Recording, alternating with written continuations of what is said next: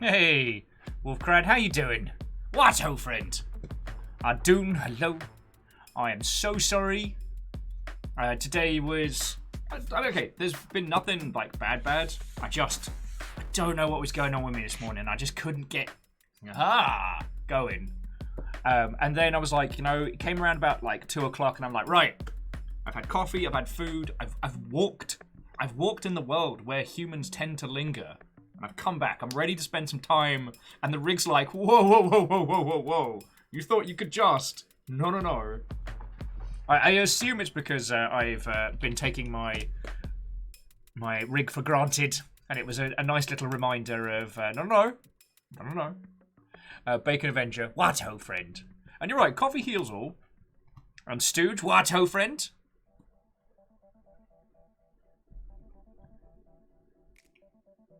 So, how are you doing?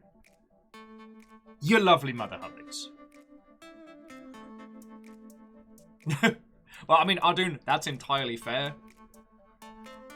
Most of my weekend activities usually involve sleeping for, 10 hours plus. And Fearless, firstly, Watto. Secondly, it's a technical problems kind of day. So, do no worry. Reactor online. Sensors online. Weapons online. All systems nominal. I am doing well, thanks for asking. Oh, at least I can do. And Wolfcrad, that's 8 bloody months.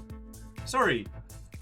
I have this weird perception of time, about how much time people have spent with us. And I'm like, Wolfcrad, they're new, they just got here. Looks down, 8 months. What is time? As a described time vortex, I feel that I am the worst person to ask the aforementioned question, but there we go. And Aqua Hibiscus, how are you doing? Watto. Yeah, we're starting late and then had technical problems, but we're here now.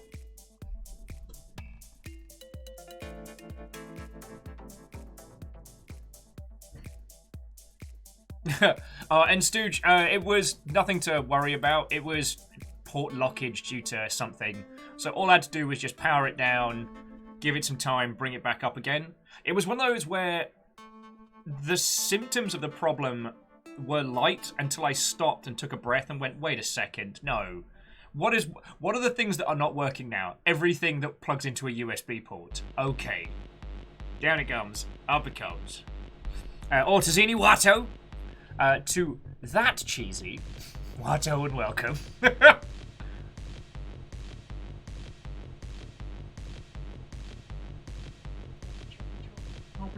Oh, hang on. I'm going to pause the tune because the tune does not fit this little cutie patootie. No. Look who's come to say hello, friends. Yois. Can't have her in here for too long because it's much warmer in here than in their hangouts. It's not much. It bloody feels it. Look how big she's gotten, friends. Do you remember how tiny she was when we first got her? Now she looks like a regular-sized guinea pig. She's got the good chonk. And cute as heck. Would you say hello? These are the people that pay for our food, including yours. Say hello. Say hello. Little Anya says hello. Do, do, do, do. Good little one. The tunes on the back were very, very good, but... Oh. Cute dog. Much proof. Yois. I got you. Okay. Yois. Yois. You know what? We'll move that one forward. So... There we go. Fearless, I'm sorry you're having a bad time yesterday, friend, but I hope you're feeling better today.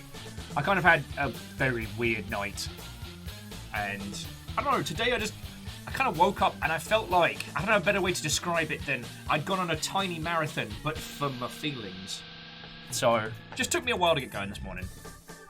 And I'm glad to hear you're doing better as well today, Fearless, so feckin' yo. Aqua Viscus also says hi.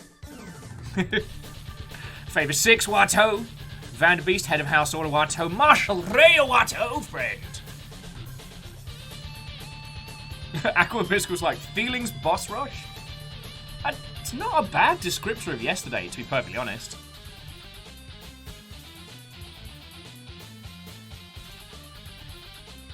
Oh, and Stooge, we took Riv around her regular walk. That is as much outdoor time as I am facing that bastard sun.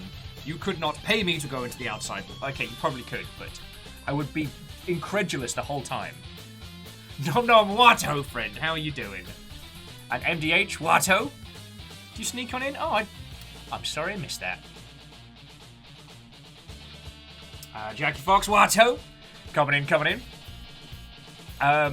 So, I still want to do the game that we had on the docket, because I'm a little worried that if I don't, that it will end up going, it'll end up going the way of the Terminator.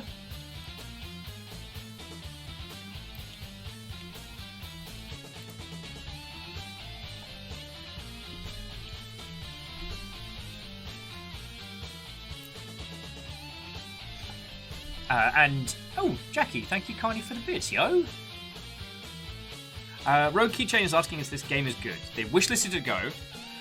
We will be starting it for the very first time ourselves, so if you want to lurk for the first, 10 or 15 minutes to see if it's got that je ne sais quoi, you're more than welcome.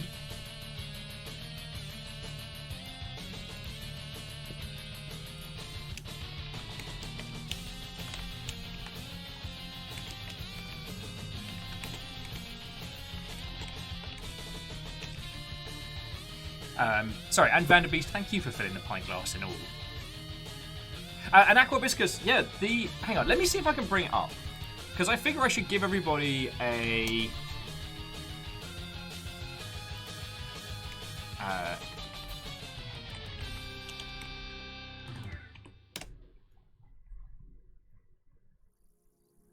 There we go, there's the launch trailer. I'll give everyone a quick little, minute and a half preview in just a second.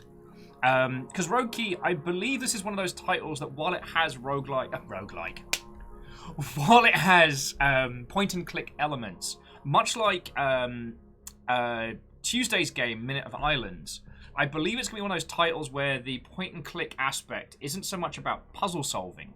It's more about bringing you through a story, an experience. So it's not going to be Myst style, where we spend the entire day screaming at a rock to try and work out which varying combinations of nonsense. I think it's going to be like an emotional narrative, or at least an artistic experience. And I don't think it's going to be like Obra Dinn either. Though, can we just have Obra Dinn 2, the Obra Dinn again?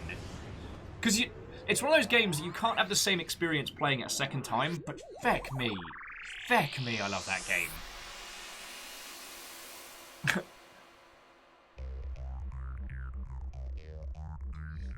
And Rogue Key, if it goes like a Tale of Two Brothers style. Oh, and Captain Stephanie Barnes, head of house, Valkyrie Watto, friend. Sorry, the multi-track drifting was real. So, hello, cheers to you. Once again, I do apologize for being late today. Nothing bad going on today. It was just kind of residual exhaustion from yesterday's fuckery. And then all the USB ports decided to play silly buggers, which was not fun. To Obra Dinn 2. Obra don't. Obra didn't. Ah! Obra done did it again. Ah!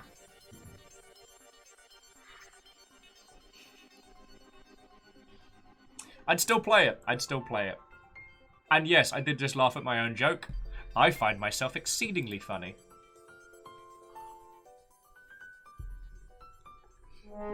Hey! Well, there's a feckin' treat.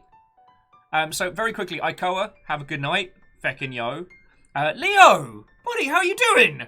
Watto, friend! Let me give it some oomph. Leo, how's it going? How you doing? What were you playing? What you been up to? And friendos, please throw a follow over to Leo Wiggins VO, who's having a little wave in chat. They are an exceptional voice actor and a lovely human. I got to work with them on a video game one time, and they took my little green bean voicey self under their wing, and it was great fun. Sorry, it's gnomes. This is how you get gnomes.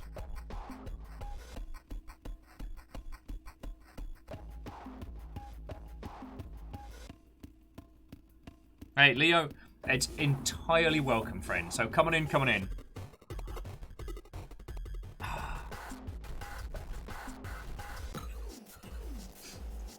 Oprah did 2. This time it's personal. Oprah did 3. Didn't harder. Didn't see that coming.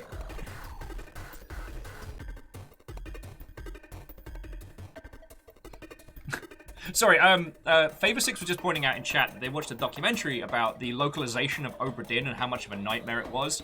And I'm gonna level with you there. I love Obra Dinn so much, but I didn't have to work on it.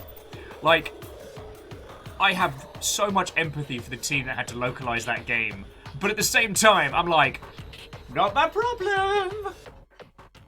It's like looking at Cirque du Soleil people and knowing that I don't have to bend myself backwards to pull off that trick. So Leos has been doing great, recorded a new cartoon on Monday. Yay! Wrapped on an early build of a space game a day or two ago later, and still been... Reactor online. Sensors online. Weapons Yeah. online. Systems nominal. Oh, yeah, also... Friendos.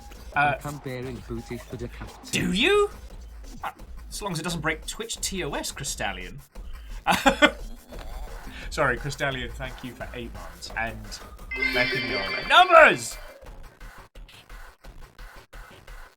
Hey, no worry. I mean, numbers, if we're not chatting, we will have just started the game, so feckin' yo.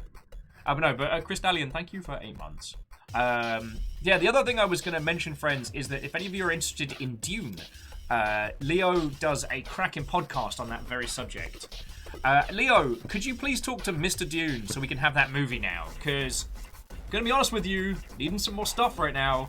My animu's up to date. I haven't got another show to get obsessed about. Like, gonna be needing that. Gonna be needing that Dune. If you could have a word to Mr. Dune, that'd be great.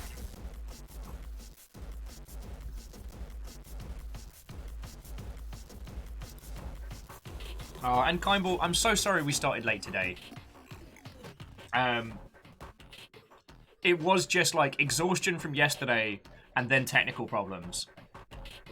Leo says, also, heard a joke you thought you haven't heard. Oh my word. Alright, I'm going to read this out, but oh my word. Oh yeah, and friends. Yeah, the true star of the show is here. Sitting in front of the fan. Hey, River. Hey, River, Faith and Avenger threw in 100 bits to say River!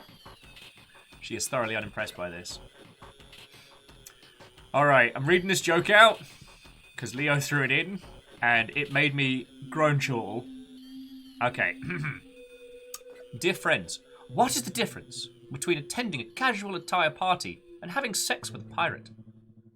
Well, in one, you come as you are, and in the other, you are as you come. We'll need to send Leo to the Shadow Realm for that joke.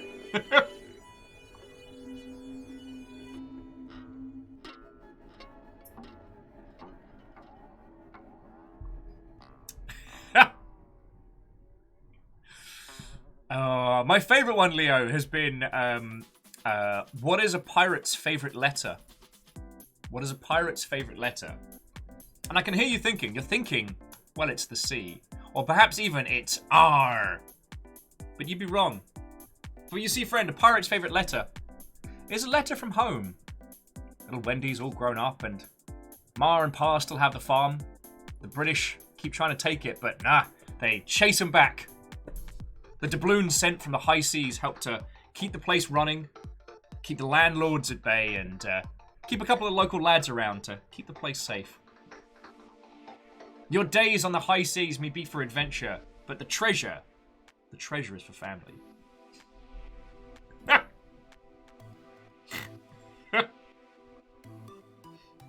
And again, numbers. Watto.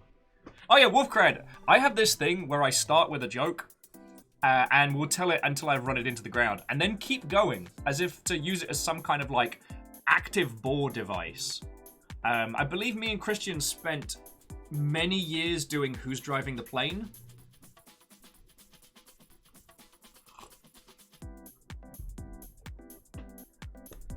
Eagle's like, if the treasure is your family, why the fuck are you on the high seas? It's the only place you could be very, very gay at that point. Oh, sorry. I don't know how many of you have seen Black Flags. Was a series about pirates that tried to do for the Age of Sail what Vikings did for people with braided ponytails. And it's not a great show. It's not going to change your life views. But one of the fascinating things about it is how a lot of the characters you're introduced to seem ridiculous until you look into the history of, like, high seas piracy, and you're like, cool, this shit was gay!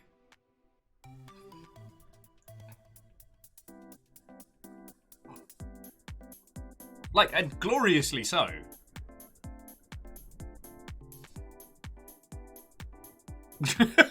Okay, Fearless wins on that one, though, which is, the treasure was the family all along, which is why I buried them in a hidden, unmarked location. Fluffy adorable kitten, Watto friend, what was your riddle?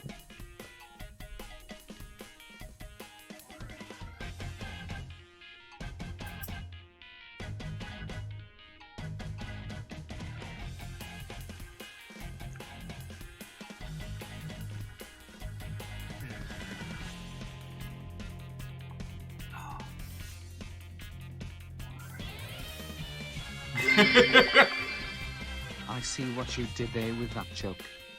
And you're welcome. Oh yeah, so Artsy Poe, I thought I'd go for some tonal whiplash from sexy pirate joke to how gay the high seas were. The sad thing was finding out about some of the gay colonies and things like that the British set up, because we are the baddies. But then finding out about how many people, to avoid how to phrase it? If you be gay, go to sea, no one care. There we go. That's the clever big word way of doing it.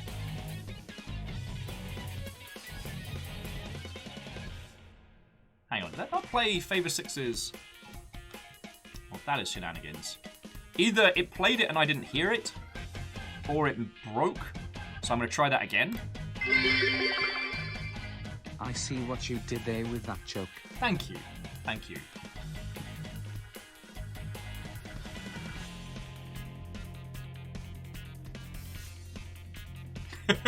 No. So Wolfgrad said, if society tells you what you cannot be, might as well take to the high seas. No, friend. If society attempts to tell you you're wrong, if society attempts to tell you that you should not be who you are, go get a 20-pound cannon and strap it to a boat. People listen when you shell them. Wait, you played it and responded to it? Okay, so MDH, this might be Will's breakdown stream. Let's see how this goes. It could be entertaining. And Vanderbeest, thanks for filling the pint glass.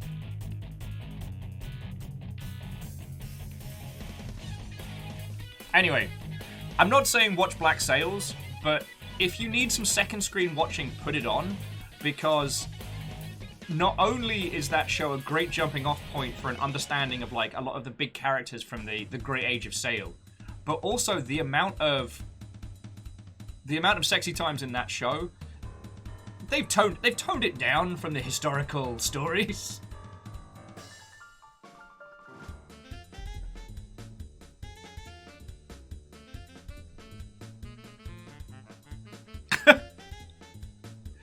Stooge, that one hurt, and I refuse to read it out loud.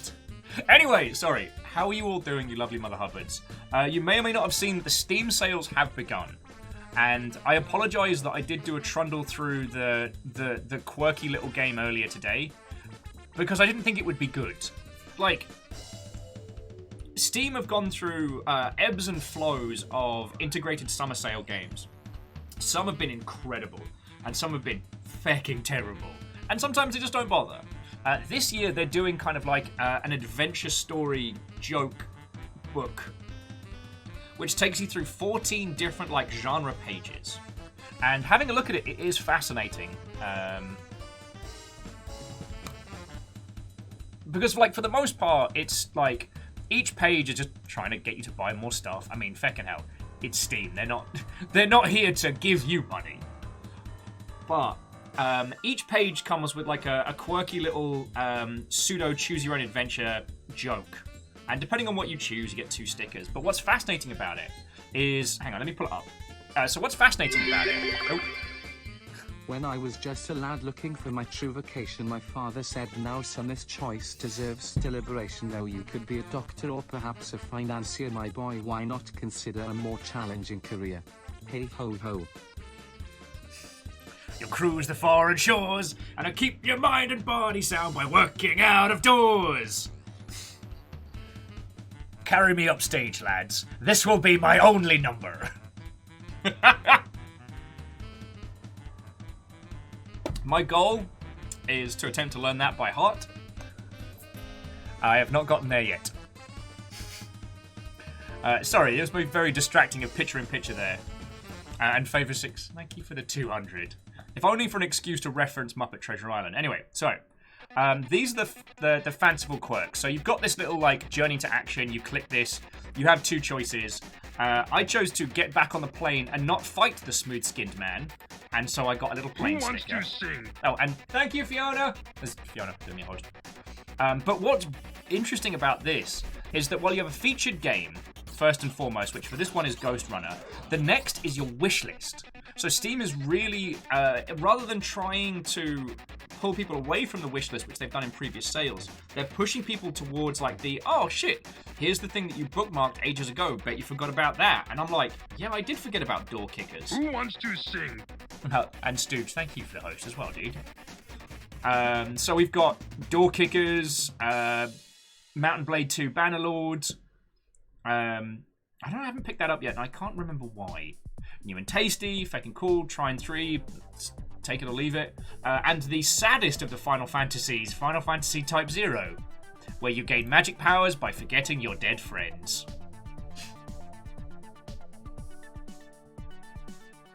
Cryosticks, Watto. Oh, cool. Went to IKEA with a girlfriend, first time, and showed her my old stomping ground. See, the problem was I didn't pass that sentence properly, so I was like, wait a second. There's a 1400 stone church inside your IKEA? Bleeding hell, you might not be in IKEA anymore. And it's got a badass cemetery? That's the most metal IKEA of all time. Numbers were saying that Quantum Break's on deep discount for only a tenner. It might be worth it. Eagle Lib says, magical powers gained by forgetting. Wait a second. That's another one of Final Fantasy VIII's twists. Yup. But this one is specifically dead people. That... Humble store purchase made for $29.99. Okay, I've got to tweak that Humble alert. Because it sounds really, really patronizing. But whoever that was that picked up a game on Humble for $30, thank you kindly. Like... it helps us out a whole bunch. So, sincerely thank you.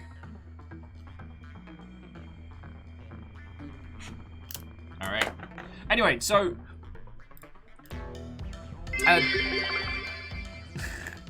Wolfcrad with snipe! Well played, well played. What was the other thing that was interesting? Oh, that how they've broken down their pseudo-genres. So, survival, open world, sci-fi and cyberpunk, mystery and detective, space, and the interesting that they've now considered anime to be its own category.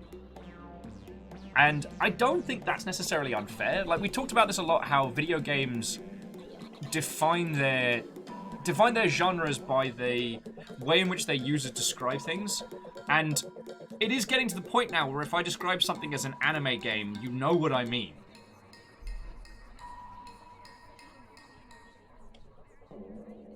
Dustin's like, thank God I get paid tomorrow. Time to ruin my wallet. Well, let me remind you of the 2 good tricks that are now instilled in every wish list. sort by price and sort by discount. I picked up an inordinate amount of games earlier today, and I spent very little money. Except for Mighty Goose, which was a gift. And Sagathan, Watto, coming in. And before you ask, yes, Mighty Goose is a game about a goose with a tank. Oh, okay. Mighty Goose is basically What If Metal Slug, but Goose. Fluffy spent 400 cutting their wishlist in half. Dang. Check you out.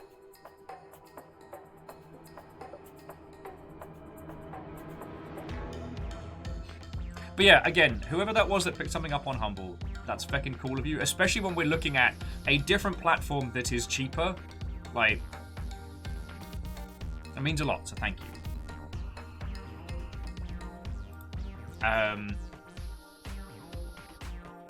Where was my mind? Oh, so Kaiba was adding that Quantum Break is awesome. Flawed, but they enjoyed it. Since I saw the fact that Night Springs is in Quantum Break as well, that all three games kind of have a through line, that did change my opinion of it. And supposedly the TV show elements, if you play through it, they pop up within the game at the designated times, right? I'm not going completely doolally tap by saying that.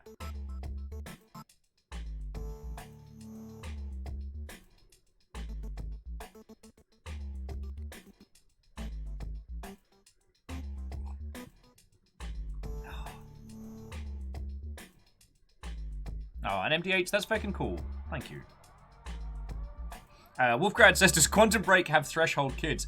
It shouldn't. If it does, then we should start worrying.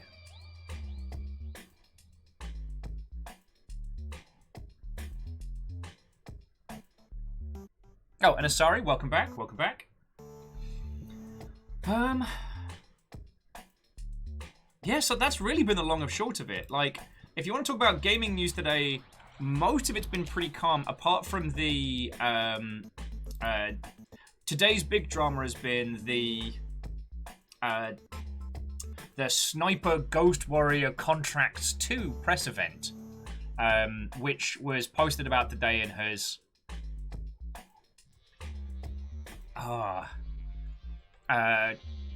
yeah. It's gone down like a fart in an elevator. It is the lead balloon. Get in the big chair, Meg. Everyone wants the big chair. Everyone wants the big chair, Meg. Fucking Dr. Bones. Such a jerk.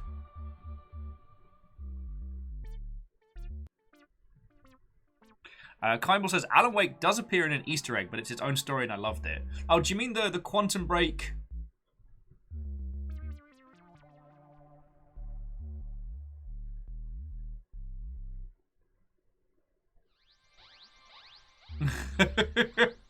Hey, fluffy adorable kitten, go get yourself a refill. I am not planning on stopping anytime soon. I'm going to talk all your lovely ears off before we get into Genesis Noir. But for those of you with problem-solving hats on, it will be sincerely appreciated.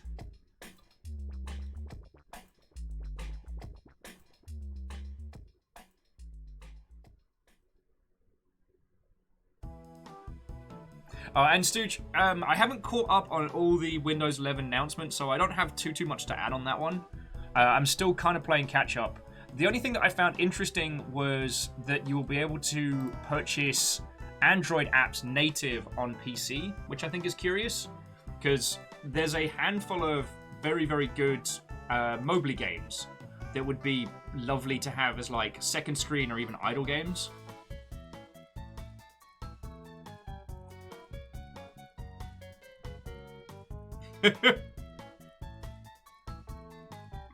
Okay, fluffy adorable kitten. Okay, I get you. I was like, no, I'm not going to stop anytime soon. I just got here and I love hanging out with you lot. Oh, Kimball is just saying, as a quick tip to those of you that may pick up Quantum Break. When you get to the bad guy's apartment, read the whiteboards. Okay.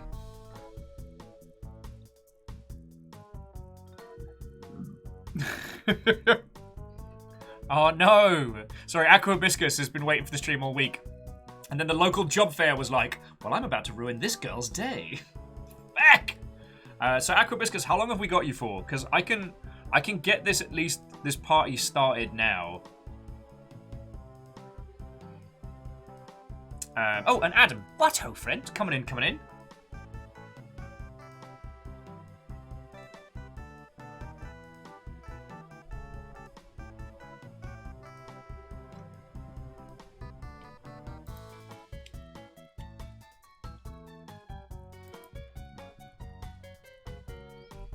But yeah, no, if you didn't see the big drama from today was that huge mess of a press event, which, oh boy, the games industry is not okay with at the moment. Basically, we've played the Sniper Ghost Warrior Contracts game before. It's a sugary take on the super duper sniping. It's about as realistic as one could expect from like magical changing mask armor. But you know what? If you want to put a bullet into a bad dude and you don't really want to have to think about the bad dude, then it's not bad. It doesn't try and shoehorn in some nonsense story. It's like first-person Hitman if every ability you have is also sniping. So there are some fun sections that work out to be like these open-world puzzles where you kind of lure people away and then set off these Rube Goldberg nonsense traps, and it's fun. Like, again, it's not gonna challenge your life perception, and it's not going to be the best dirty snipes that you... Oh, feck! Sniper Elite! Oh, feck. That's a much more important conversation topic. Anyway, sorry, let me finish my thought. Yeah. No, first thought's gone. We're on to the second one. Sorry, I don't make the rules. Right! So friends, both Sniper Elite 3 and Sniper Elite 4 are on massive discount on Steam.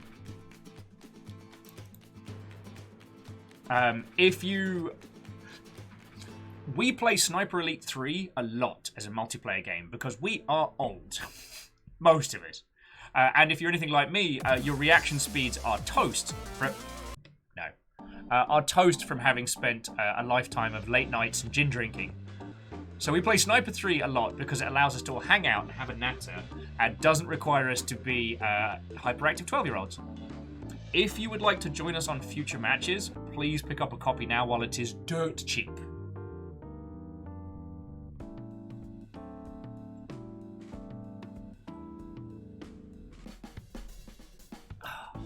Stooge is like, some older than others.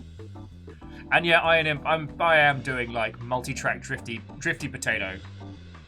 Now, for Sniper Elite 3, I recommend grabbing the additional DLC if you are considering playing it for yourself as well.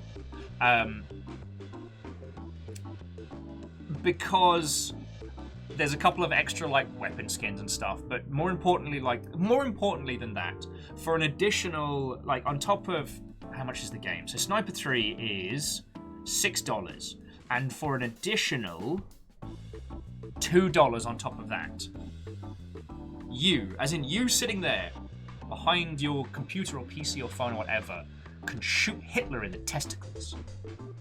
Have you ever wanted to pop Nazi balls? Because I'm telling you, you're having a bad day, you're having a bad time, the world's getting you down, the injustice of the world and the nonsense that we deal with every day. You know what you can do? You can sit down and you can ruin the crotchal region of one of the worst people in history. For $7. Stooge says, Sniper Elite 3 plus the Season Pass is showing us $10. Do it.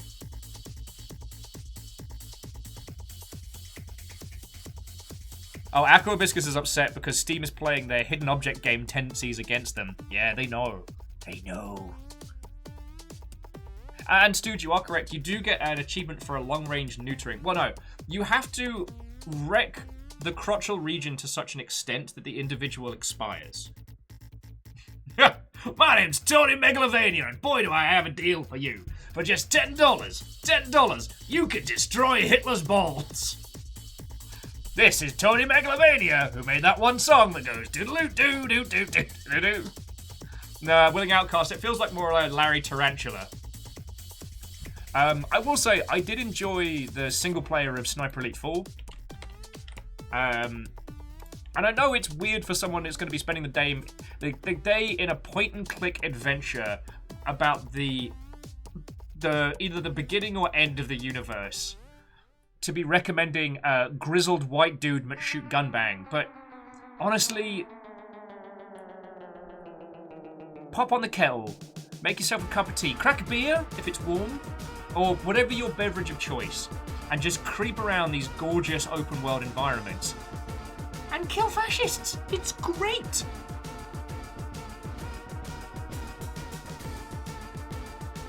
I mean, there's also Wolfenstein: The New Colossus and Wolfenstein. Oh no, it's Wolfenstein: New Order and New Colossus. So if I'm not recommending enough Nazi smashing, we can hook you up.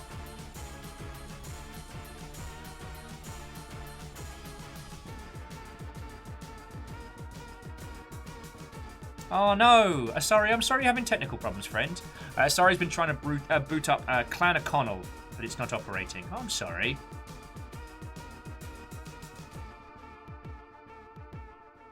And you do make a very good point that a good sniping game is the ultimate point-and-click adventure. Alright, so, friends.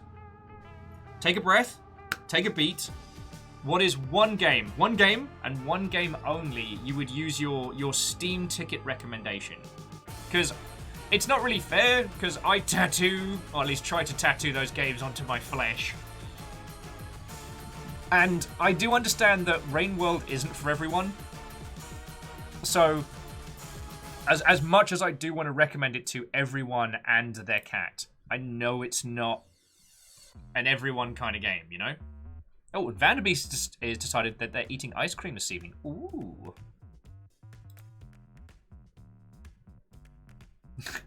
Okay, so friends, Dustin would like to recommend Crypt of the Necrodancer. Let's see how much that's going for at the moment. If I can learn how to spell. Crypt of the Necrodancer is $3. Or 6 and change if you want to get the amplified, which I wholeheartedly recommend.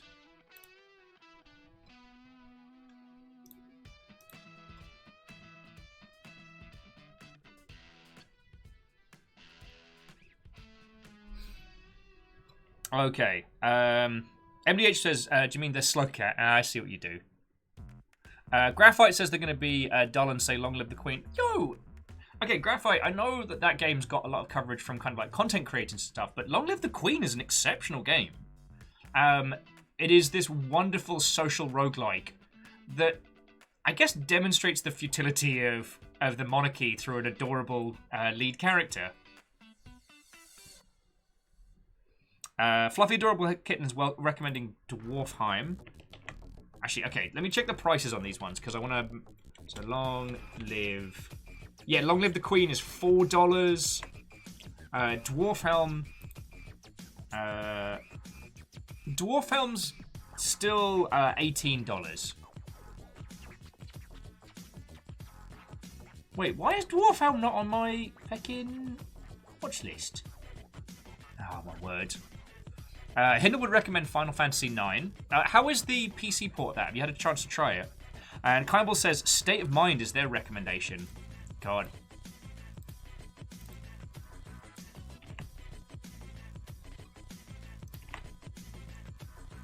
Oh, wow. And State of Mind is $4. God, we haven't streamed State of Mind yet. God. Alright. Friends, I'm really sorry to do this to you, but I'm afraid we're going to have to keep the long ship going for at least another few years. There are too many games that I want to share with you, and I keep forgetting them, even though I have a list of all of them. Stooge would recommend 7 Days to Die. I mean, I wholeheartedly agree. It has all the gorgeous trappings... Sorry, it has all the trappings of like a like a craft and survival game, but it has a brilliant hook, which is the weekly blood moon. And that really gives it some oomph. Like, for those of you that played Minecraft when it dropped in the beginning, when it still felt like a game that one had to survive, you know, digging pits as nightfall came because we couldn't survive the creepers and spiders. Before that game became as prolific as it did. If you enjoyed that experience, 7 Days to Die worked out how to bring it back, which is go, explore, craft, survive, usual stuff, but once every 7 days there is a blood moon, and that's when the feckin' hordes come. It's inspired. And plus, it's a great technical achievement. Darkwood, good recommendation. Willing Outcast is putting in Thomas Was Alone, and they still find themselves thinking about those stupid, colourful little blocks. Yeah. I mean, I know I make a lot of jokes about Bithell, but that really just comes from that one stand at that one event. He's a good bloke, and Thomas Was Alone is still such a great example of economy of art. Emu's recommending Pillars of Eternity. Well, you don't need my recommendation on top of everyone else's for Pillars of Eternity, but especially the second one was just incredible. Oh, and Artie Poe makes a good point. Longship Staples, the Blackout Club, and One Shot have big old discounts on. If you head to the Great Hall in Discord, we're slowly putting together a list of like the games that are quintessentially us. So if you ever want to speed links to any of those titles. What were some of the others? Fluffy Adorable Kitten wants to change their answer. Oh, yes! Whoopo Deluxe Edition is under $2. Tell me I put that in the Great Hall, right? Oh my god, Whoopo's not in the Great Hall. How am I such a failure? Alright.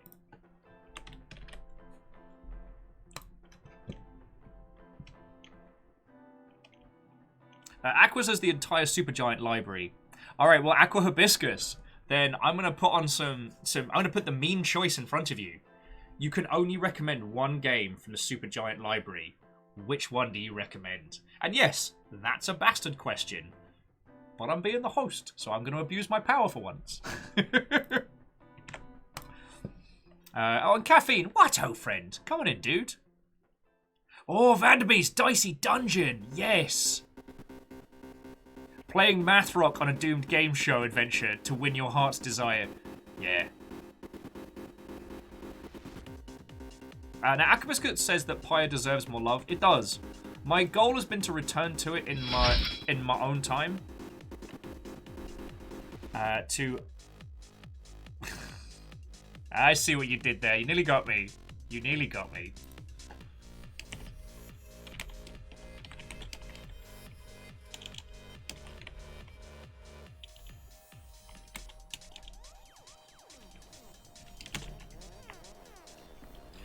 Sorry says Pit People. That looked fun. I enjoyed Pit People.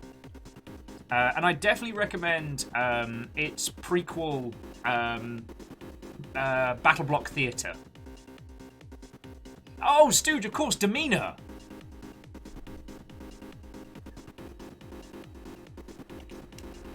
Alright, I'm adding Whoopo Definitive to the Great Hall, and I'll do a write-up of it later. And Stooge, you are... Demeanor is both a game that is worth playing and... something I should add to the Great Hall, because we've had... like, the tales of that are still told. Also, DJKN Watto, what I did was I asked everybody to make one recommendation. If you could recommend one game, with the Steam sale being what it is, what would be the one you put behind? And so we're just chatting. I mean, there's a ton of games on sale at the moment. And like a lot of people, I did my coffee morning shopping.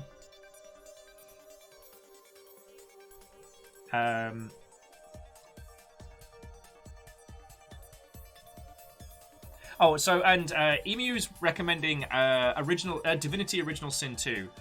Obviously, I'm going to recommend that. In fact, I am so jonesing to for Bucket Squad that as Bucket Squad might not be coming back, I am considering putting a team together for it. So I'm slowly working on that.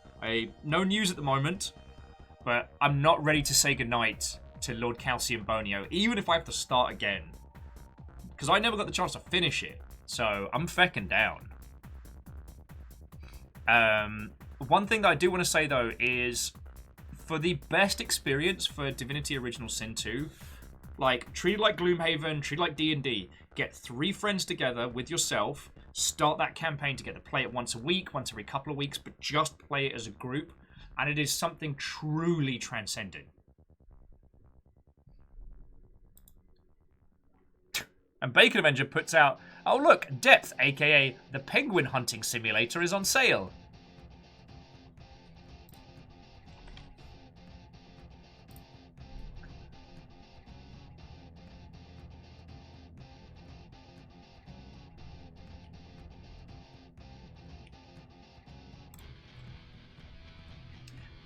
And I will say, I am definitely considering putting some cash into Unfortunate Spachemin, because we played that so much, and I definitely want to see that one continue, you know?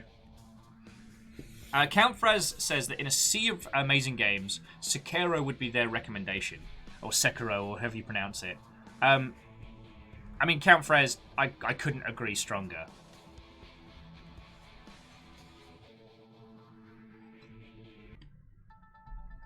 I couldn't agree stronger.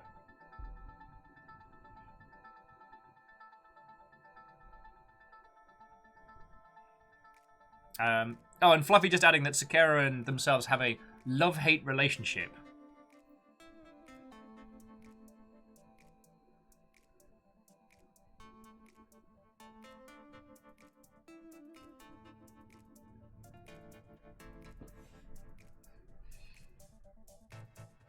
Oh, DJ Ken was recommending World of Horror. What if Junji Ito made an Apple II game? I do like World of Horror. I've been waiting for it to be content complete, because I got to play a few.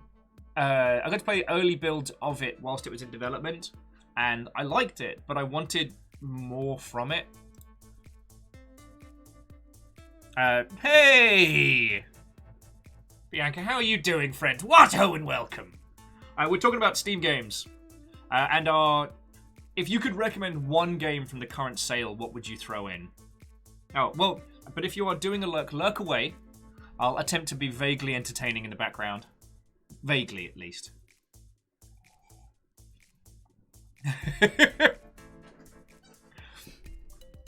Well, DJ Ken, it doesn't necessarily have to be on the current sale, but considering the Steam sale is a very encompassing field, it does mean that most of the things that people could think of will be in some kind of sale. So, like, the Artsy Poe is recommending Celeste. Again, it's not one of those games that while we think anyone's not heard of, if you didn't pick it up, or if it skipped you by mistake or what have you, it's now super fucking cheap. Now, Bianca's recommendation was Best Friends Forever, which is lovely.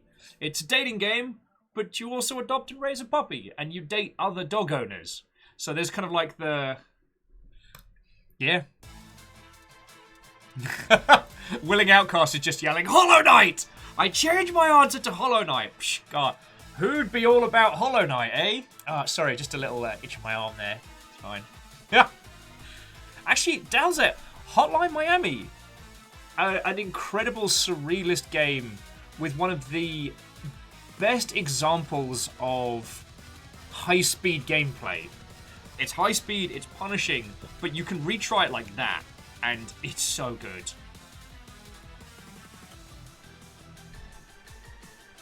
Oh, I mean, Aquabiscus. An airport for alien currently run by dogs is a great recommendation, as it does contain this bundle of fame that's currently lying in front of the fan. Yeah, do it for the posh dog.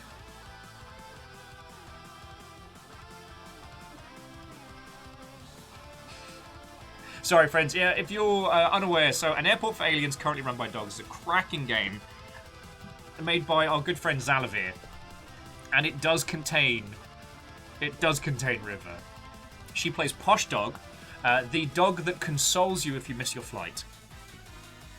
And after we went camping, and I don't know, sorry, because I've been thinking about this a lot. Like, I'd never considered River to be a posh dog, but when we went camping, she did not like it. She did not like her little feeties walking on gravel. She didn't like the fact that she only had one bed she could sleep in.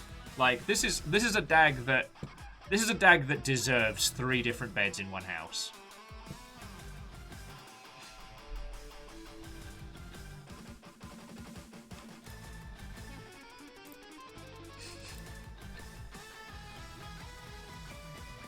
Okay, so Fluffy Adorable, I will attempt to be vaguely entertaining while you careen into the Legend of Mana. Good luck, fight well.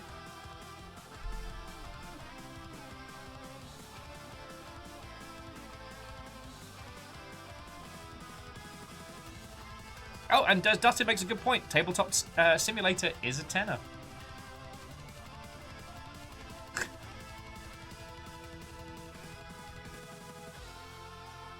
Oh, actually, Lord Lost and Found, SnowRunner is a very good recommendation. Because that's definitely one of those games that never really seems like the kind that people will get into, and then shocks and surprises us all. Like, games that thematically feel like they would be either incredibly boring or incredibly unfun seems like the wrong terminology. That feel like they would be very dull, very alienating, and end up being incredible. Like, what was it? Truck Simulator. Well, Truck Simulator 2. Euro Truck Simulator, that was it, sorry. It's a phenomenal game. It's calming, it's zen, it's feckin' rad. I don't like trucks. I don't care about trucks. I've played a lot of that game, and it's been glorious.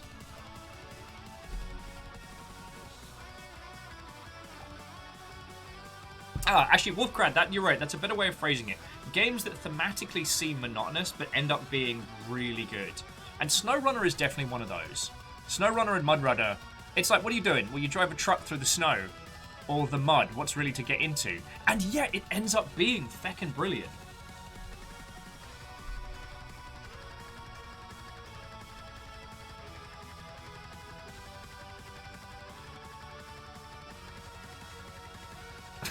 Stu says I just like ramming into poor, unsuspecting people.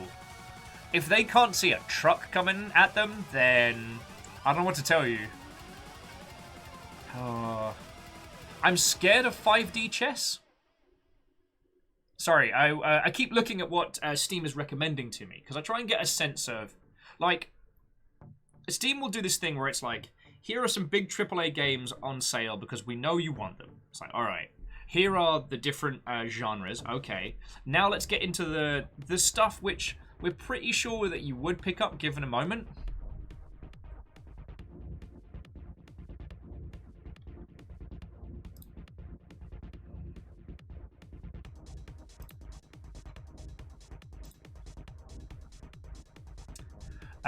Oh, and Fearless, Death Stranding. It's a lovely recommendation. I've still got a coffee table book of all the photos I took during our run of Death Stranding, which was feckin' great.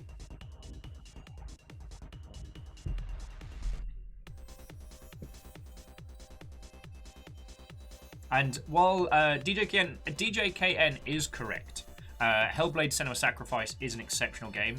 Don't go into that lightly. Like, that's a journey and a half.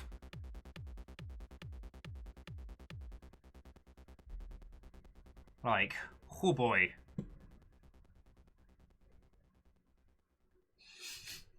I think about that one a lot. And Jafar James, you know, I am guilty for that. I'm considering going back to Umurangi Generation to get some more varied photos of the different areas.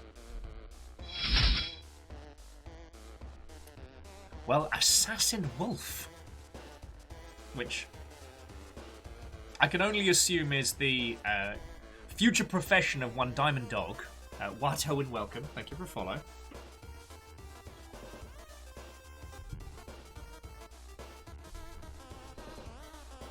Right.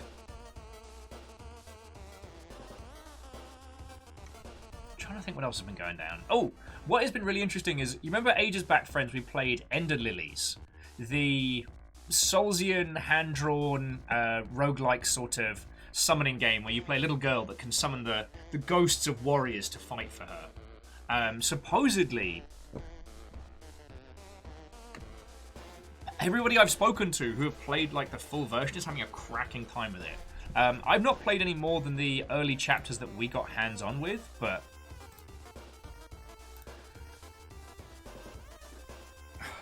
I definitely recommend.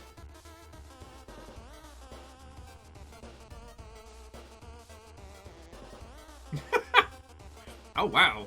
Sorry, Fearless was making a point about Death Stranding, saying one guy who was in the US Marine Corps said that Death Stranding was the most realistic infantry simulator he's ever played, because you have to take care of a baby that isn't yours while chugging Monster Energy and humping across the countryside, carrying a crap ton of stuff on your back for reasons and objectives that are unclear. Oh, good. You're not wrong. I do recommend Death Stranding, though. It's... God. I hate saying this now because I know it's going to cause any of my indie gaming friends to grind their teeth into a fresh powder, but it is the biggest budget indie game, and I'm really hoping that it's able to blaze a little path, allowing other studios to get weird. Like, next time someone's in a meeting and they're like, alright, well, we want to put in this mechanic where if you get spooked too much, you have a tiny baby that cries and you then have to calm them. That doesn't sound like fun, and yet it ends up becoming incredible.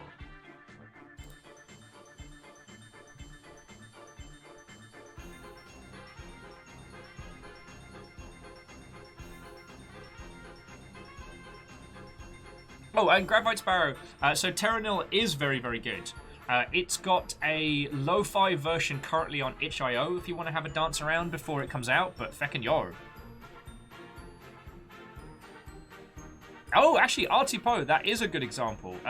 So, as we may possibly be in the situation where we have friends in the same room, or if you want to recreate the true Mario Party experience, including feckery and nonsense... No. Including feckery and nonsense, 100% orange juice. Minigame, board game, Animu-soaked pile of nonsense. I can't remember, is 100% orange juice free or is it just exceedingly cheap? It is $2. Although, this is definitely a time also to look at the entirety of the Zachtronic list.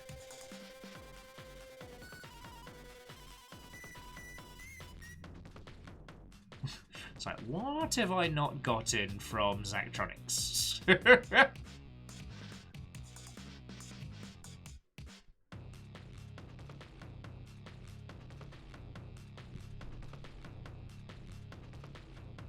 God. Reminded of nerds. I'm scared of nerds. I found it, was very excited, and then realized what I was potentially going into, and the fear was real. The fear was real. And friends, if somehow all this conversation about video games wasn't enough, if you cast your eyes towards the Epic Store, Sonic Mania is free. You can just download that today. So on top of this inordinate cacophony of Steam games, you can just get that for no money. And friends, I can't recommend Sonic Mania enough. It is all the glorious parts of the early games.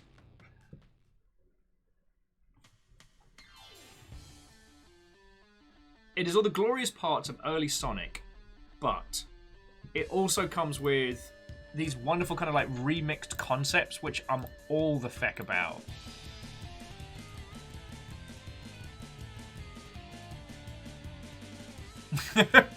To Phoenix Storm, Watto. It is Midsummer, although I always pronounce it wrong. The actual Midsummer celebrations were 2 weeks ago, I want to say. Over here in Seattle, like, we're not too far from what's it called? Like little Scandinavia, if you will. So the fact that this is a thing that I can say out loud, our local mead hall actually did like a midsummer party, which was apparently feckin' cool.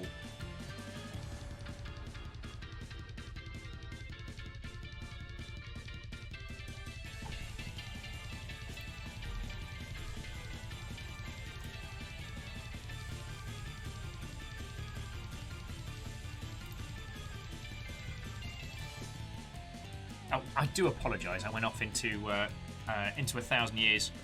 Aquabiscus says they have to resume, put real people clothes on. All right, Aquabiscus, may you shake many a good job from the job tree. May the force of the longship go with you. And yeah, hopefully this time next year you'll be a multimillionaire, and then I can shamelessly sponge off you.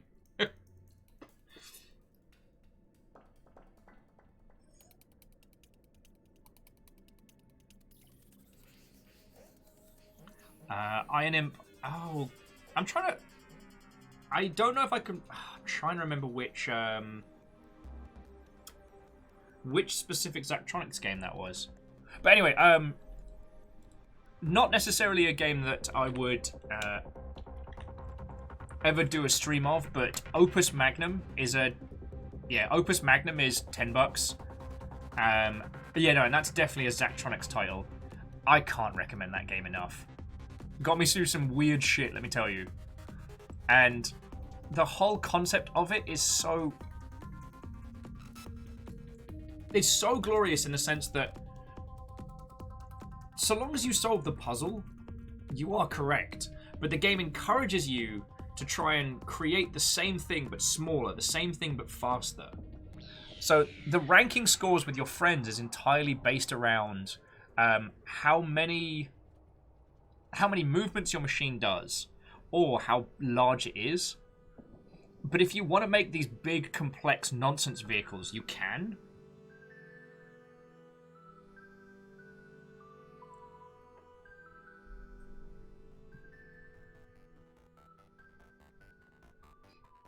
Oh, and Ehrman, Watto.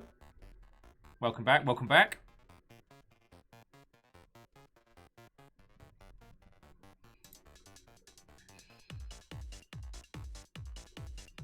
Okie dokie Lokies.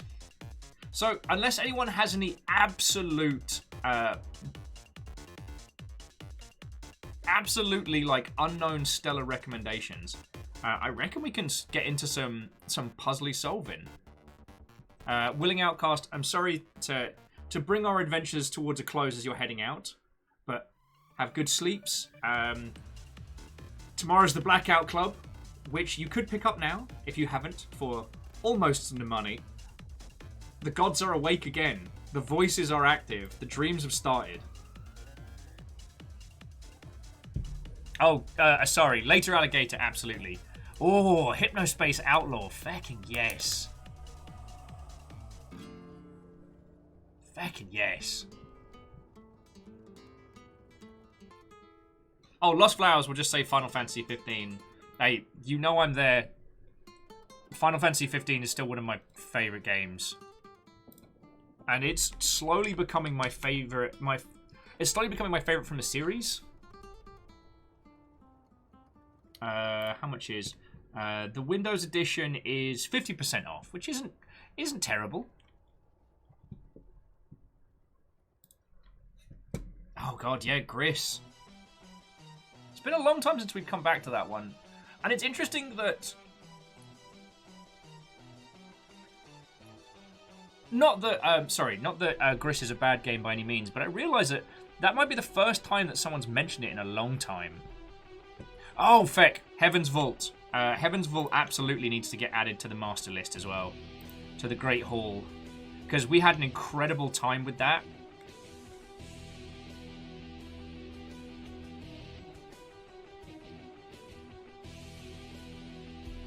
Oh.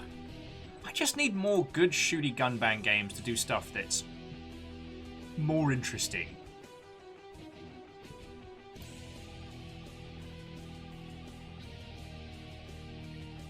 Sorry. It's one of those things that, like, when we talk about the Great Hall is our list of video games that we have over on Discord, and these are the games that are the quintessentially ours. Like, these are titles that we stand behind, you know?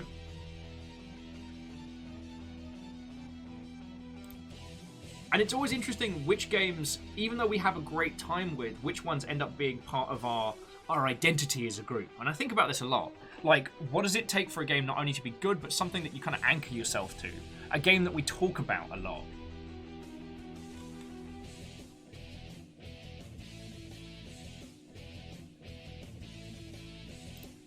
Yeah, I think I'm going to need to... Well, I'm definitely going to need to add an airport for aliens currently run by dogs to the Great Hall. Yeah.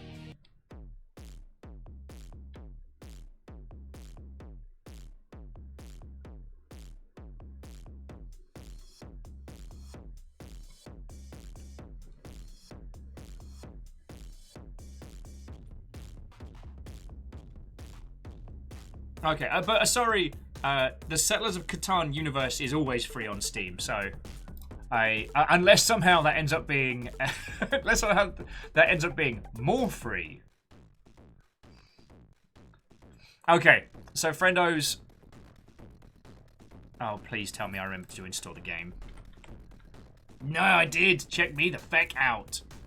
Okay, so friendos, I have natted your poor ears off for over an hour.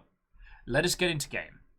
We're going to be playing Genesis Noir, a cosmic adventure, which is currently 30% off on Steam. If you want to be fancy and pick it up yourself. Hey, your timing was spot on.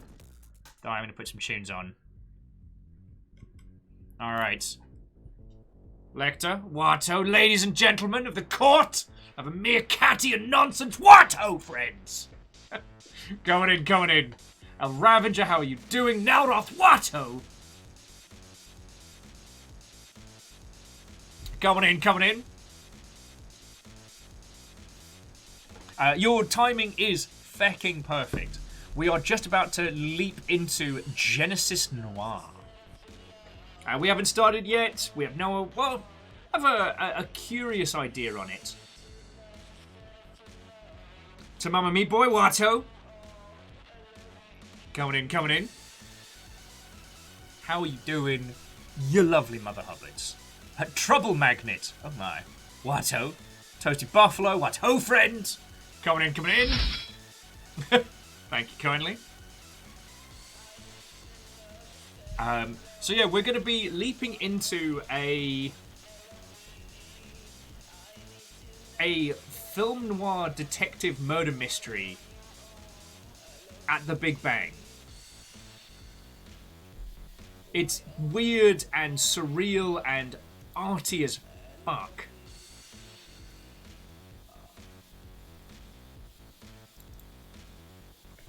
It was one of those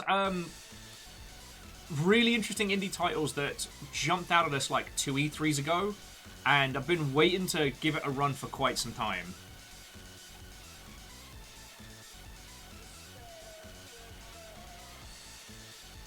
So yeah, if you're down for some strangeness, feckin' pour yourself a cuppa and buckle in. But before you jumped in, we were having a little trundle on the Steam sales. There is a curious little Forge Your Fate game bundled into the Steam summer sale at the moment.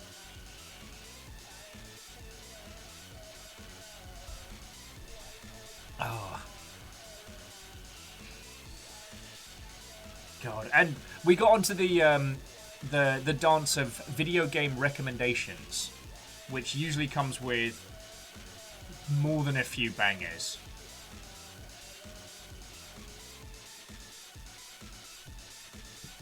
So, what were you up to? What were you playing? How was your morning? Tell us your tales. Tell us your tales. Because, I mean, what's a couple more minutes of nonsense nattering before we leap in? Are you on the Witness? Did you finally meet Mr. the Witness? And his little dog, Tiny Witness. Alright, no, I killed that joke. It was an idea. I went for it. It didn't pass.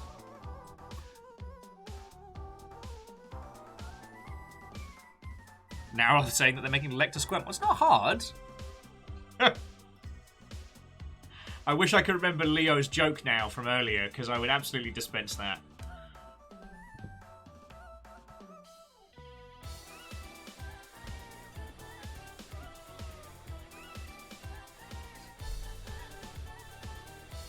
Well, Lecter, take heart, because I went into my brain to try and pull forth a terrible joke, and I got file not found, so you're safe. But yeah, we've been careening through the Steam sales in varying notes, and God, just not short on bangers, you know?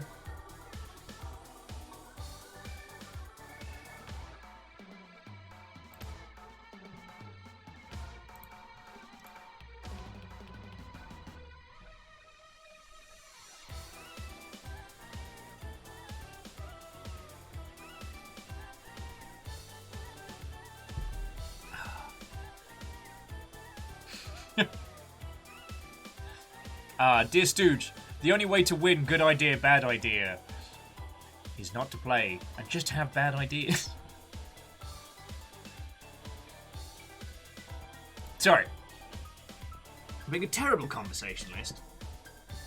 I was trying to ponder because there was one other banger that I desperately wanted to recommend to your lovely selves, and it has absolutely dropped out of my head. And both my library and my wishlist are not helping me. I will say that for my Steam sale, currently Neo 2 is front and center, and I'm afraid of that game. Sagathan says they're always looking for more games that are set in interesting historical time periods. Because a whodunit at the Big Bang sounds wild. Oh yeah, at the very beginning. Stammering says their current bad idea was to face the Horde in Days Gone, with limited ammo and no Molotovs. It did not end well. Sorry, friends. I played Neo back when I was in New Zealand, and it helped me through some bad times, but mostly because it consumed me.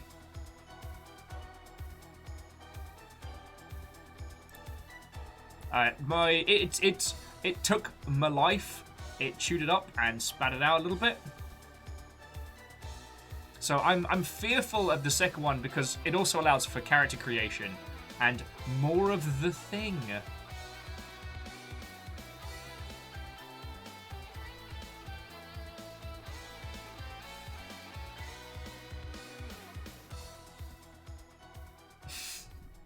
Catros is yelling that I should become the OP self-insert that I deserve to. Dalzet says that Neo 2 is amazing. I do not doubt, which is why I'm afraid of it.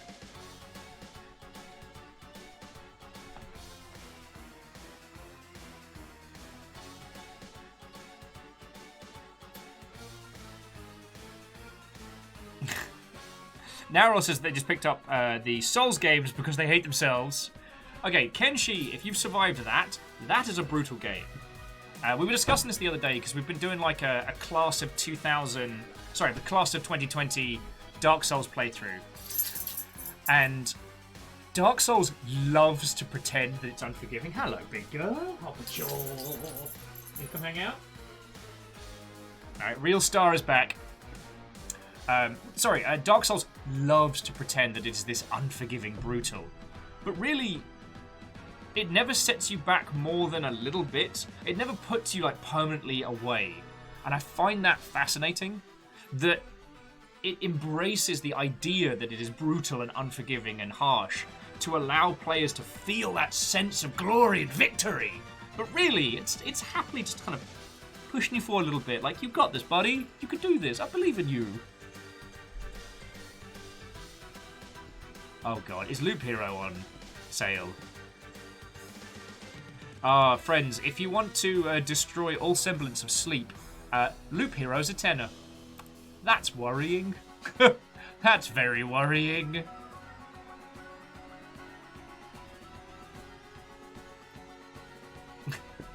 I mean, Vanderbeest, if I can help anybody have a snooze with my dulcet tones, then I'm doing well.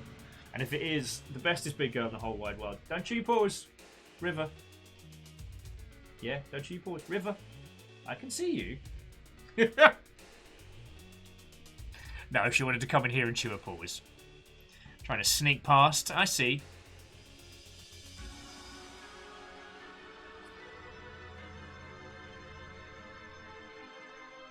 I hadn't played 110 hours of Loop Hero in 6 days. Watch yourself. Oh, it's good. And they also just added a bunch of new cards and stuff, so... though it tends to be for me, like, I haven't cleared the final boss. So I just kind of start that and see how far I can go, bring some more resources home, rinse and repeat. And Sailor's like, whoops, on GTFO now. Well, I don't know if we're going to be able to assemble the... I don't know if we're going to be able to assemble the Healthy Hammer Himbos anytime soon. So we might have to open up GTFO as like a campaign. You know, something to play during the week that we can try and clear through. Because I don't know how much time we've got left on the current rundown. Sorry, I'm being a terrible host. So GTFO is a hardcore sci-fi squad shooter. You and 3 friends are penal warriors, or penal soldiers. You're prisoners. You're done bad. And you are sent into the pit with varying objectives to kind of clear this place out after some infection has claimed everybody. It's a sci-fi setting you know a million times, but this is where it starts to shine. GTFO is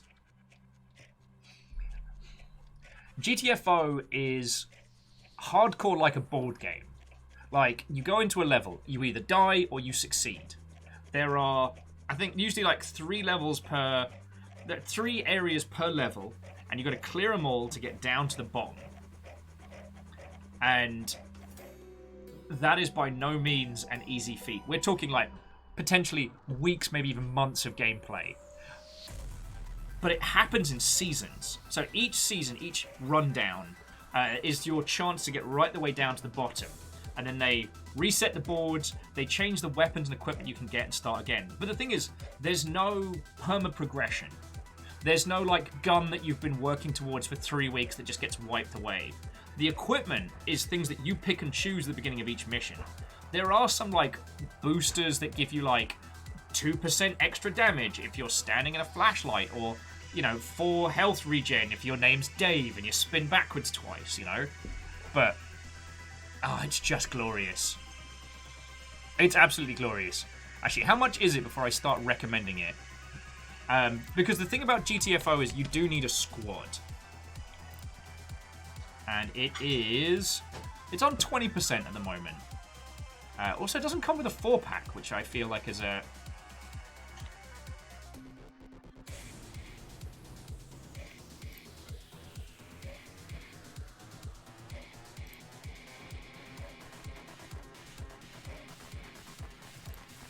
Sorry. Anyway, I do definitely recommend this title.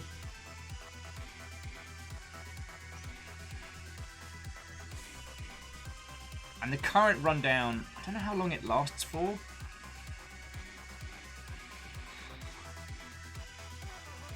Yeah, so if you like... Who wants to sing? Oh, and Snuggly, thank you kindly for the host, friend.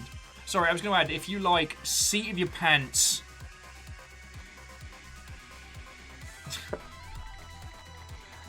For GTFO, if you like seat of your pants, proper hardcore fun times to spend with friends. Like, if you felt that things like Left 4 Dead were easy games for babies, I can't recommend this enough. I've had an incredible time with it so far. And Snuggly, what ho to you, you big nerd? The gods are back. I know I told you this last time, but I'm saying it again. And Sadlin, the reason why I stopped there and kind of did a little eye roll is Sadlin was like, you know what does come in a 4-pack and is on sale? I hope you can hear my look through the internet, Sadlin.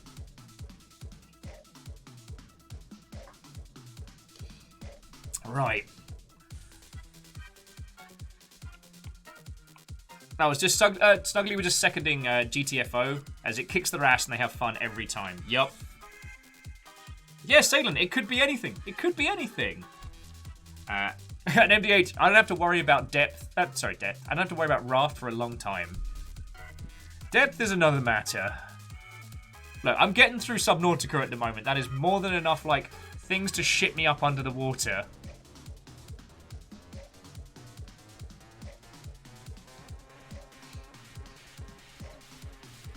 Alright. I think that is enough bantermancy and nonsense. Who wants to solve a crime? Who wants to solve the first crime? I think it is time for us to leap into Genesis Noir. Hopefully it's not too much reading. Not Genesis Noir. Okay, I feel like Twitch is calling me out there.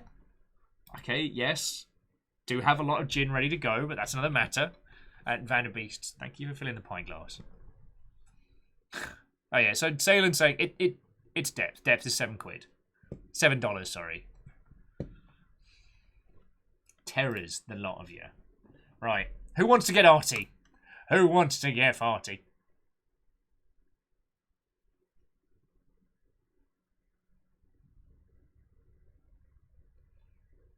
Let's feckin' do this.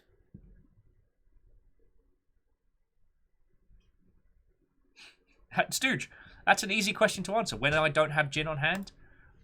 When the gin is gone.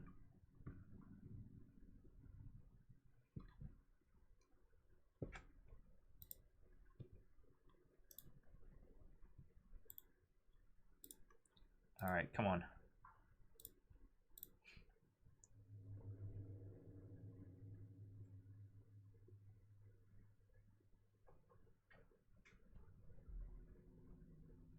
Okay, sorry. It's just adding, there is a photosensitivity warning.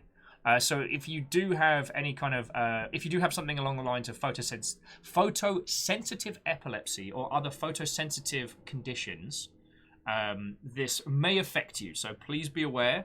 And if you need to tap out, I will not be offended.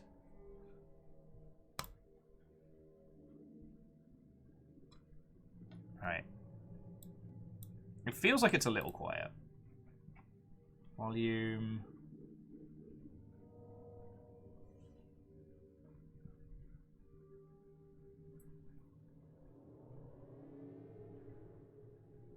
Oh, wow. Sorry, Salem was saying, when the game FAQ you're reading is of an age that says, see this website for more information, and the links are to GeoCities. Oh, my word.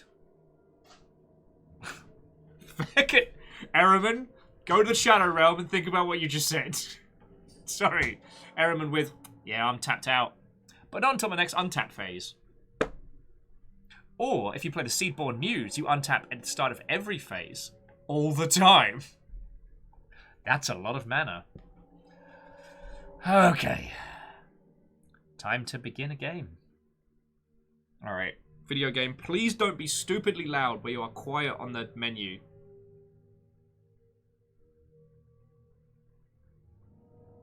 Oh, well, Rilu, thank you for stopping in. It was lovely to see you, albeit very briefly. And I do not have a cup of tea going cold because it's right here and I'm killing it. I, like, literally slaying it. Like, I heard a teeny tiny beg for mercy earlier, which I ignored.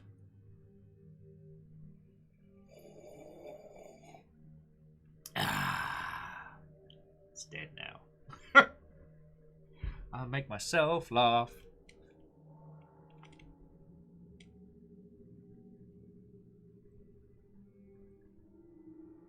Fluffy says we do not want to discuss the Magic the Gathering deck that they have IRL. I've been utterly spoiled because I got given some Commander decks. So when the time comes, I will be able to actually play Commander with people in the real. But you know what Commander isn't? 170 Tepigs. 170 of the greatest Pokemon of all time. Right. Okay, so yeah, Rilu, if you've got a busy day tomorrow, go get some sleep.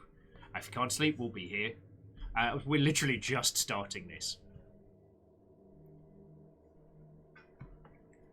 Catros is asking why I have 170 Tepics. Do you want the short answer, or do you want the full answer? Oh, and Clank, Watto, C222, Watto friend. And while I don't... Okay, the reason I have 170 Tepics, and I don't remember this, is that I was drinking late one evening, and the morning crew got in as the Longship late night crew was still active. And we watched... I remember it being a bit hazy, but we watched the... it's the Pokemon theme, but overproduced, in which a gentleman buys enough fat Pikachus to cover the entirety of his back wall. And so apparently I got talking about this, and Tal offered to fund my acquisition of enough Tepics to cover a wall. 170 Tepics later. Again, I do not remember buying these. For me, it was like this packet showed up like a chunk wedge from CCG. What was it? TCG player, and it was all Tepics, Though after the Devolver Digital Night, Tepics might become our own currency for trading and betting on video games. So, Tepics. Grab them if you got them. Buy them if you want them. All right. Shall we begin? Let us begin. Please don't be stupid loud.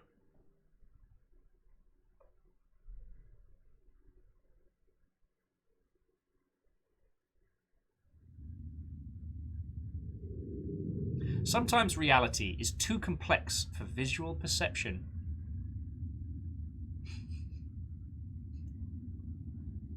Ah, yes, I see you too have tried to order hot pot.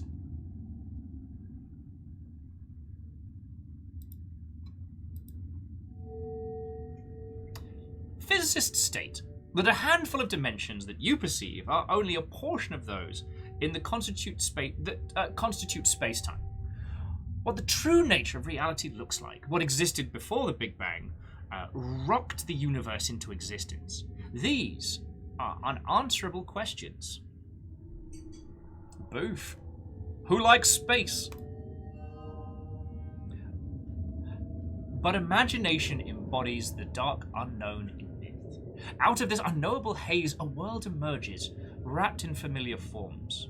Your mind transforms the wisp of what's that? Preternatural smoke into bodies and steel and concrete. Your experience reshapes the world and makes this form eternal. Oh, here we go. This is already like, yo, so we don't understand, nor can human beings perceive the beginning of space and time. But what if? Also, I assume the smoke is, you know.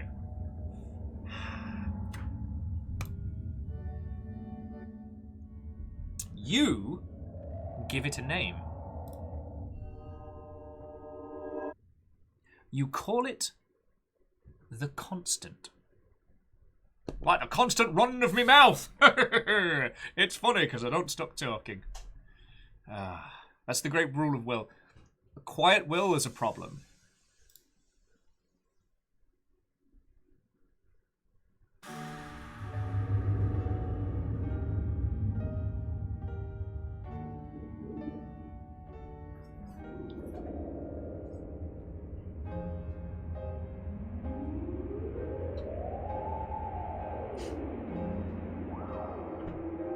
Hey, Eagle lives. It could happen. It could happen.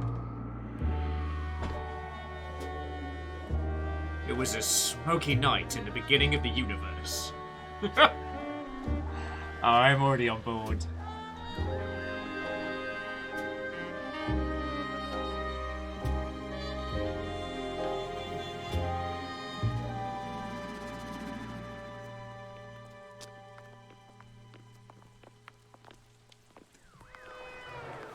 So. Ah, shit, it's the Popo.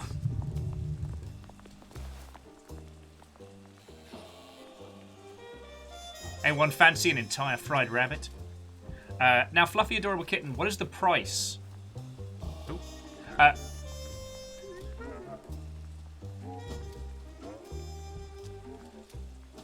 Okay, every time I touch one of these people, they make oboe noises.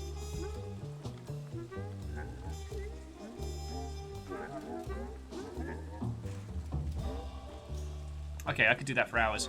Fluffy Double Kitten, how much is Code Vein? Because Code Vein isn't going to challenge your concept of life, the universe, and everything. But I tell you what, it's a dumb fun. And the character creation alone is worth it.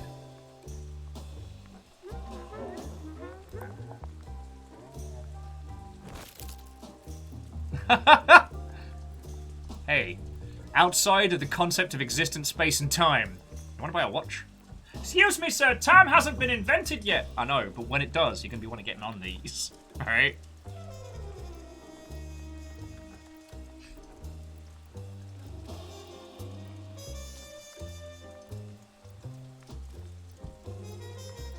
Alright.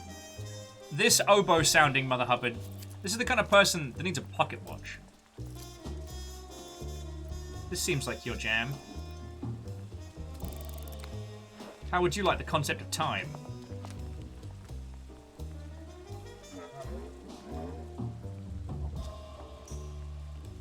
Oh, what's the eyeball? Oh, darn it. Look at the time! Gotta start a universe. Oh, hey you!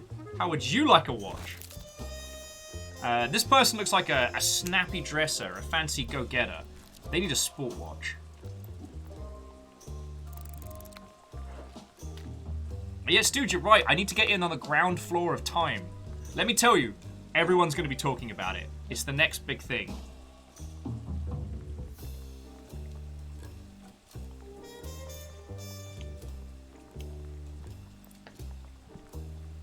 Bear with me just a second, dear friend. I do apologize.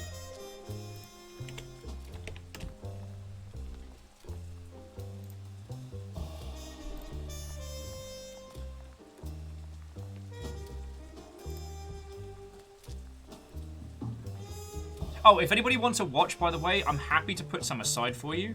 Like, you know, friends, we've been hanging out long enough that if you want a watch from me, like, I got you. I ain't even gonna charge. Oh, I'm gonna mute the mic for a second.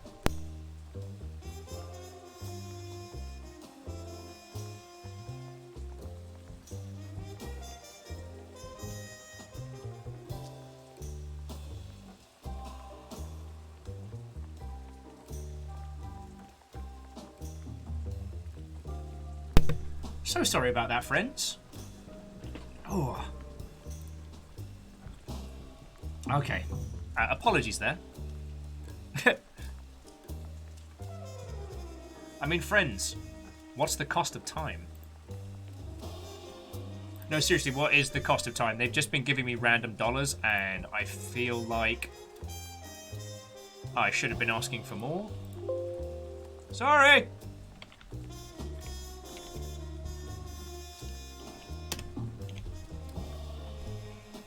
Time is an illusion. Well, that doesn't help the price point. Time also costs time. For dear friends, what was it? If we do not make time, how can we possibly save it? Ah, no, Feck, what's the quote? Is it, if we do not make time, how could we possibly spend it? No. Damn it! It's a fail better quote, and it's gonna haunt me.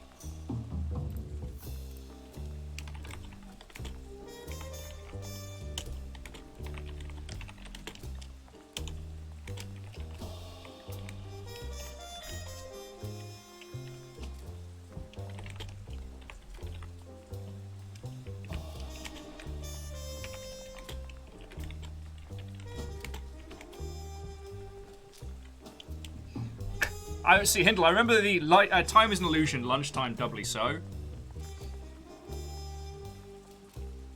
Oh god.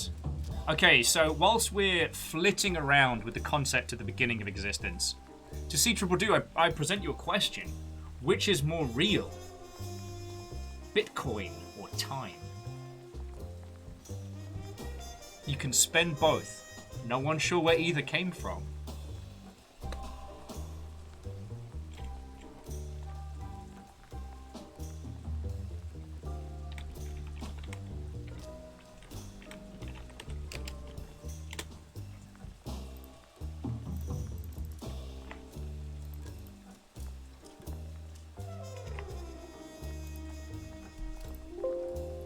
Bleed Nora. Sorry about the bring.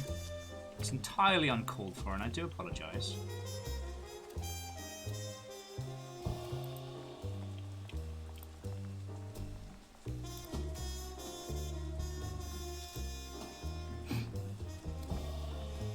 Okay. And dear friends, we're back to it. But here's a dilemma that we could help with, friends.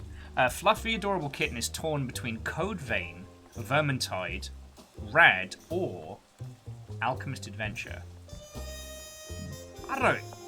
It's a Thursday. If you're pretty sure, Fluffy Adorable Kitten, I can't sell you a watch, I'm going to recommend Code Vein. Vermintide's squad. You need your friendos for that one. Rad's interesting. Also, this person's got a sleek style about them. And a sleek style requires a sleek watch. As soon as time starts existing, believe me, you're gonna love...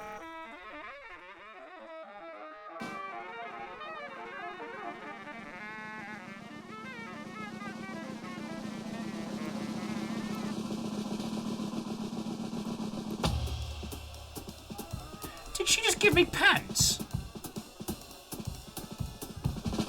Yeah, I think she just paid for a watch with her pants.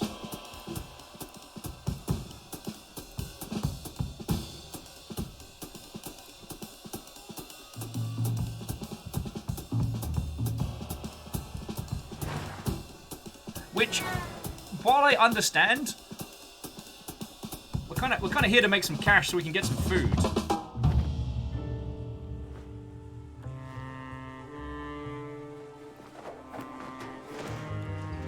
Ah.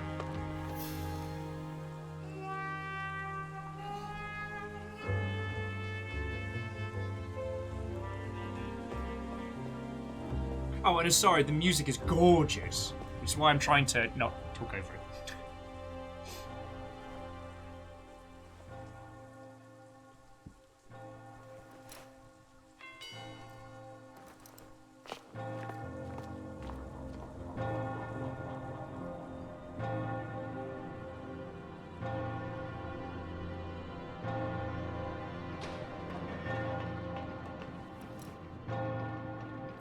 Oh, and Fluffy Adorable Kitten, then I apologise for... I guess we just reset the main clock. That's our job, apparently. No, Fluffy Adorable, I apologise for implying that you hadn't put in the hours there. I personally get rather grumpy when people are like, oh, Will, have you played this game? And it's like Shooty Gunbang Mc7 or Undertale. And I shouldn't be offended, because what people are doing is they're recommending games they love, or trying to recommend the right way to get into these things and have a good time. It's just often I want to be like, I am a consummate professional. Do you think I am unaware of White Bearded Man Shooty Gunbang 17?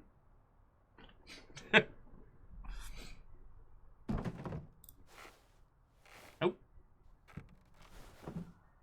nap time. Nap time over. Alright. Miss Mass and the Divine Jazz section. Featuring Golden Boy! I thought Golden Boy was, after the whole thing. Alright, it's a poster for a jazz band that plays at a nearby speakeasy. Favor 6, why are you like this? Are you sure you haven't played Shooty McGunbang 69, Nice to Eat You? Artie Poe with, but have you not played Shooty Gunbang 42? The guns are much shootier in that one. They do shooty well. Plunge with White Bearded Man Shooty Gunbang 12 was the peak of the series. It went down from here. Oh, absolutely agree. Absolutely agree. The Real Hunter with, wait. But what if Halo of Battlefield 7 has robot zombies? Fluffy's like, Code Vein it is. I mean, I will say, Hindle's correct that the character designs outside of your character are very Animu fan service. I will admit to having spent most of the opening segment screaming, "Someone get this person a sports bra!" But the actual character creations of your character are very robust.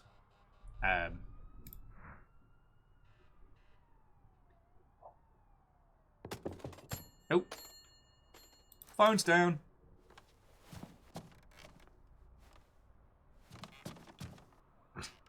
Moose says, I can understand if you want to play Shooty McGunbang 1 through 419. First to get the story, but they definitely recommend Shooty McGunbang 420. Blah! Why did I come up with a dumb, stupid name for a thing that I can't even say?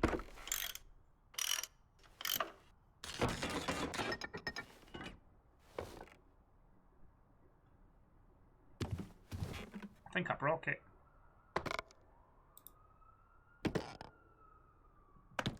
What is interesting is that moving the cursor around does affect the environment.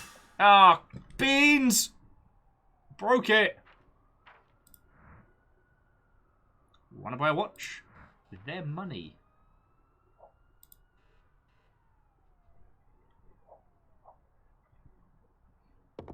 Okay, so...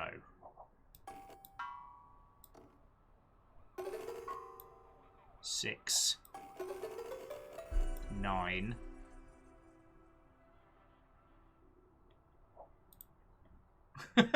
it jangled at me and I feel bad. 6, 9, 4, 20. No. So 69 was correct, but it's not gonna let me 420 blaze it. Also plunge. Nice.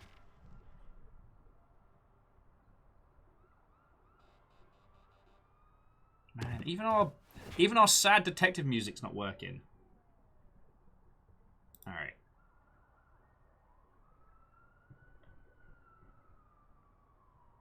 Just call 6969.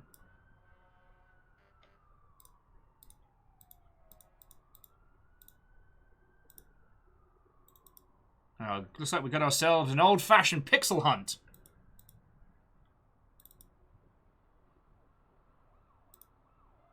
Yeah, I put on 42069 and I seem to have broken it. Turns out it doesn't like my nonsense.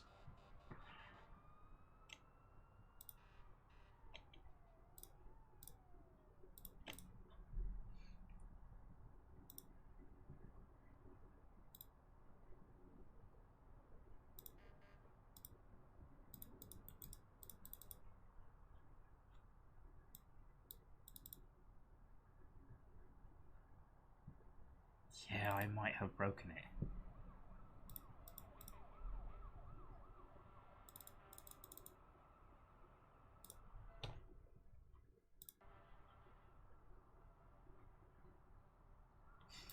Oh, what did I do?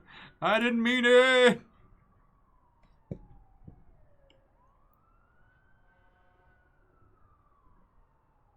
Sagathan, I think you're correct that it was the 9 was what worked on the sequence. I might have to bounce the game. Yeah, so 69 420 broke it. Okay, I'm gonna pop back and continue, see if that helps. But what I won't do this time is dial 69 420 blaze it. Oh, sorry. Ah, here we go. 980 650. Let's write that down. 980 dash no 80650. So the quirk is that we can move as we move the cursor around. It does actually affect the world.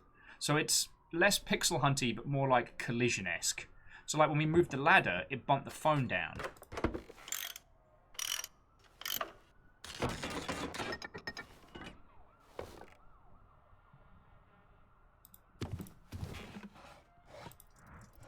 Alright. A box of dust-covered but functional watches. I'm not going to put the tunes on anymore because it did not like that. Alright, let's get to ringing. Oh, Plunge, you're right. I must have finished the game. So we got first ending. Well done, team. We'll be working on second ending where we don't go 69 420. Alright, so it's 9, 8. I don't want to alarm anybody, but dialing this phone is unraveling existence again. So when we're done with this, if someone could give the phone company a call, that's probably going to help.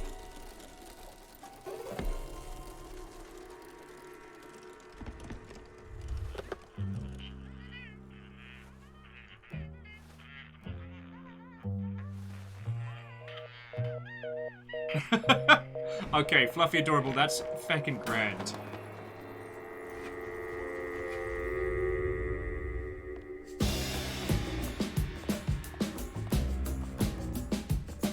This game is considerably cooler than I am.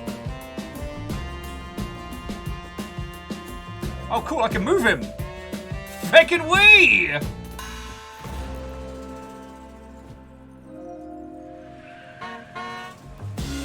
Sir, stop falling through the street!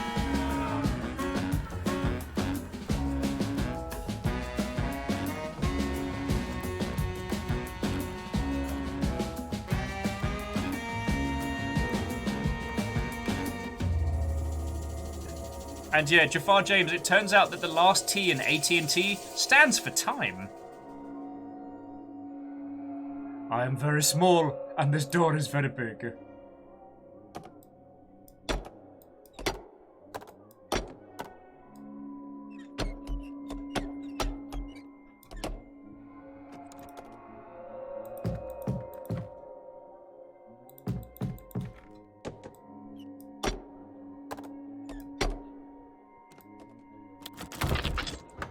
Oh God! I'm so sorry about your door.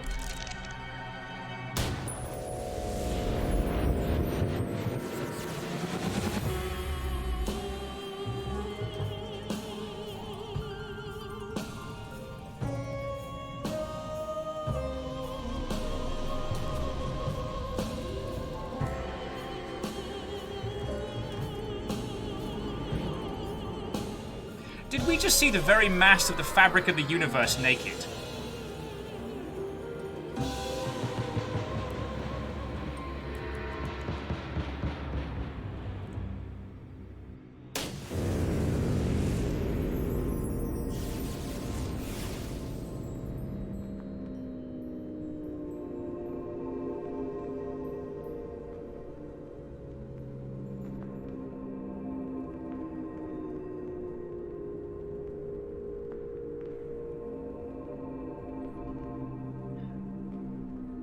You can accuse me, friends, of being a lot of things, but you can never accuse me of bringing you boring video games.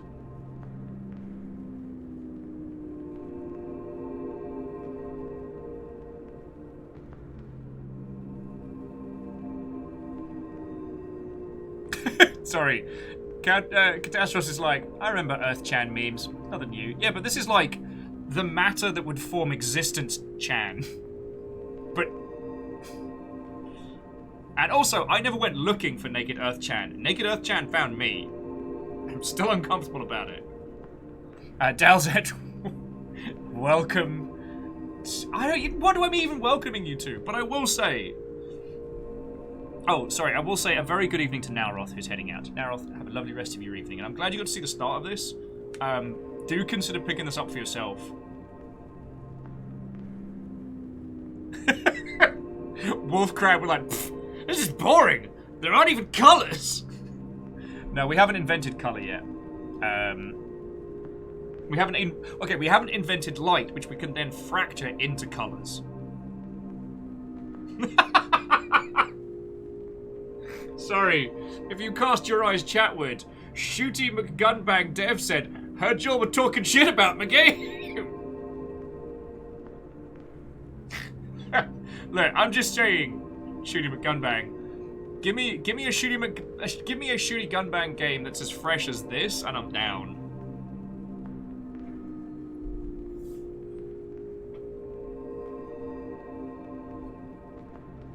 So which instance of us are we again in this form of reality? I forget. You know how it is, friends, like, it all starts getting together. Oh, a flask for numbing. Good for losing track of time. Ha! Joke's on you. Gin makes me time travel. I don't lose track of it, I just blink and it's gone. Okay, friends, this is called the Infinite Shot, where you and every instance of you in every parallel dimension deals a shot at once. Sorry, I gotta pop the booze bubbles. Standard stuff.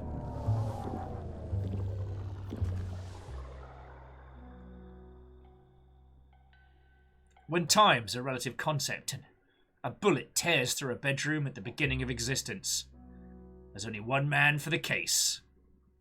And he's busy, so me, Mr. McWatchseller, is somehow involved.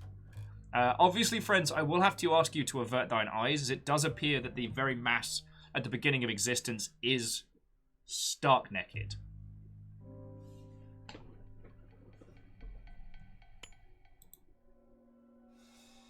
The shell casing from a Big Bang. The striations on the Big Bang look familiar. What's that at the back? Wait, you. What's this? A clue! Which we burnt into our hands.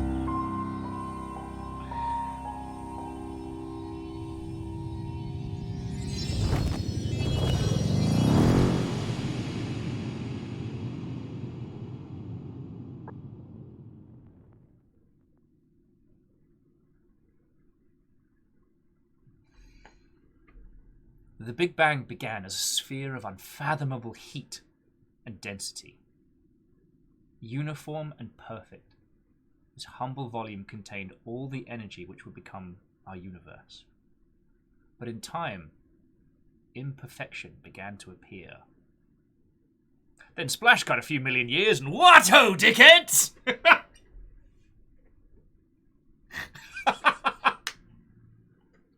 I'm going to put this on business cards just to creep people out.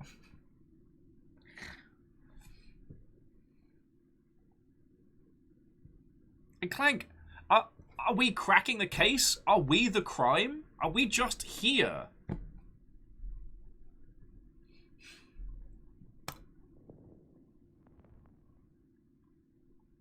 Okay, after... Alright, I don't even know what that denotion in means. Like, 10 minus 37 seconds? Minuscule fluctuations in the density of this energy formed. The surface of creation, no longer perfectly sterile, now rough like fertile soil.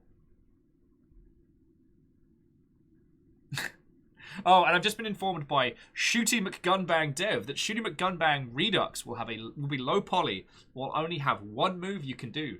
Because no one's ever done that before. ... A review by Axeman13! Sorry.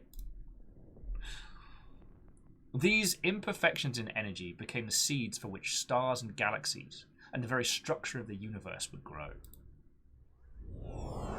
Both?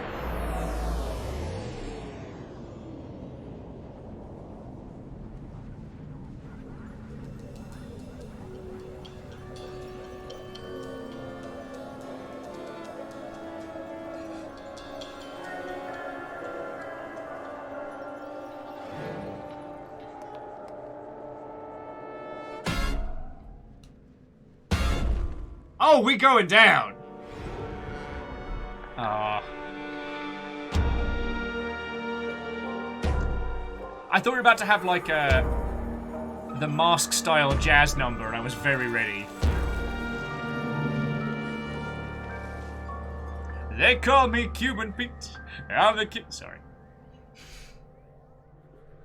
Look out, everyone! It's a jazz wizard! The most dangerous form of wizard!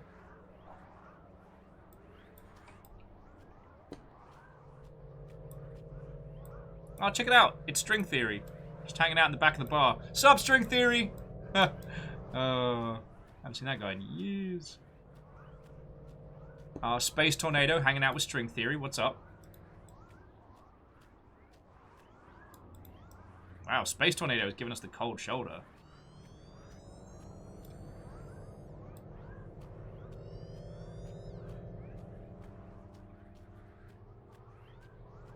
You're a jazz wizard now, Barry.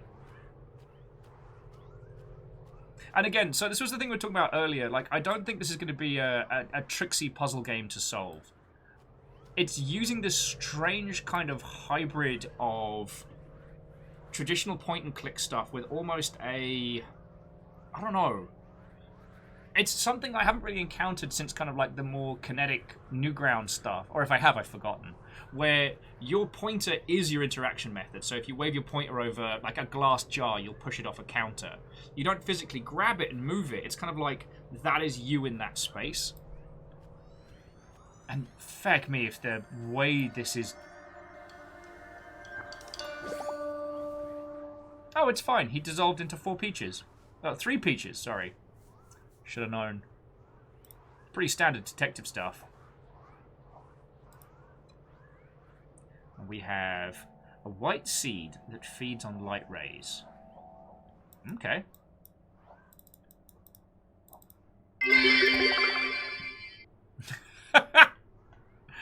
And now I'm...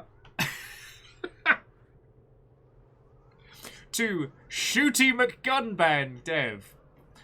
Despite me talking shit, they are now the Jarl. My fear is real. But also, that's 1500 bits. Thank you.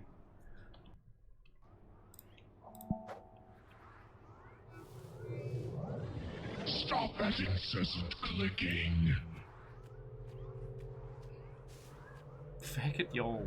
And Numbers has gone ahead and given Shooty McGunbang a feckin' sub and all. It seems House Carl does not wait.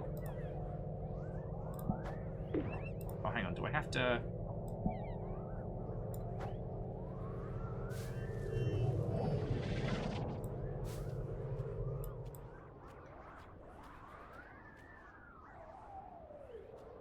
I have an idea.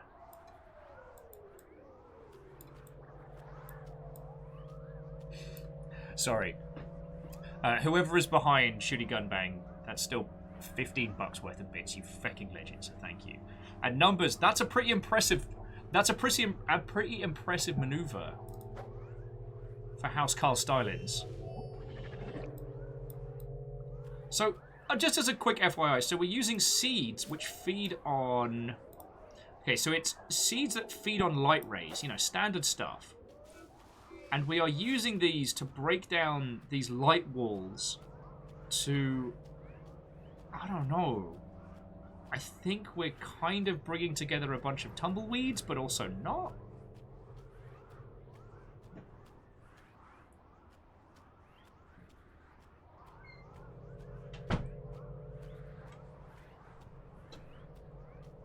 At this point, I can only assume that this is what traditional astrophysics looks like.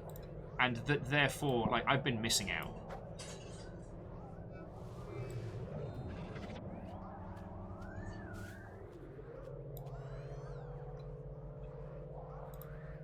We seem to have infinite seeds as well.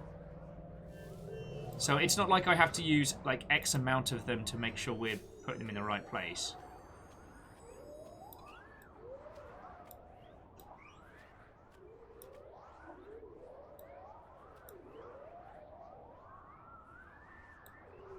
Alright, I'm sure there is some nonsense to be done with tumbleweeds, but this is not the time or the place. And...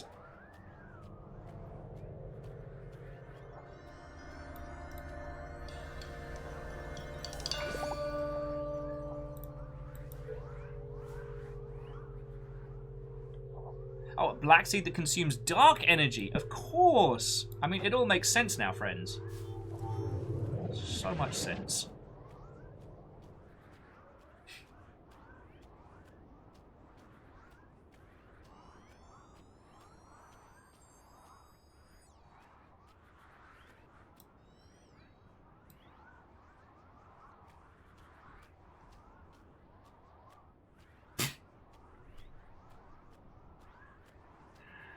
Lordy, lordy. Sorry, Shooting McGonbang dev with that they were proud of that particular one. Did anyone else receive the Body Pillow DLC they put together?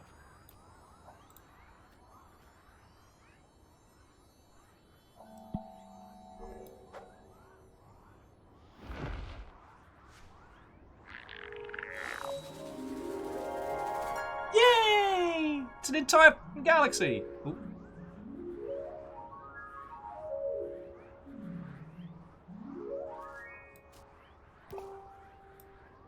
Oh, I don't know if I was supposed to do that.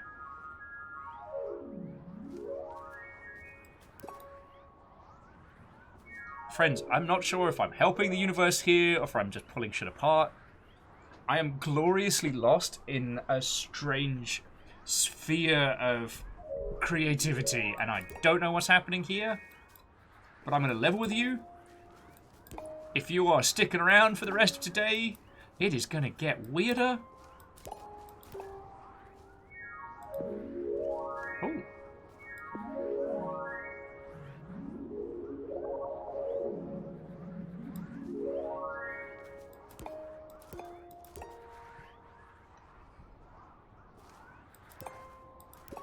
Existence loves me, it loves me not. Existence loves me, it loves me not.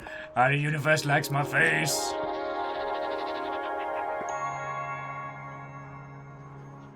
Oh, we built a sun out of a sunflower. That makes sense. Do you want to go check it out? Do you want to go dive into the heart of a star? Beckett, why not? Ooh.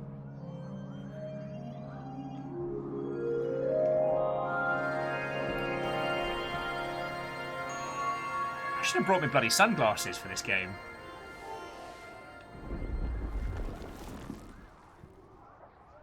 This seems fine.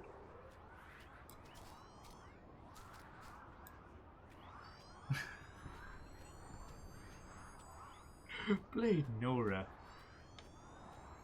But no, but like, joking aside, I do find that my desire for games as bizarre and strange to this caliber that also have elements of shooty gun bangage in.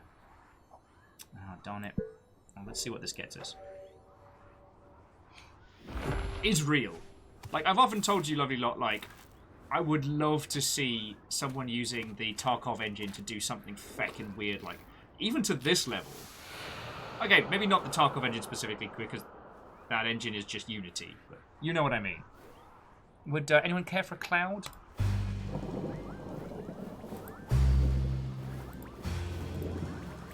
God, I could go for some bloody rain now.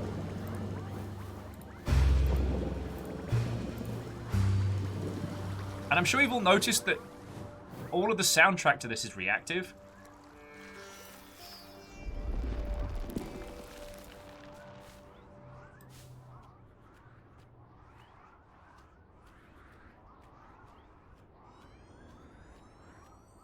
Clank says, wait, are we still on a shroom trip from yesterday? I had to leave that behind.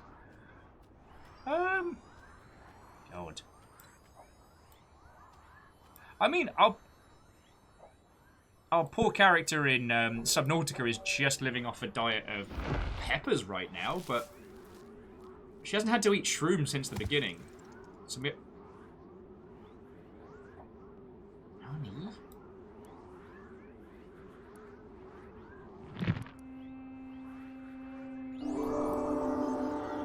Huh. Okay.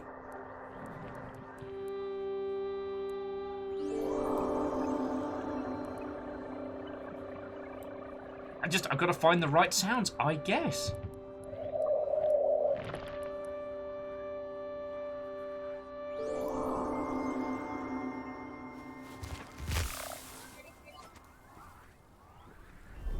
I'm going to grow the plant with music sound notes.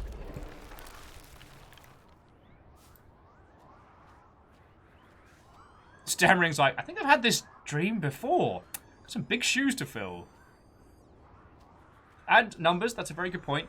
There are a lot of cultures who their creation myths do come from sound.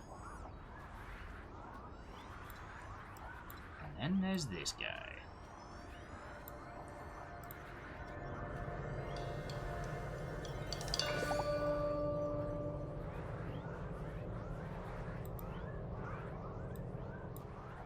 give us? White seed that feeds on light rays. Okay, so we've got a couple of seeds left.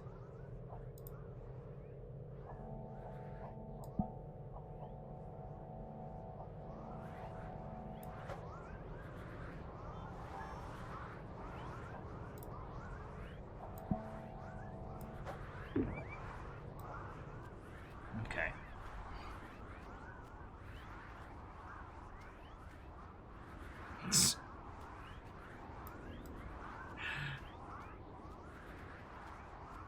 Sorry, Shooty Gunbang but Dev would like to announce their next Shooty McGunbang game will be made using technology given to them by Sergei Tityov and will not be a zombie survival. It'll be alien survival. Oh my god, all is forgiven.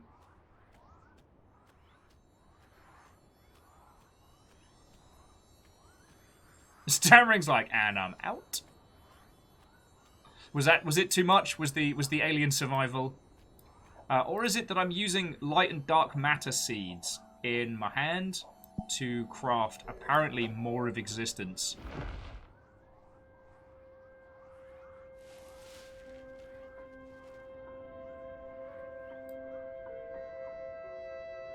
Oh, I'm sorry. I have to rotate the universe a bit. Sorry, excuse me a second. There we go. Oh boy, let me tell you, the Daystar is very heavy. There we go. Wait, now hang on. And back again. No. Darn it, I missed the turning. I've got to go around again. Oh, haha! Even better!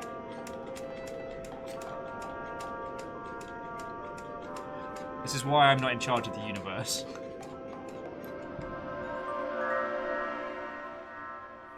Many days later.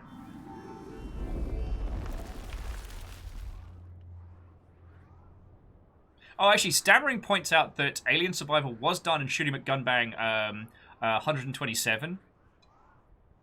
Like, how do you answer those accusations, Shooty McGunbang dev?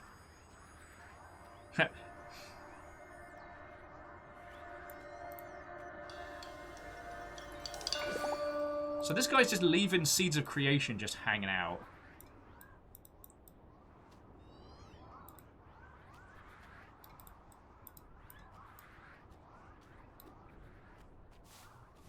Oh. Oh, look at me, I can run with my little hat.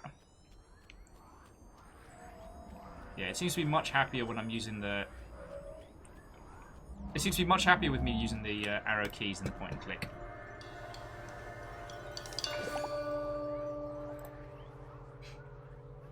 Okay. Oh, if any of you would like a completely pointless fact, have I already told you multiple times the story of The Walking Dead? Because it is one of my favourite little stories.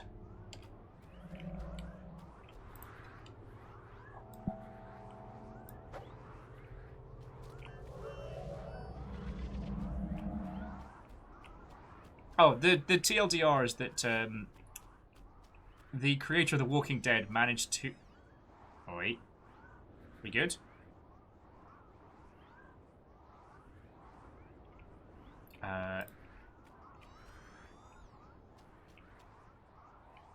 Okay, I think we're okay.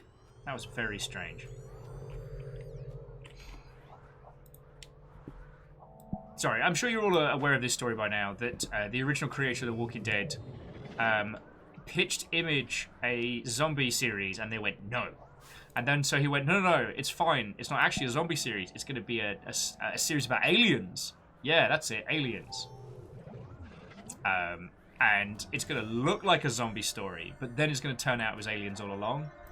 And so they were like, all right, we'll give you your it's aliens, but, you know, zombies misdirect. And then a little while later, after it had become a huge international success, the Image people were like, yo, can't help but notice your story about aliens. No aliens, just zombies. And then the reveal of, yeah, no, it was, honestly, it was always going to just be zombies. But by that point, they were making so much money, they didn't care. Actually, I wonder if we can get rid of these rocks. I feel like I should be able to.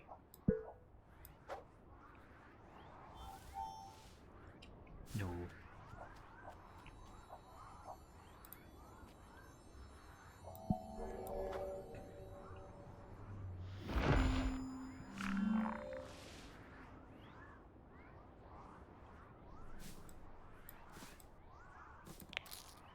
Ah, crap. Oh, darn it! Ah, beans! Keep breaking it. There we go. This bonsai style.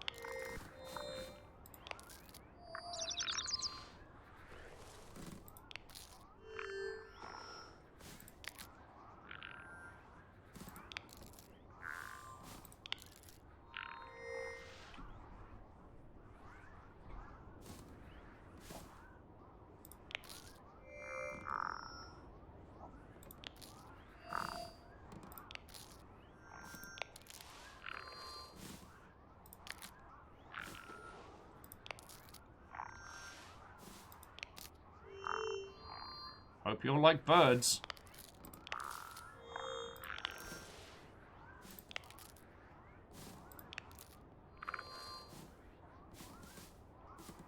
What is going on here?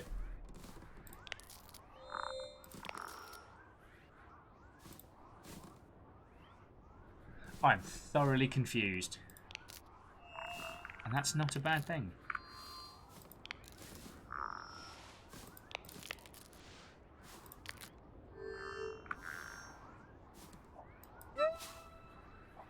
Burb. Burb. Burbs! Of course, how did I not understand? Feckin' yo. Sorry, and please don't take my my comments for sarcasm or detraction. This is one of those games that's going to do and say a lot of different things.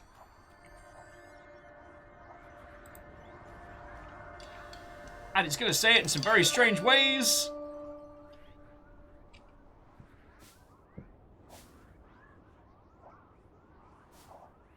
Oh, and Fluffy Adorable Kitten, I would exactly agree with you. If a video game says stop using X, increase doing the thing.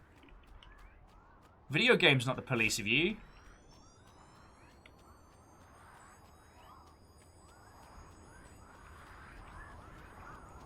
They can't tell you what to do.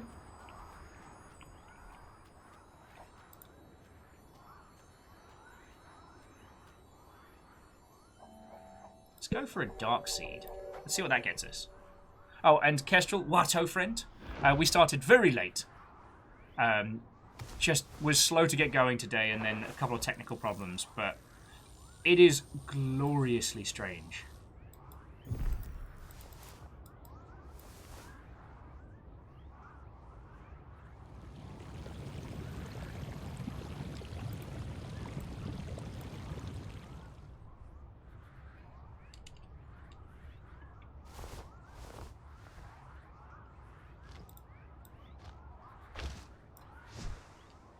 Back away!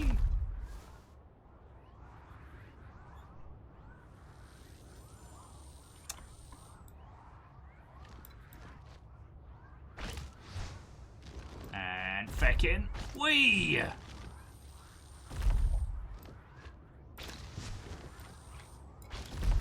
It's cool. We're just using our control the universe powers to pull up pieces of rock so we can grow plants in a strange garden that we accessed by looking at the back of a bullet casing that was possibly used to shoot the beginning of the world.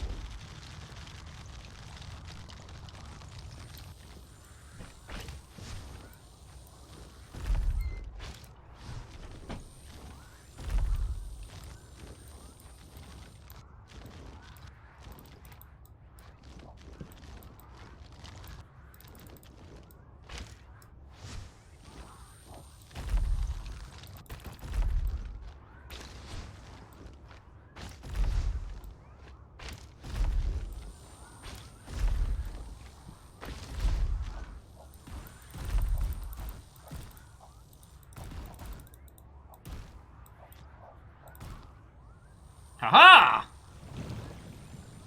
And there's the good stuff.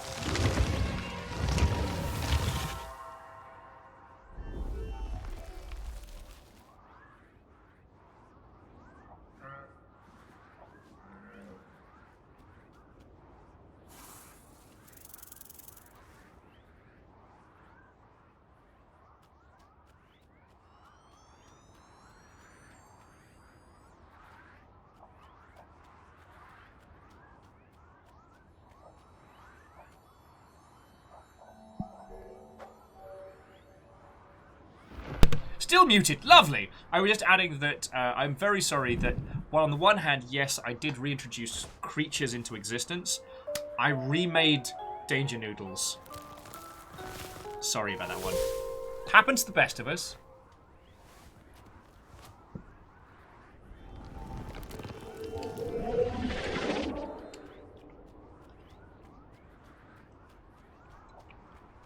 And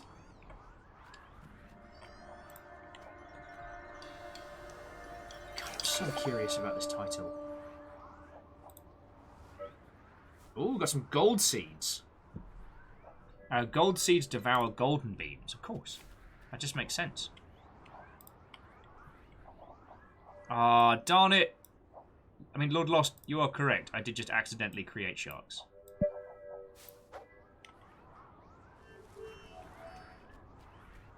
Probably not my finest hour, I won't lie.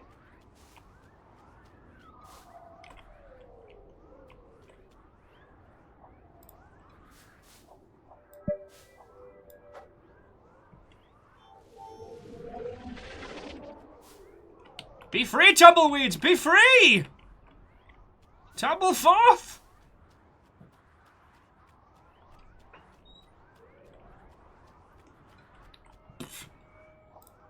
No gate can hold me. I've got magical seeds that devour that. I feel, though, this is one of those experiences that I'm glad I'm getting to share with all of you lot, but there isn't really anything to add. Like, this game is delighting in being absolutely abstract.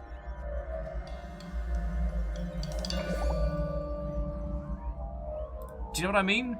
It's taking a certain glee in being this joyfully confusing mess. But again, it feels like we're working towards something. We're definitely not the ones in the know. And all the obvious things of this that you can see yourself. Ha! Gotcha. Okay.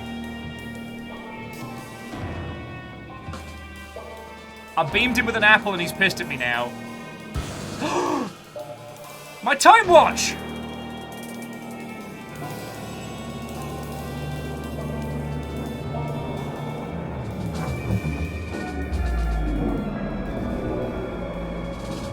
Oh, that's a black hole.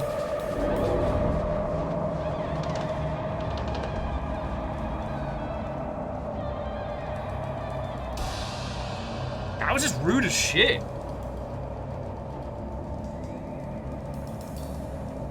He crushed our watch and threw it into a black hole.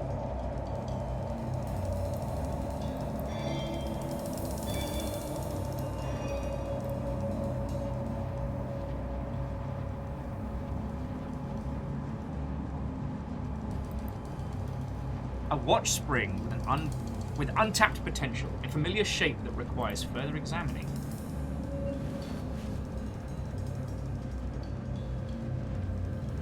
Catfish, I don't know if we're running out of time. I don't think we've made time yet.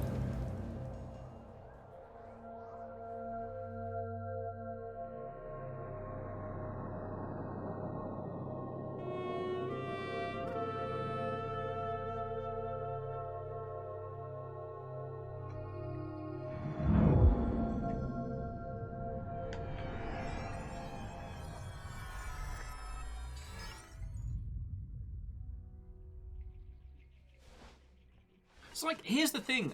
Are we trying to decipher what happened? The story of the Big Bang? Is that like our mind's eye? Or have we walked in as the crime is happening? I don't know. Currently, this game is... How to describe it? Currently, this game is indulging itself in its own... Alright, now starting to explain a thing. Also, somebody got into the arts and crafts supplies.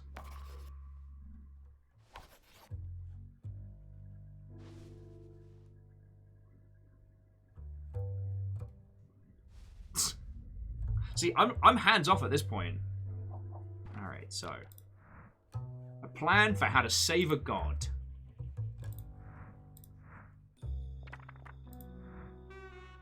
Okay. A first confrontation. A famous singer in peril. Miss Mass. A talented vain murderer. Big Bang. An album foreshadows destruction.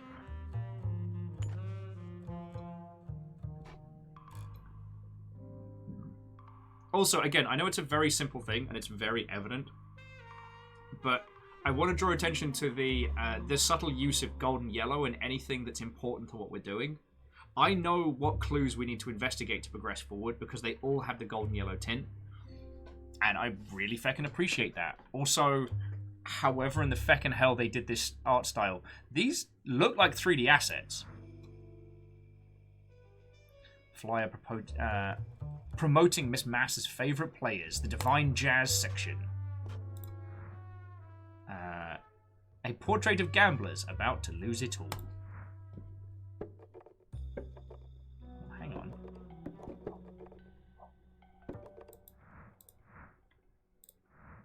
And there's the reflection of the murder in progress in the background. Or maybe the murder that's happened?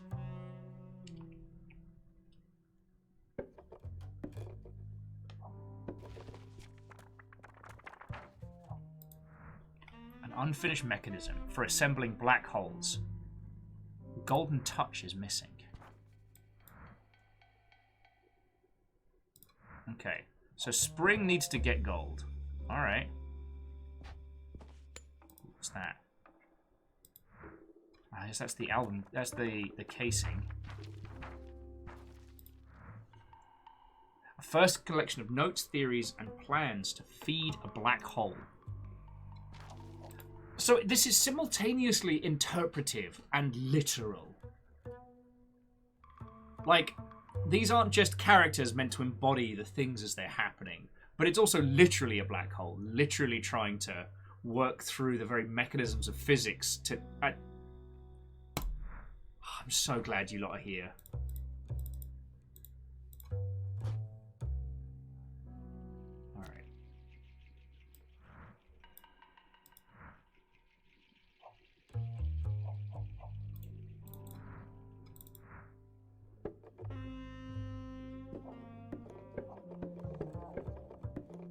As Cabbage is saying, you don't feed a black hole, it feeds itself. But, yo! And yeah, sorry, it does look hand-drawn. But it's feckin'... So it's things like, we're in a 3D space in this game. There is a model behind which is reflecting... Or maybe not. Like, again, I can't comment as the actual mechanics, but we are definitely... This is definitely a 3D title. I can tell you that much.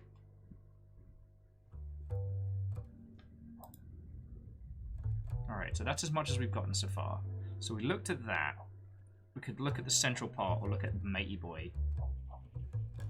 Or we look at Miss Jazz. That's the notes so far. Okay, so we investigate each part of it and go through it. At Catfish, I will reserve the right to throw all the paper in the feckin' black hole. But... Alright, friends, we're going to go look at Miss Mass. Now, you know, avert your eyes as this may be too steamy. A singer in peril. All the matter of existence, but starkers. Wait, do we not get to choose where we... Okay.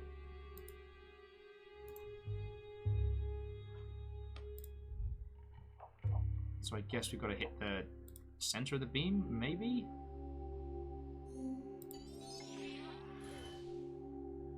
Ah, a false lead.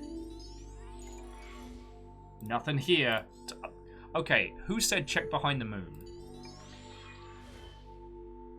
An inert cloud of cosmic dust. Or as we call it, Blackpool. An expanse of empty space. Ooh, through the mist, a flame burns brightly. Soul Calibur, is that you?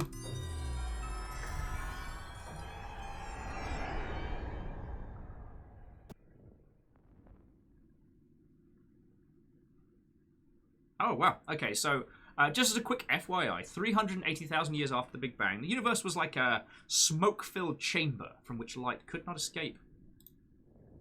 Or a dingy pub in Hounslow. The stars hadn't yet arrived. The legend will never die. The legend will never die. A tale of swords and souls, eternally retold. Soul Calibur! I'm sorry, that was a for me moment there. I understand not everyone had the Dreamcast version of Soul Calibur just left in the background of their house for days on end. But I did. It haunts me to this day. Okay, over hundreds of millions of years, the pressure of gravity condensed the first star from this cloud of hydrogen and ignited a fire across the whole universe. Hey, I know I was selling watches a little while ago, but any of you want a newly compressed star? Keep them under my jacket. Memories of the Dark Age, however, linger to this day, for at the heart of every gas giant lives a failed star. There we go. Okay, quick show of hands. Who was expecting to learn about actual physics during this game? Because not me. I thought this was going to be very, very interpretive. I didn't think they were going to teach us actual science facts.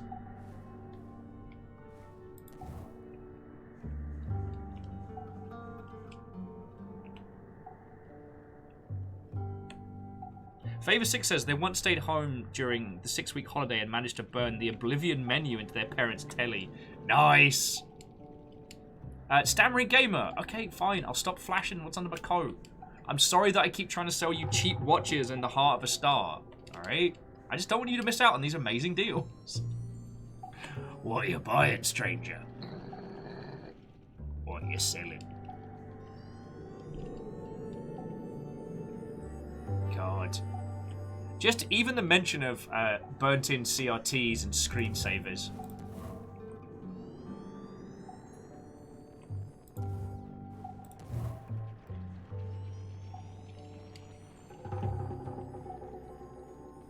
Trying to think, like...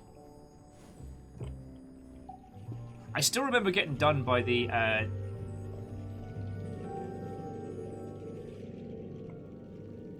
Oh, hold that thought. Someone's starting forest fires in the cosmos.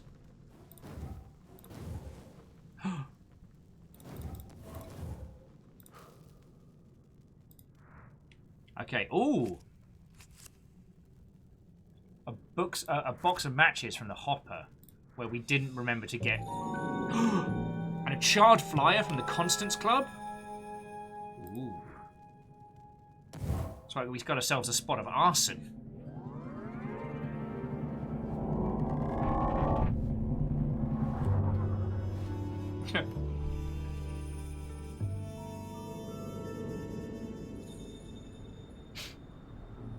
Sorry, the real Hunter being like, life? Real Hunter takes a long drag on an imaginary cigarette. It's just an elaborate Truman show. We're trapped between science classes. With that guy. You know, from Control. And Fearless is remembering they had a roommate who got a plasma TV cheap from work, so it had the menu button like burnt into it.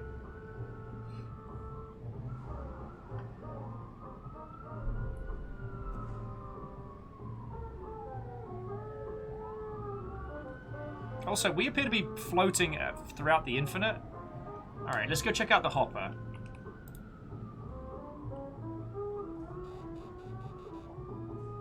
Oh, here we go. We have to follow the memory fragments of our infinite selves across this environment. Oh, and Kestrel, the music is phenomenal in this. Also, and again, I mentioned it earlier, but I don't know if it's coming across.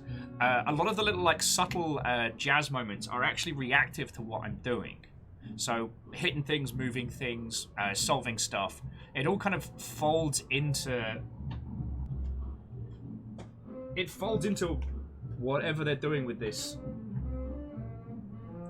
incredible... Oh, God. I don't want to call it a soundtrack. I don't want to call it sound design. I mean, it's closer to feckin' Ape Out. And it's the Golden Boy. Miss Mass, the Divine Jazz Section, presents the Golden Boy. And then Miss Mass and the Divine Section featuring Golden Boy. Anyone noticing a clash of egos?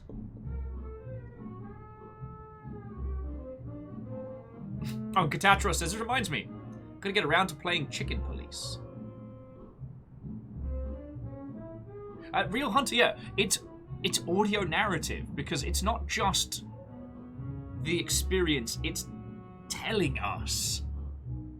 It's reacting to us, it's part of our experience. Sorry, friends, if you haven't heard of it, so Ape Out is a game where you play an ape and you get out. You are an ape that was taken, transported to the city, and kept in a cage in a massive high-rise building. You break out and proceed to beat the absolute fuck out of every single human you find. Forgive my swear, but honestly, there isn't a better descriptor. And you, as like 500 pounds of raw muscle, are about to extract all the blood from everyone in your vicinity. You know, you can rip people apart, use them as shields, you can beat a man to death with another man. It's great. But one of the things that really stood out was not just its cracking art style, but it has reactive jazz as the soundtrack to it. Depending on what you're doing, depending on how fast or slow you're moving, and the kinds of violence that you're enacting on these asshole humans, the jazz soundtrack plays to match that. And it's feckin' incredible. Now, I don't know shit about jazz. I don't know anything about its history, apart from the little snippets that everyone knows. And I don't know a lot about its theory, though I do worry that if I continue along my current trend of video games, that I'm going to become the jazz wanker of indie video games, you know what I mean? Like, it's not about what this game is saying, it's about what this game is not saying. And I think we've already seen a little bit of that. Paratropic, they give you a gun, and you know what? You carefully load every bullet into that gun, and you never fire it. It's all about the worship of the firearm in the video games and society. If thoughts just occurred. If any game calls for a ginger Londoner in Seattle to wear a beret, this is it. Ah. Yeah, as Kestrel said, can't talk like that without a beret. Have you all noticed how much of any stream on a given day is build up to Will making a tit of himself? Will makes a tit of himself. Continue. Right.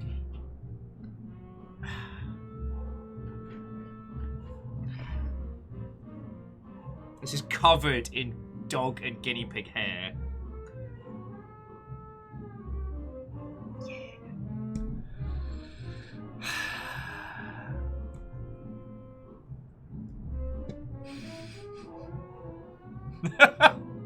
Stammering's like, it's the only reason I keep buying bits.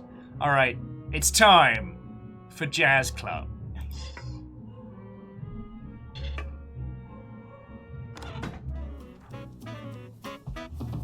Artsy Poe, you gotta come hang out more. This was a gift from Caffeine, so that every time I start getting arty-farty and talking about like the real deep dive video gamey stuff, I can put on my little beret, give it a tilt, and then we can get into the nonsense. But now it's time for jazz.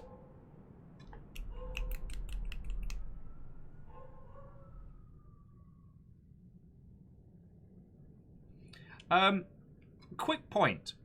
We're in a club. Technically like an infinite club. Have you all noticed that every patron of this place is us?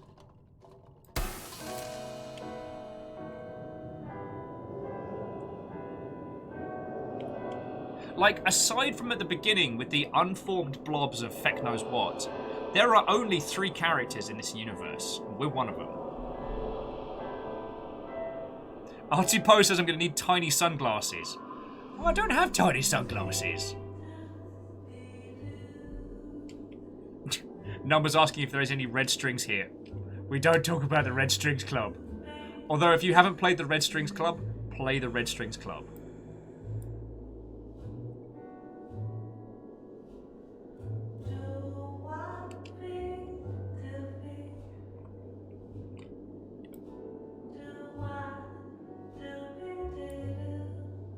There's also this thing where we haven't moved beyond this little frame in front of us, but all the other versions of us are already there. There's something...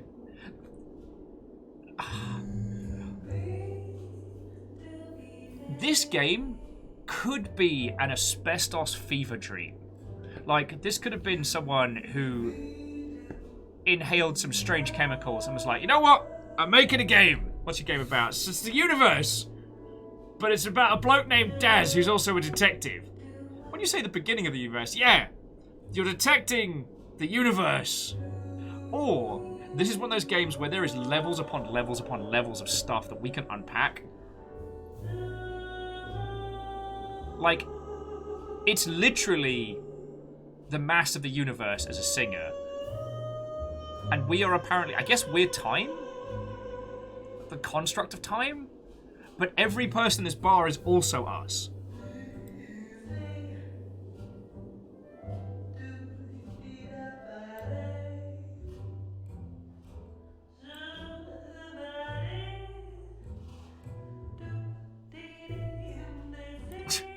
And Favor, sadly, I don't know the guy that owns this place.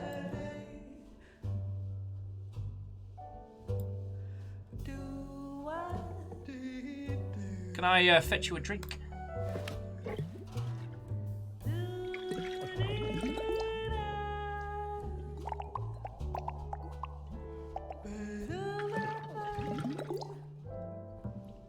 We're drinking the bubbles into notes. And Numbers pointing out, if we're time, it can't be a human construct because humans don't exist yet. Which begs the question, though, Numbers. If humans don't exist, what are we taking our form from? I'm so glad I've got gin.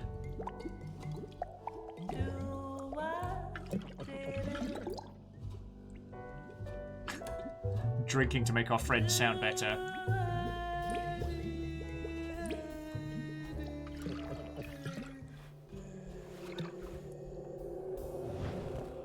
Oh, alright.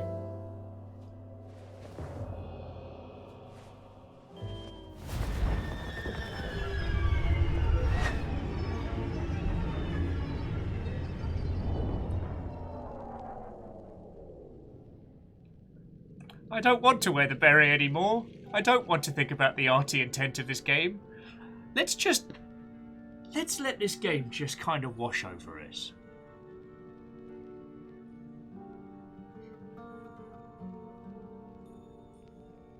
Because, like... Eh.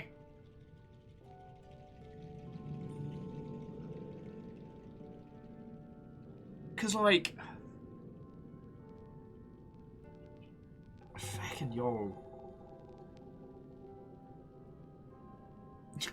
Oh, sorry. Wolfcrad is turning my insane ramblings into arty poems. That works.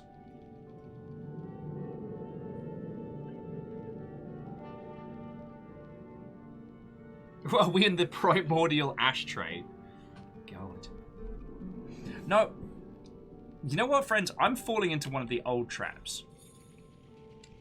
Which is that we're being presented with something, and here I am trying desperately to turn it into something that makes straight up logical sense. I'm the one advocating for games as art as strong as I can. Not that you lot aren't, but what I mean is...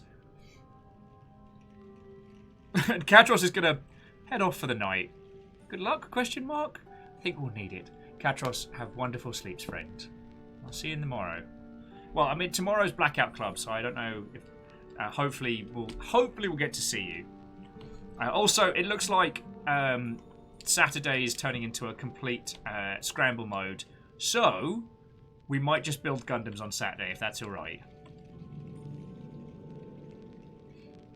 Anyway, so I'm the one advocating for games as art, and one of the things that's difficult to do in games is leave things up to interpretation. Like, we need to just absorb this before we try to decide how we perceive it. No, fuck. God, I'm gonna need another fucking coffee. I'll make a coffee in a second. I guess what I'm trying to say is we need to understand the media more before trying to pick it all wholesale apart. Because we're not picking apart game mechanics here. We're not analyzing DPS on an axe. It's what we're being shown and what we're experiencing. Because Favor 6 is saying that we're following a predestined path. And I don't mean that in the sense of video games are always a predestined path, but more that there is a literal line of gold that we are following. This golden light that pushes us towards our next objective.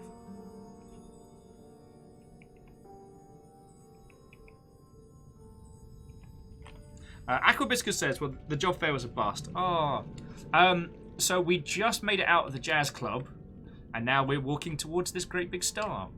I started trying to analyze what we were seeing as it was happening, and realized that I was going too granular too quickly before we truly kind of understood it.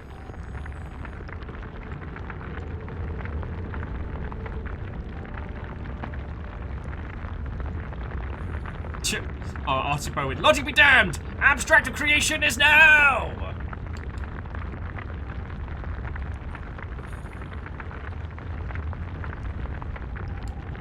Can I interest you in a planet? Just strolling on into it.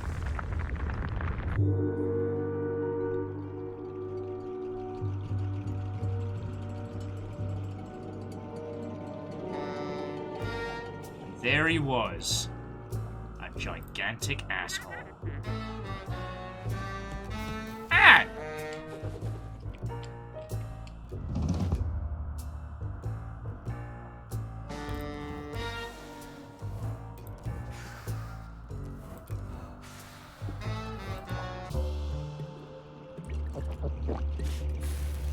Ha-ha! Blew out your cigar. Ah!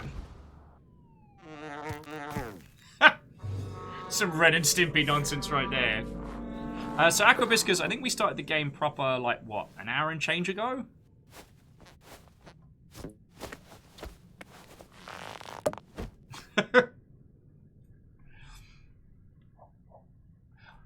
One of the things I love about in games is when we get the opportunity to try and decipher not only what the game is, but what it means.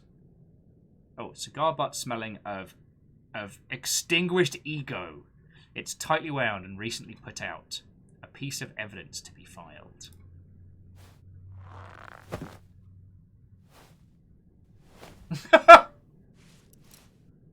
Ah, the good old Infinite jacket.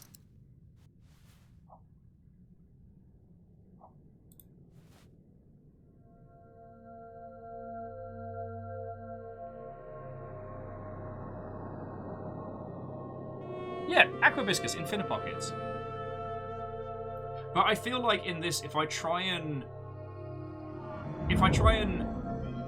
overanalyze the minutiae now, I might miss what this is saying overall. One of the things that's always really difficult to talk about is that sometimes having these arty conversations also means going pretty heavy into spoiler territory, right? Like, I feckin' love Hollow Knight. Shocking, I know. I know that you will be floored by learning this information about me that looks at Frendo. I very like Hollow Knight. And one of the things that I love is how it leaves you. The whole game is amazing. It's exceptional. And there are things in Hollow Knight that are true. Characters that you will meet, their experiences, what happened to them before. But there's also a massive amount of Hollow Knight which is left up to your choice, your interpretation. And it's something that I really, really appreciate. Unfortunately, you don't get into the abstract until you get towards the right end of the game. So if any of you here haven't played Hollow Knight, I wouldn't want to take that away from you. I'm not trying to baby anybody. I know sometimes the avoidance of spoilers can come off like treating people like, a pack of toddlers. Like, okay, not going to spoil this for you. Don't want to give you any information that might be hard to digest. So Sorry.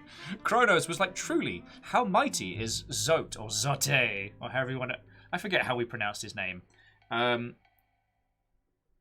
He believes he is very strong. He believes that.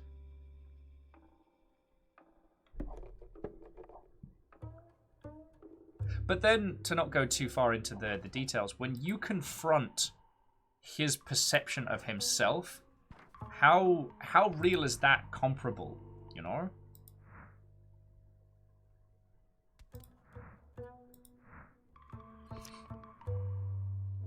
Was there any other extra... No other new evidence. Okay.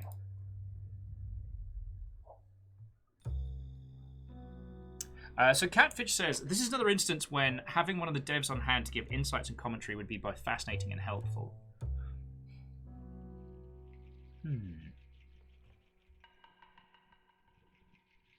Well, Catfish, I'm not quite sure if I agree on that yet.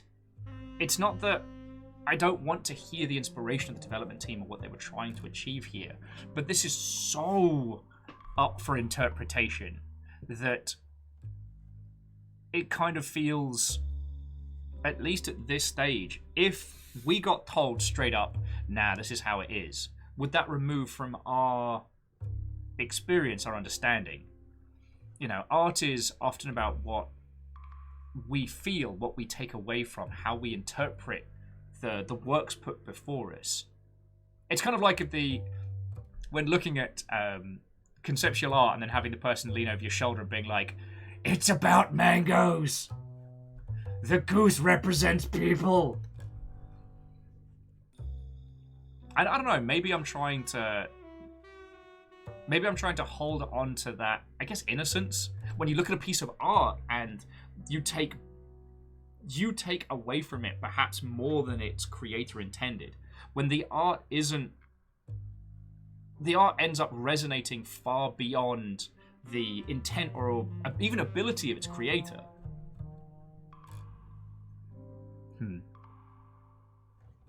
Artie Poe says, if we're getting back into Death of the Author, the Berry needs to get back on. Okay. And Sadler, you're right. It's a schooner. It's not a schooner. It's a sailboat. You know what? There is no Easter Bunny. It's just a guy in a costume. Now, Wolfcrad says, I wish more games had developer commentary modes. I mean, I agree. But outside of like linear narrative games, they're very hard to do and very expensive to produce. It's a lot of VO. Even if it's in-house, you know? I'm sorry, there's only vacuum energy here. How about this? The trail disappears. Alright, got a couple more interstellar bodies to check. Oh, here we go. A clue.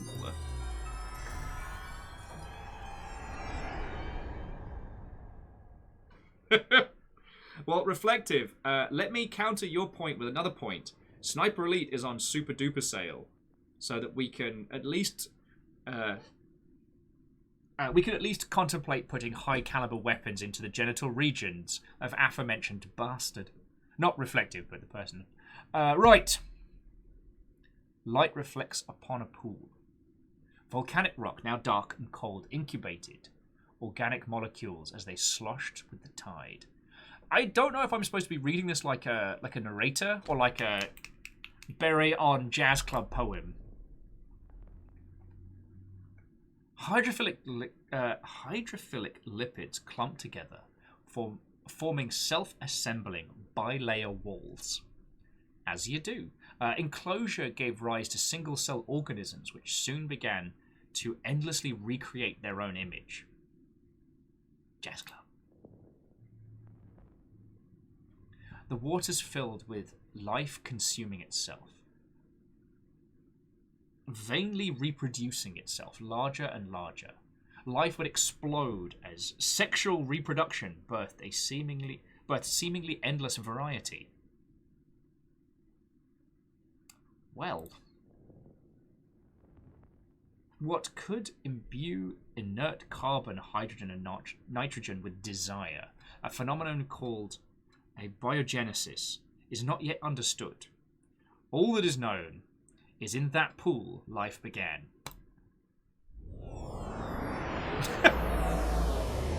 And reflective Wahoo friend. If you want to find the beginning of the universe steamy, go for it. Well, okay, technically the beginning of life, not the universe. The universe is already doing its thing. Just like this gigantic, I was going to say ham sandwich, but apparently it's just a great big watch. An expensive pocket mirror, badly cracked.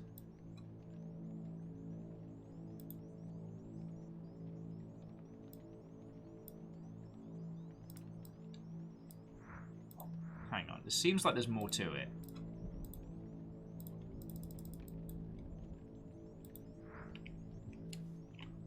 So perhaps Golden Boy is meant to signify light and, well, I mean, Miss Mass is matter.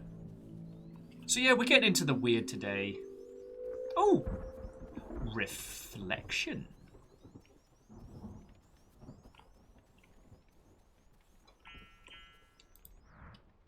A familiar gold ring. Discarded.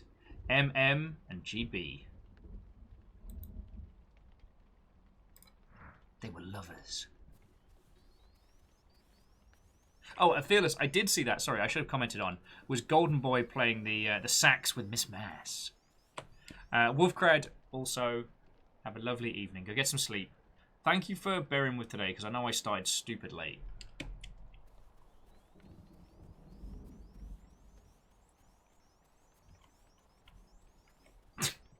The Ring Fit of Sauron. Gotta remember that one. Yeah. A tie loose... Okay, the text there is doing a weird. Loosened and briskly tossed aside brings back vivid memories of the past.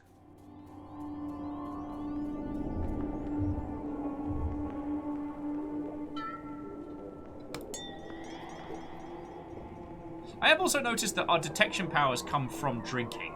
Like, we go to a place and then drink until it's solved.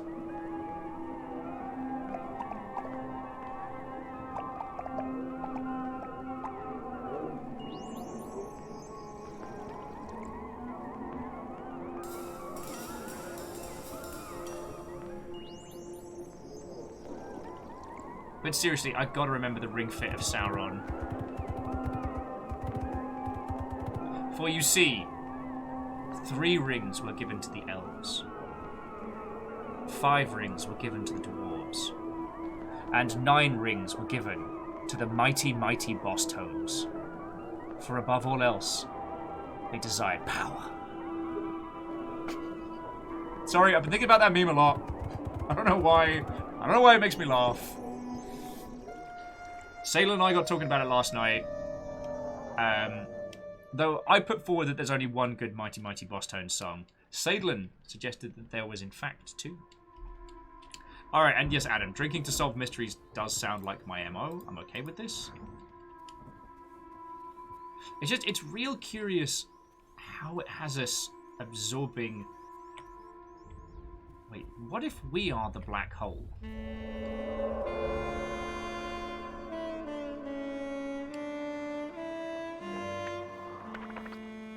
Was he sadly looking at a picture of himself? Like, no offence, mate, but you might need to get over yourself a little there. An ornate flask. Dented and unloved.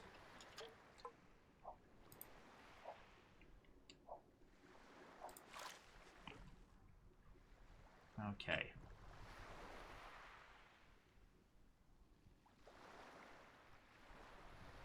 Okay. Sorry, Catfish was doing like a little Google of reviews, and supposedly some other people mentioned Ape Out. Fascinating.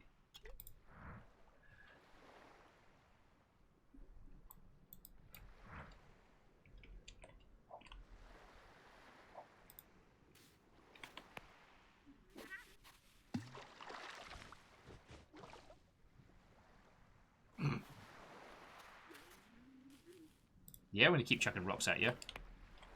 Oh, see, Asari. He's a washed-up musician. God, this is what I was saying about how I'm trying not to hyper-analyze the minutiae. because there's nothing that says you can't do broad strokes while trying to be subtle.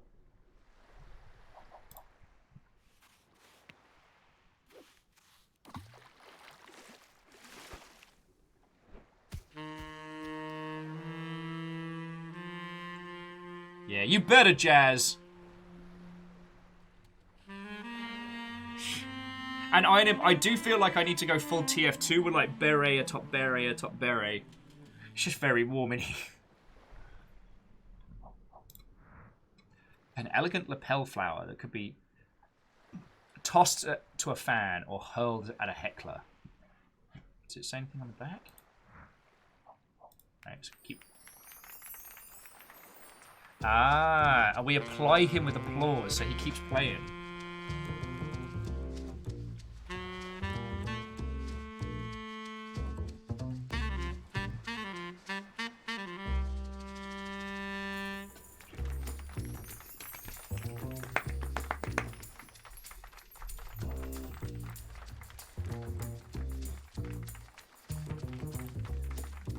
And the more we apply him with applause, look how the tiny fans appear.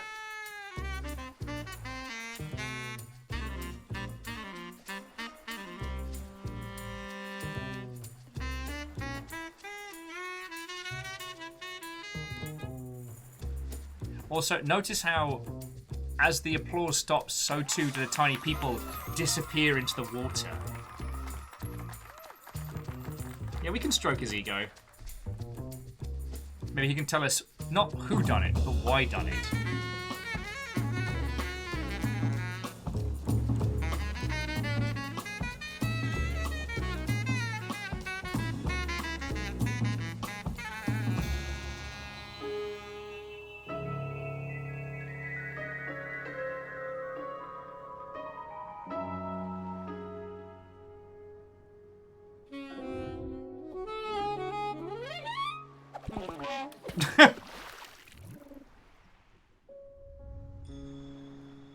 I think we drowned Jazz there. I don't want to alarm anybody, but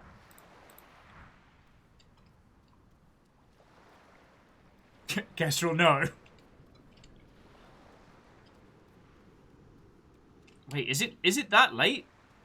Are we getting Kestrel after dark already? God, I mean, I guess it's 5:30.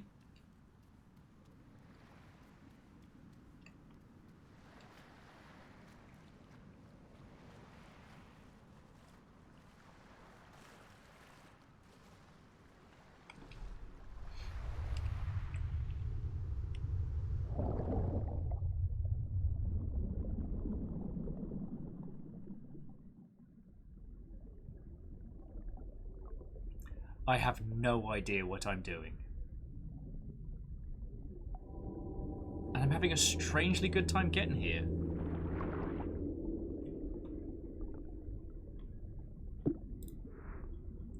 A press photo. Pre-autographed and well worn.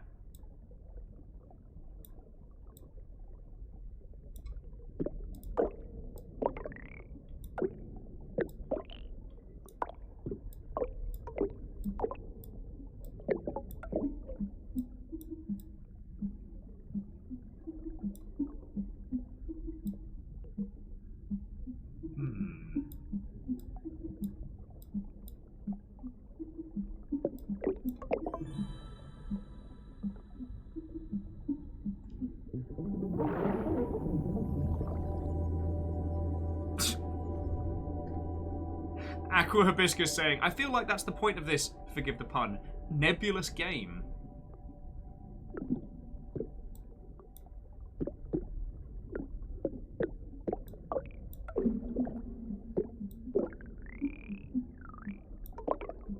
Wait a second.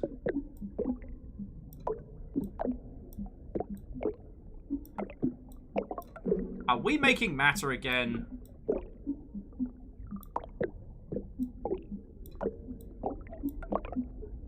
I got in trouble for doing this last time.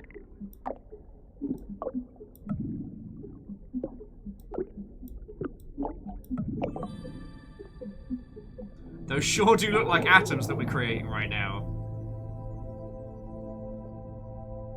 Oh, I'm really really sorry, everyone. I might have just... Oh, no.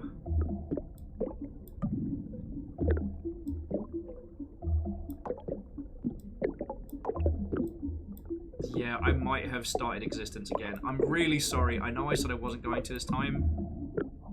But, like, you know how it is, like... It's Thursday night, you get a couple of bevies in your system, and you're really just looking to have, like, a good evening. And then, whoopsie-doodle, I just... restarted existence again. Darn it. Oh.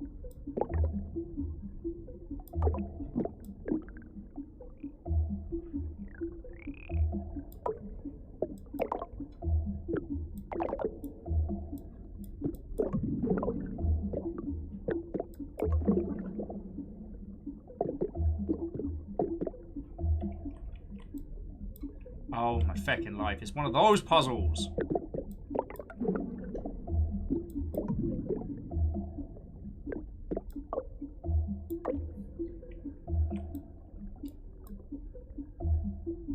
Alright. Which of you lot doesn't have a nucleus? Alright, come on.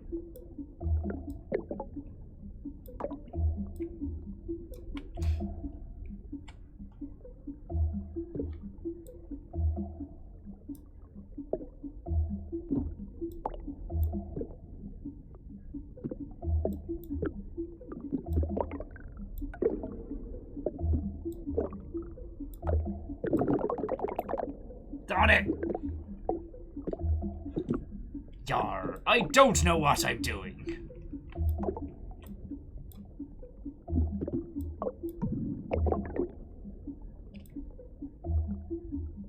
Did I do it?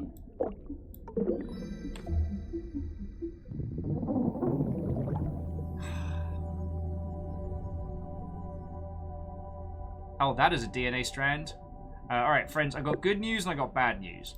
The good news is I'm doing very well at this puzzle. The bad news is that I've just I might be on the verge of recreating humans, which means anxiety. That's what it is. Yeah, if anyone knows what that is in the human genome sequence, I'll just chop it out while we're at it.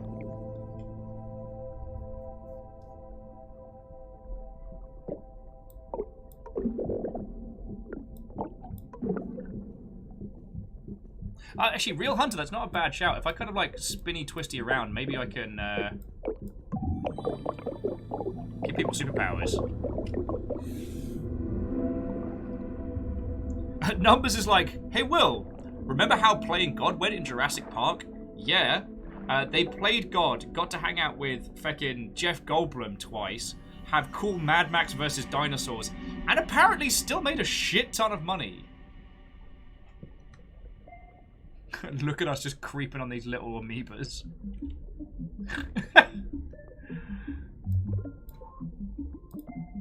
Oh, these aren't amoebas, these are bacteria. Let's bundle them up, let's see what happens. Wait, no. What the feck are you?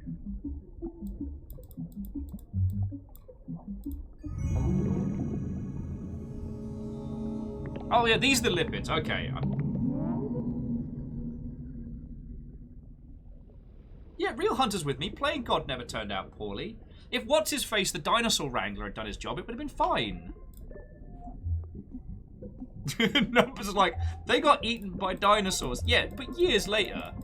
Like, they managed to put together multiple theme parks.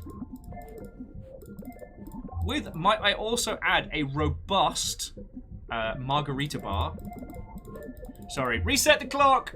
I've watched a lot of movies with Mikey. If you don't know, I love that show.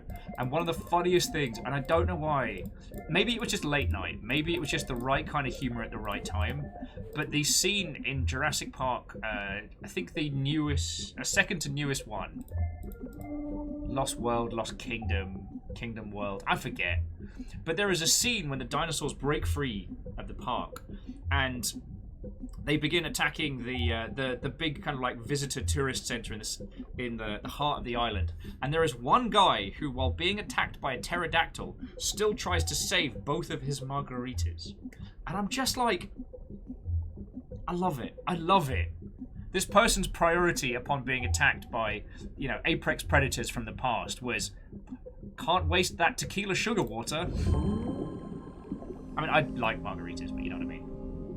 Oh, Numbers have seen people cosplay that guy. Yes.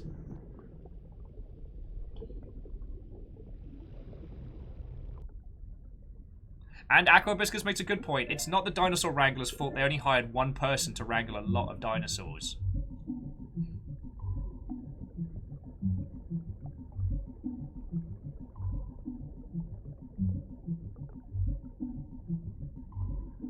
Actually, and I was saying in the first Jurassic Park how Muldoon spends the whole movie warning people about the intellect of velociraptors and how they hunt, only to himself get played by them. And I think about that a lot, because he knew intellectually that the velociraptors work in pairs. They're very smart, very clever hunters. But it was his arrogance that does him in at the end.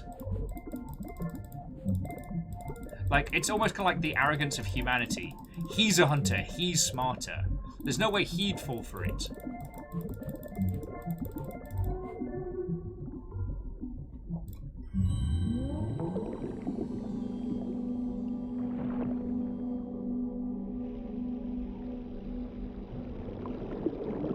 Okay, Real Hunter does make a very good point that if you're going to deal with, like, prehistoric goose murderer, you probably want some alcohol in your system. I can understand that.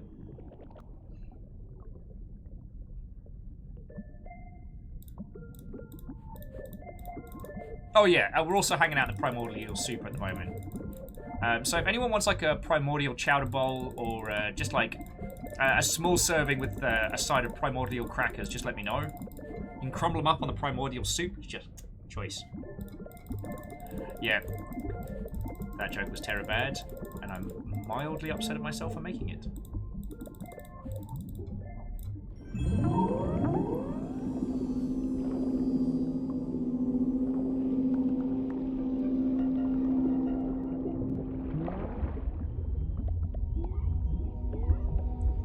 And millions of years later, we had upright creatures that stress about non-existent currencies.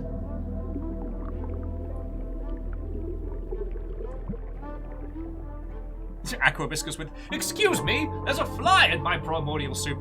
Oh no, I've broken space-time again!" That's how you end up with an insect-only timeline.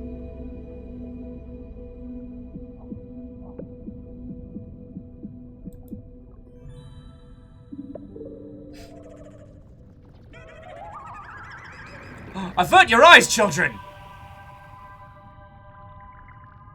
Oh, I'm so sorry. I didn't realize this was going to happen here. Oh my word. I'm so sorry. I should have put up like a sensor bar or something. Just uncouth.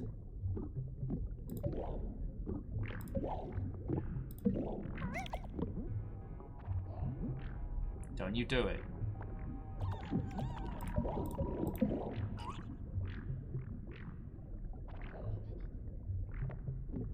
Yeah, and I gotta admit, Real Hunter, like, Spore is definitely a lot more visually appealing than I remember.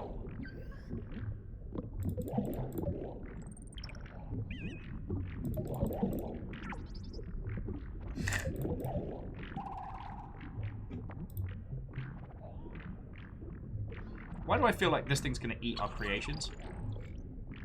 Oh no, don't you dare! Don't you dare! You will get me in trouble with Mr. Twitch, you know it. Oh, friends, look away! Don't avert your gaze from this filth! The primordial orgy. Oh my word.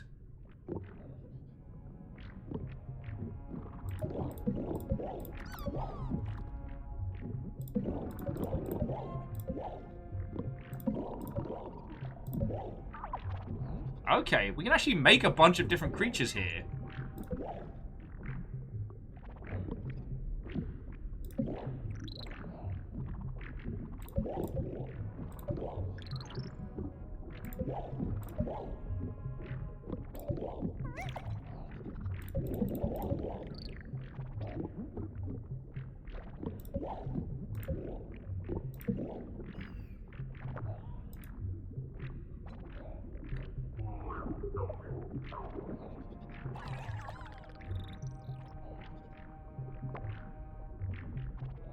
Alright, who's getting in on that? Oh, friends, the primordial filth continues.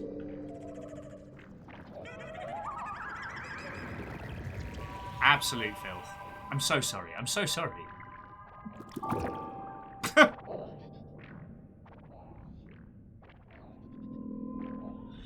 Oh my word.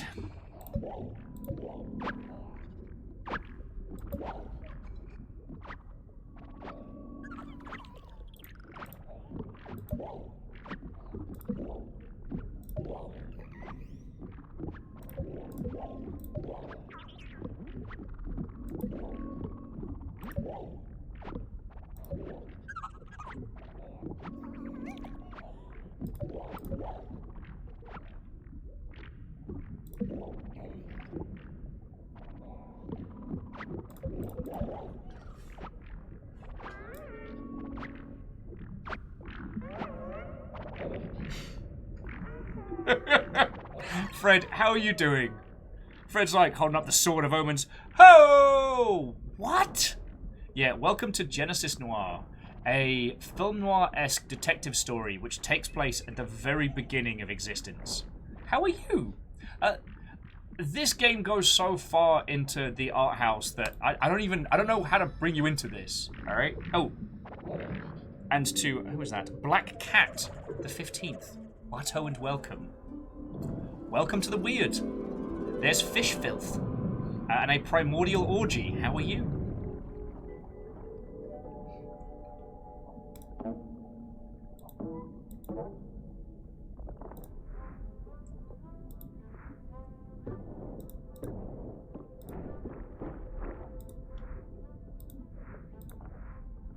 A sponge.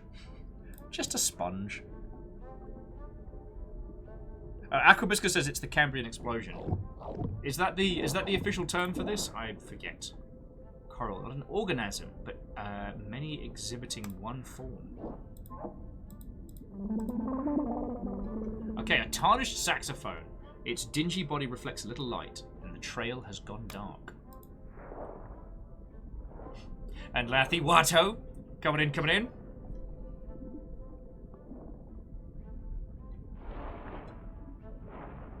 Oh, it's an anglerfish. Remember those in the Outer Wilds? Remember those? Because they can. Oh, friends, so yesterday we led a raid into Dinsdale after we finished our little adventures in Subnautica. And there was this wonderful moment where we arrived. And Dins was like, oh, we're playing the Outer Wilds, but we're really close to finishing. And I gazed upon where Dins was in the story and was like, oh, sweet summer child, you have so much game left to go. But I couldn't say. Outer Wilds isn't one of those games where you can be like, oh, well, you need to turn the crank handle 4 times to the left, and then the wizard will give you a spoon, and that's how you win. Oh, and to Shooty McGunbang Dev. So it's time for sleep. Look forward to you to play Shooty McGunbang Reprise, where our hero isn't voiced by Nolan North, and we don't blindly follow trends. You understand that you now have to actually make that game. Those are the USPs. It's not Nolan North.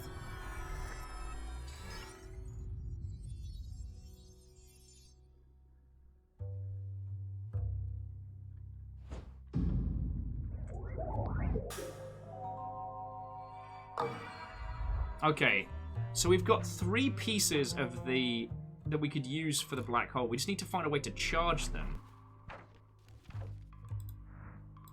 And then as we put them together, we should be able to throw them into a black hole?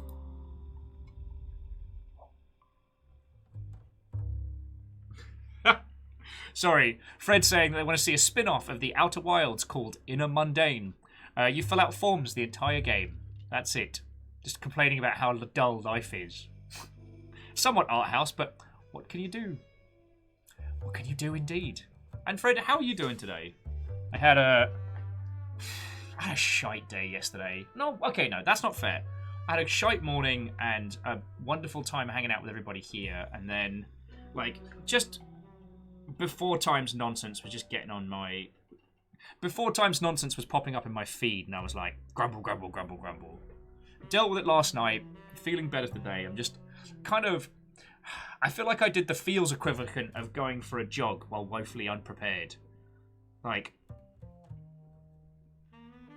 Which is why I'm also entirely not equipped for a game as art house as this today. I'm fucking glad we're playing it, and from everything this showed us from its old E3 trailer, it has not disappointed.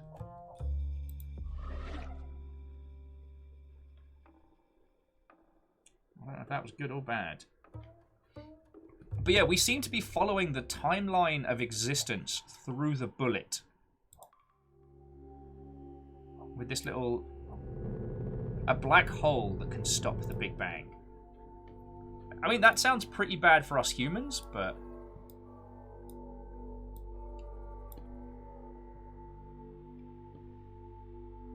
Ooh, feckin' yo. So Rikami says, good evening, Wato. It's your boy Rikami. Yes, it is. Dosed up on good whiskey, sauna and chicken chili noodles. Worth. Fred's doing okay. Embarking on a bunch of work tasks that will... You know how you get XP for getting past difficult situations in tabletop RPGs? Well, Fred is going to gain a lot of XP if when they can get through this. Alright. Well, dude, I will try not to be too distracting, though this game is fresh, hot, weird. And at very least provides some background conversations.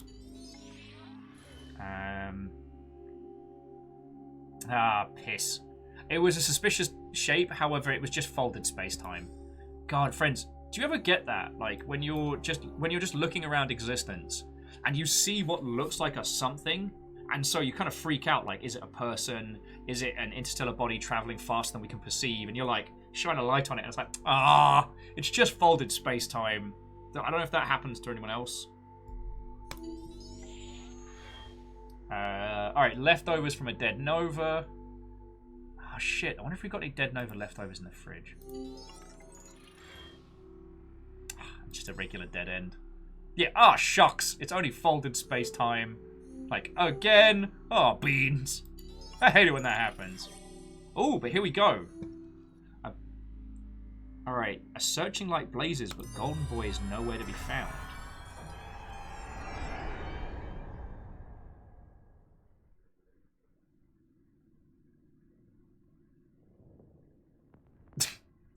Okay, sorry, Fred was saying that to Rikami, what you need is a chicken chili sauna, good noodles, and adjectiveless whiskey.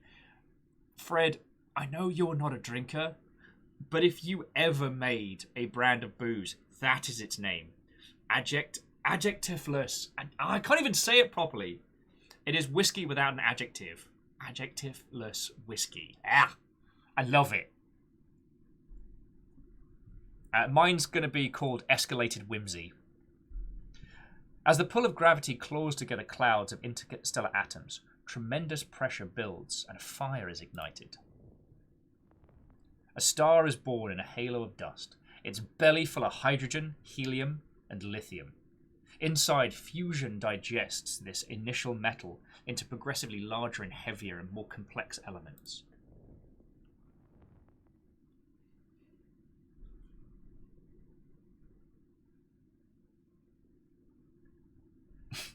Sorry, Adam adding on the subject of folded spacetime. I think about it often. Way too often, in fact. Enough that I was starting to think that the government ninja was watching me, but that's crazy, right? Fred's entirely right. Ninjas are expensive. Governments are stingy. If you've ever seen the movie Troll Hunter, not the cute Netflix show, but the... Oh, I want to say Swedish? Oh, it might not be. Norwegian? Maybe Norwegian. I'm a bad person. But if you've ever seen that particular movie, Troll Hunter, that's the best example of what like clandestine government agencies are actually like, or would actually be like. If there are government-paid ninjas in varying countries, I assure you they are paid poorly, exceedingly poorly, with only the basest of medical and dental. Sorry, going larger and heavier with iron, the star finally collapses and bursts into a supernova, unleashing a wind of rare heavy elements in its dying breath. Okay, Rikami. All right, Troll Hunter is Norwegian. All right, I got it. Just took me 2 guesses. And honestly, Aqua Hibiscus, like, between this and, is it Bill Wirtz? The guy that did the history of Japan and then the history of the world? Like, where was that nonsense when I was in school? A 15-minute video that explains the history of our planet like that.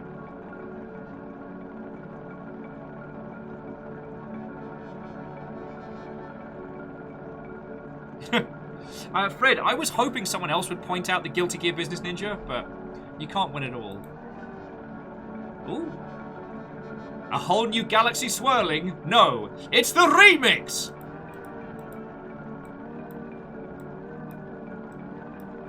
God, no, I hate it, sorry. There we go. Let's get this spinning down! Yo, DJ, check them planets! Hey, I know that planet! I know that planet from work!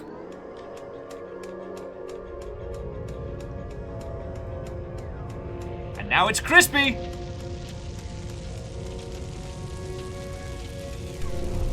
Hey, Outer Wilds, is that you?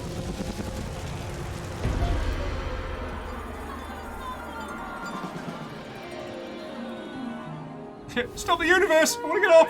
Sorry, Kestrel. Turns out, our entire galaxy was in fact just a big stag. A big stag that leaves fecking footprints over the galaxy again! Fucking deer. God, you know I'm gonna have to clean those up, right? Oh, this is the worst. Alright, well, let's find out where that deer went so we can yell at them. They're trekking fecking existence all over the bloody galaxy. It's a pain in the ass to clean that up.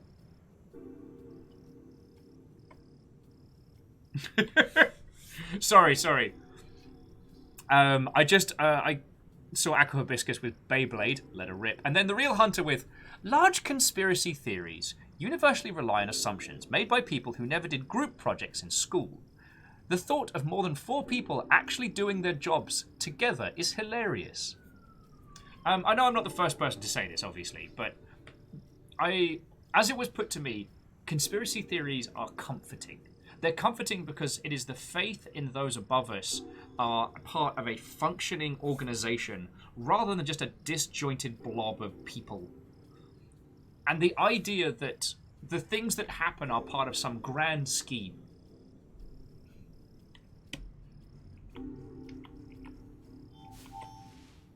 Excuse me, plant. Adam says you don't need to call it clean it up alone, just call it Ati. Well, now that Earth's been cooked by a gigantic stag and then trekked across the universe, Ati's probably just taken a long vacation at this point. Like, no one would blame him if he did.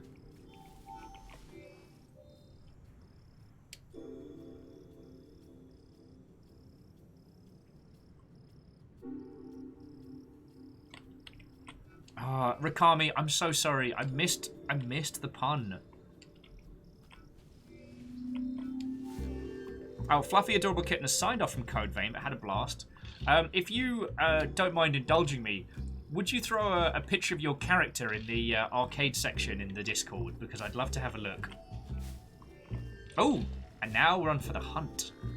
The hunt for that fucking deer that trekked feckin' feety prints all over my fecking existence.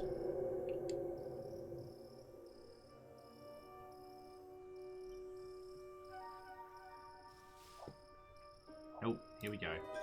Tiny feety prints.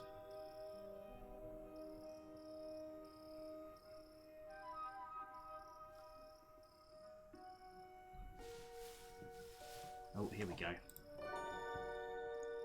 Is the deer's name The Strong?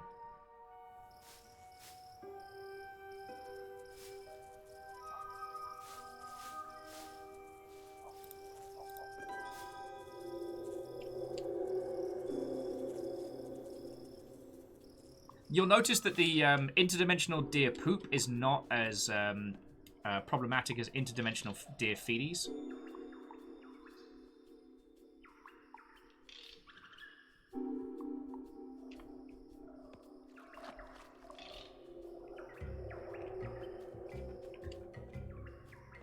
Alright. Gotta track down a deer. Excuse me, tiny mouse. Can you help me? No? Alright, well, I made existence earlier today, so a little bit of help wouldn't go amiss here, buddy pal.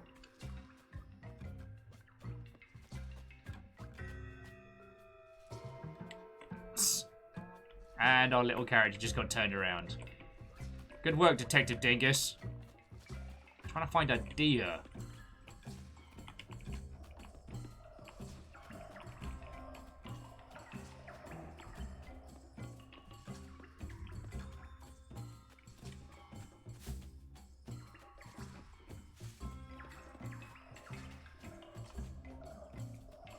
Birds.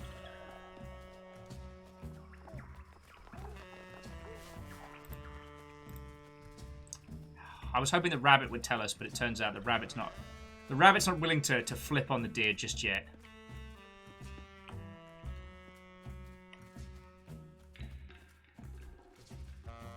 In a dark and twisting forest in existence. That's where I found myself.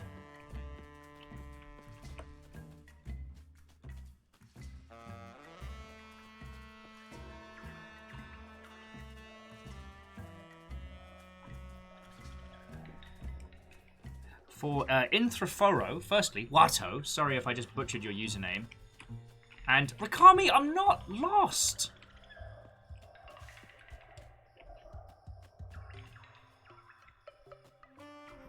I just think the birds are full of nonsense, alright?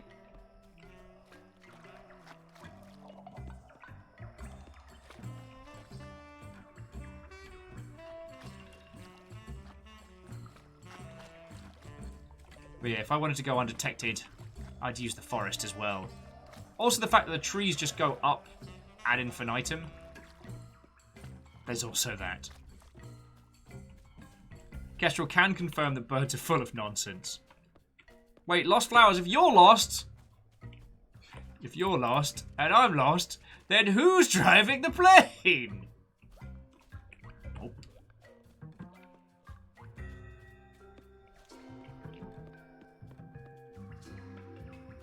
But, yeah, Inthorophoro? God, I keep butchering that username. How are you doing? We are some amount of distance into Genesis Noir. It is glorious, and it is odd, and different, and wonderfully strange. It is unapologetically itself, and as I was saying to these lovely Mother Hubbards, I want to get a little bit further in before I start trying to deconstruct it, you know what I mean? Oh, hello.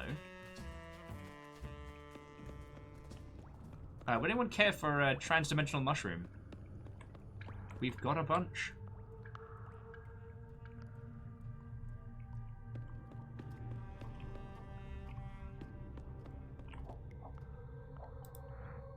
Femur, ribs, missing a vertebrae though.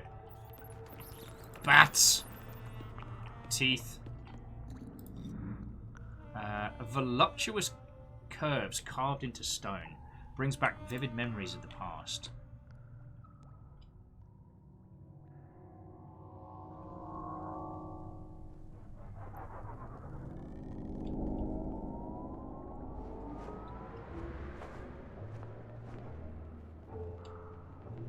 Let's go get ourselves a drink.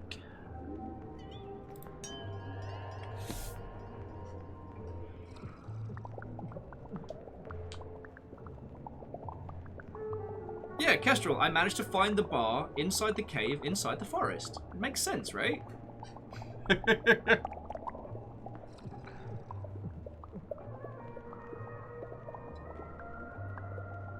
And we can sip on a drink with Miss Mass.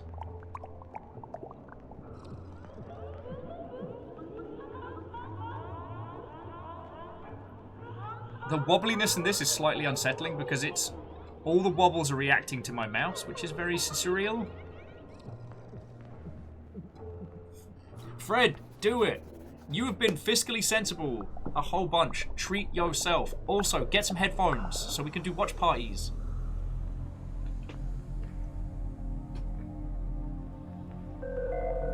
Oh, Ah, damn it! I invented mathematics! Fuck! Damn it! I was specifically going to avoid doing that. Oh, numbers are the worst.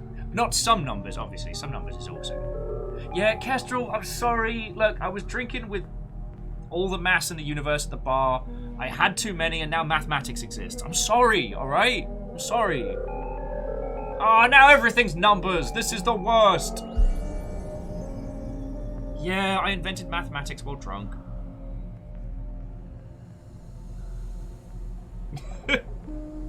Fredline! Well, now you've invented maths, people can keep track of how many beers you've had.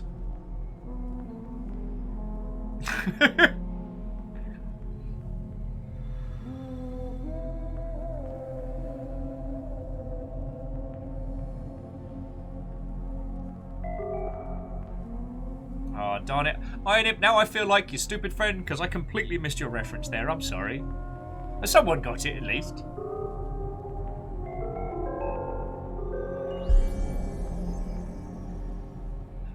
That's why I invented mathematics, because I wanted to get her number. Apparently, I'm an interdimensional sleazy drunk.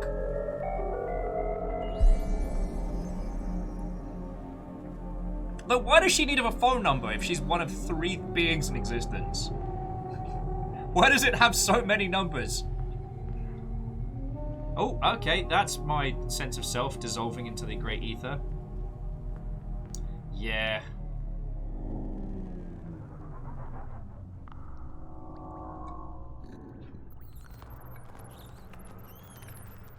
But I'm not sure if I just invented numbers or if I invented mathematics as well.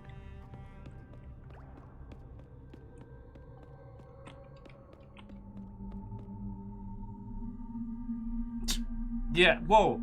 I was thinking about the deer and then I accidentally invented mathematics. You know how it is. Like, you're on a mission, you've got a job to do, but you stop for a bevy, you know, it's late evening, you have a quick one before you get back to work, right? And then suddenly, boof, everyone's talking about number things and math stuff. It's kind of like how we invented existence earlier. Still sorry about that.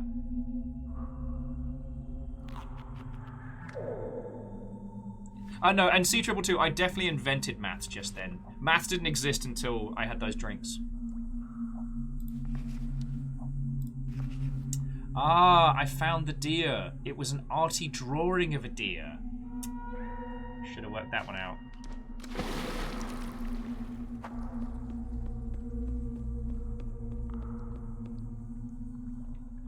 Oh. We could never go back!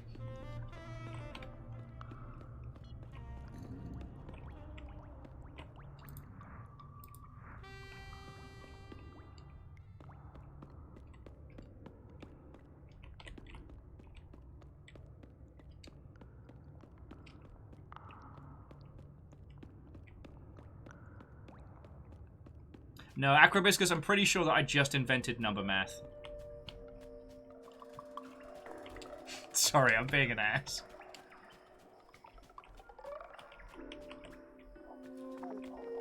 Yo, any of you seen a glowing stag that traveled the very concept of galaxy and time? Hello? Oh, okay, I'm a shady creation outside of space and time. They can't perceive me. Alright. That happens a lot, yeah. It happens a lot. Sorry, and I do want to say that the reason why I'm kind of going with the tongue-in-cheek humor at this point, I'm thoroughly enjoying this game. It is utterly beautiful. And we're at this odd point midway through where this game could be saying a lot of things. Or it could just be an interesting but bizarre experience. And we won't know until we've done it. Like, I don't think this is going to be the kind of game that's going to leave us in tears afterwards. But, I mean, if you take anything away from this game, like, don't listen when people tell you not to have a weird art style. Right, there's that little bastard. Like, it's more important to convey the experience you want and be distinctive.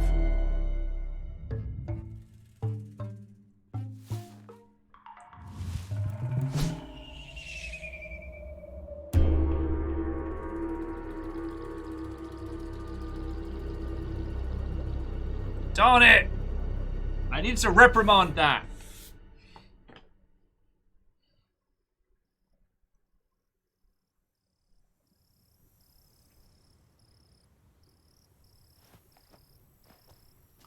Ah, well.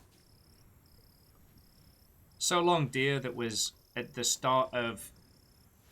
Well, I guess technically the deer didn't pop up until after we destroyed our solar system, so I'm not entirely sure who the deer is now, but we'll work it out.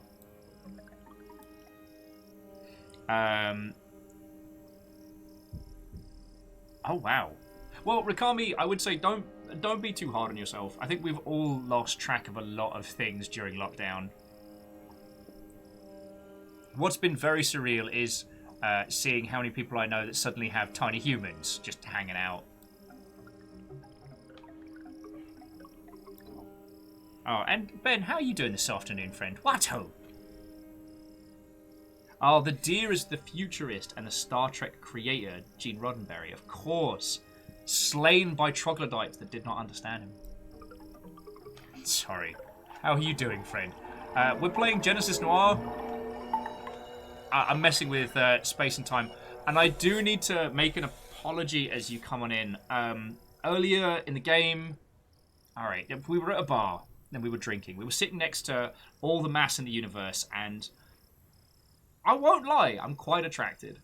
However, in the process of conversations, we had one too many, and I accidentally invented mathematics. I'm really sorry. I know. I promised I wasn't going to bring maths back into our sphere of reality. I got one too many in me, and then suddenly I'm like, blah, blah, blah, blah, blah, maths, blah, blah, blah, blah, blah, numbers. And everyone's like, what are those? And I'm like, yeah, Port Center, I know. And I know that you don't mean some numbers, who is a lovely human in chat, but the actual concept of mathematics.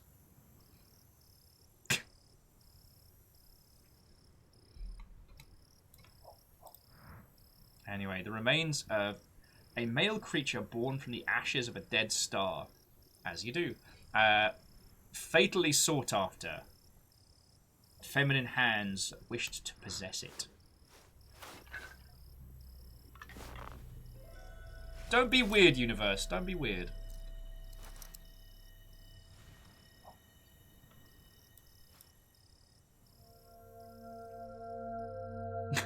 Port Center just says, as a general rule, I'm against alphanumeric symbols and their varied interpretations and uses. Yeah. I'm gonna agree with that. Yeah, don't be weird about deer bones, Time Detective, right? Okay. So, alright, to bring you up to speed, I don't think we quite know who Golden Boy is yet, but he might be light.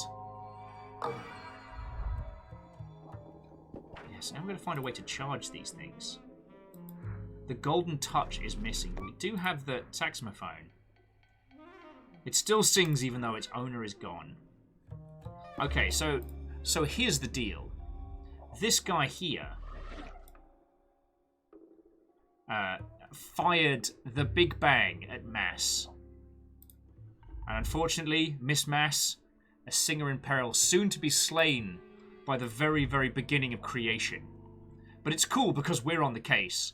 And I'm not quite sure who we are. We might be the concept of time, or we are ourselves a black hole, or just a pisshead. All of these are true, and none are true in equal measure. Along here is the path of the Big Bang. And all the different pieces across, time, space, and galaxy that we can investigate. So, it's a standard Thursday with some regular video games.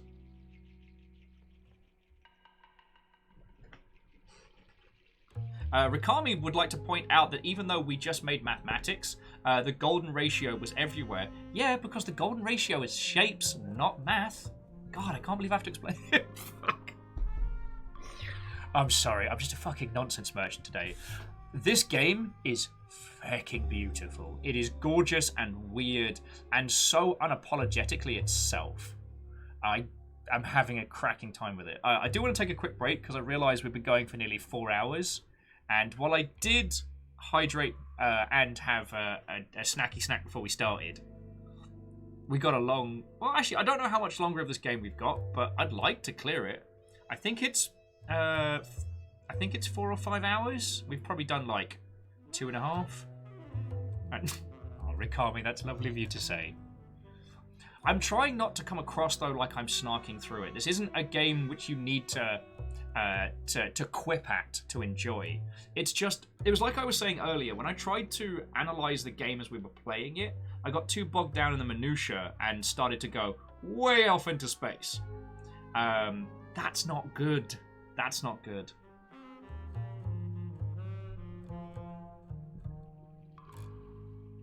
I think this is one of those games that needs to be absorbed in its entirety before you start to deconstruct it. At the beginning of the game, it says it's kind of the idea that we as humans can't interpret the start of our universe. We can't understand the start of existence.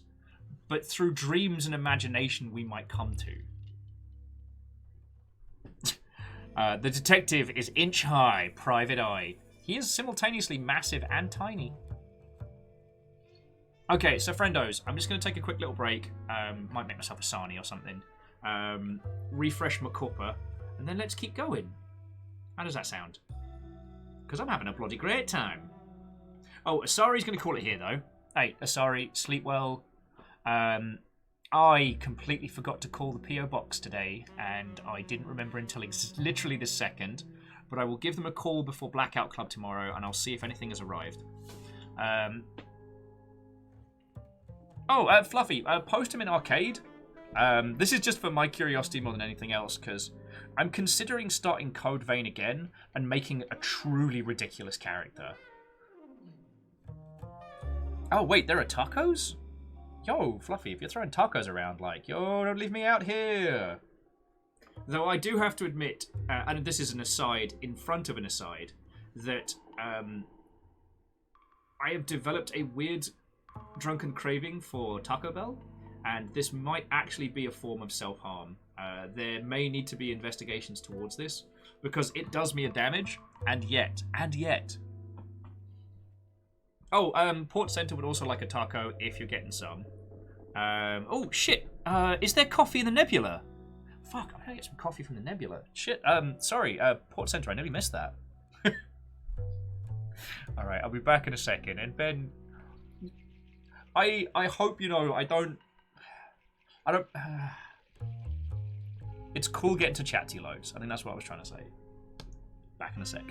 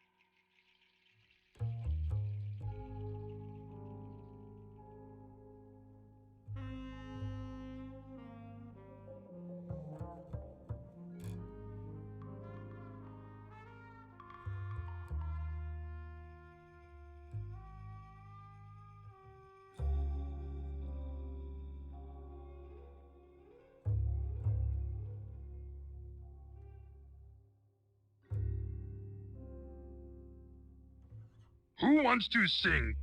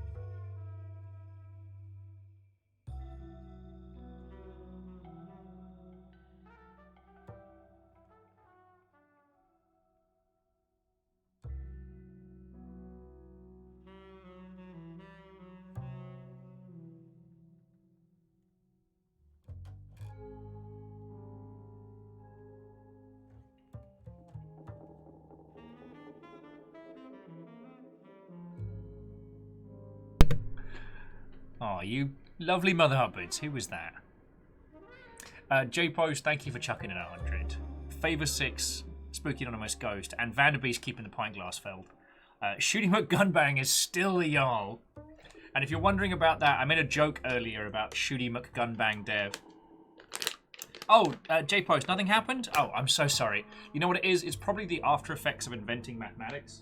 You know how it is. It gets to... You right there, big girl? You right there?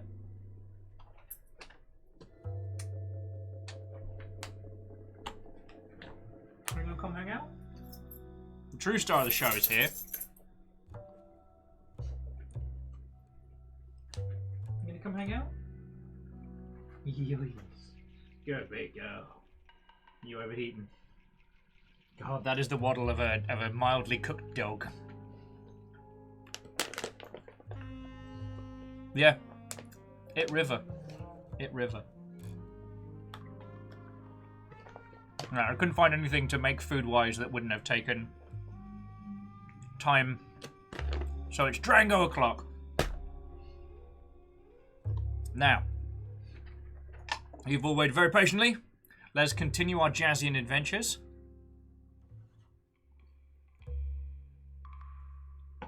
Actually, J-Post, I haven't tried the icy water bowl. Though it's interesting that it might just be that she wants company as well, because we've got the aircon. Like, Stooge and Strags hooked us up, which I'm still incredibly grateful for. So, like, the nuggets are fine. The living room's nice and cool.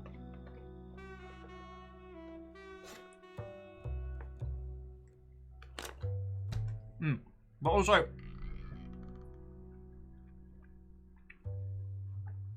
Port Center was pointing out that Worms Armageddon is less than $4 right now on Steam. There is an inordinate amount of good stuff at the moment.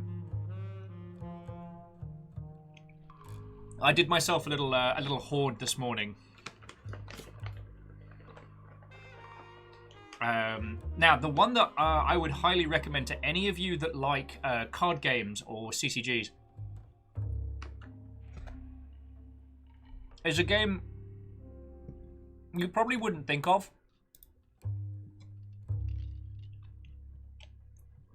Oh, and Fluffy Adorable Kitten, I shall have a look at those. I don't know why I seem to be unable to not say the entirety of your name, Quasi Watto. But let's have a look. And while I do that, friends, so this is Sheppy.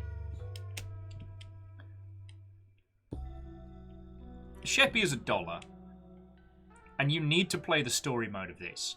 It's kind of like Sheep Solitaire, but it's so much more. The base game is apparently based on like a board game where the goal is to get to 1,000 sheep before you run out of cards. Yeah, and numbers, Ket streamed it, and it was fecking great going through the story. But I realise there's a lot of people.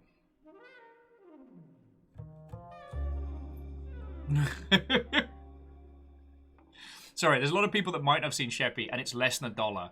If you need like a card game that you can just play by your lonesome, please just trust me on this one. Pick it up, play the story mode. It goes places.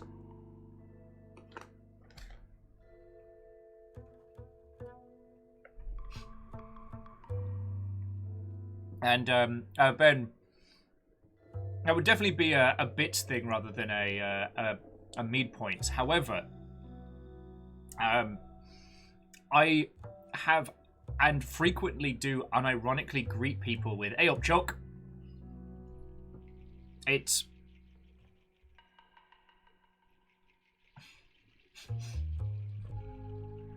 very much locked into my vocabulary, and I honestly don't know when I started doing it. It might have been at CA because my boss was from Preston, and while he didn't have a thick accent or anything like that, because radio voice, but he still had a lot of cadences, and I think a few of them bled through into my vocab.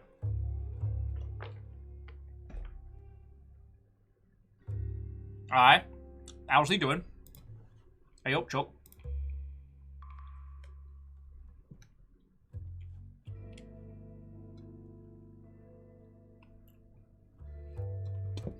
Anyway, let us continue with our Jazzy and Mischief. And hopefully, it doesn't feel like we're getting much closer. Neutron star that stopped spinning. Alright, nothing to worry about, really. Going through the motions. Interdimensional travel. Well, it's a void. Sorry. I guess I should have avoided that one. No, no, no, no, no, no.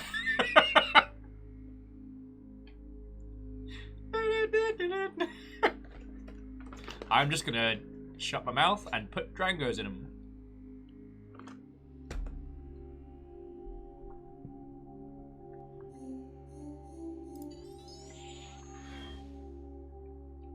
A rogue planet, far from home. Oh, and Regina Viper, good afternoon to your good self. How you doing? Ooh.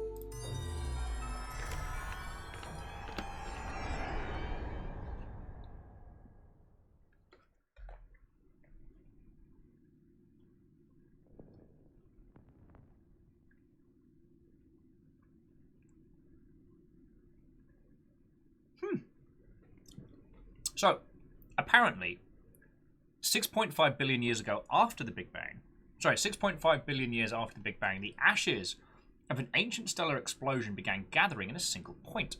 The crush of gravity compacted these remnants so tightly together that they ignited into a newborn star, orbited by a halo of dust and gravel.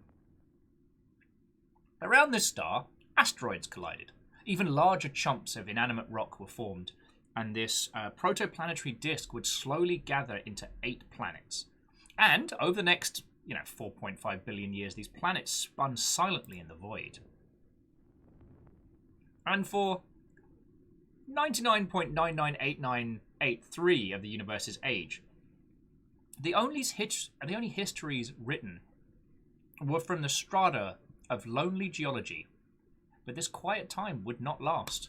Air horn sound, planet sound, air horn sound.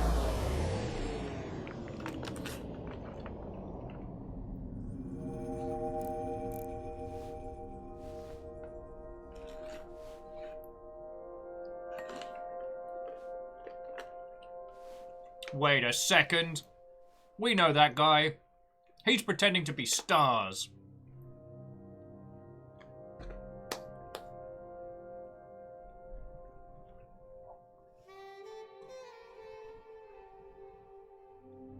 So J-Post makes a great point that Heaven Will Be Mine is currently $4.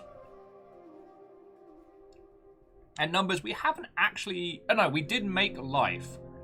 And I guess we've encountered sort of people, maybe?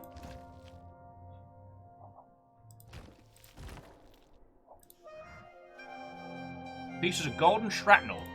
Remnants of a supernova. Wait a second.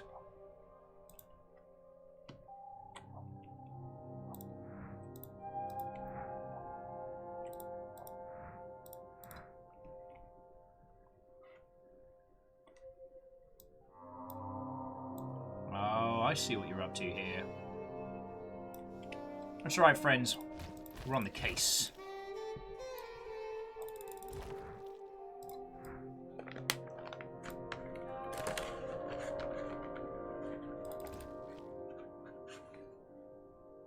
Oh, I might have fallen off the path of intergalactic stones there. I'm really sorry.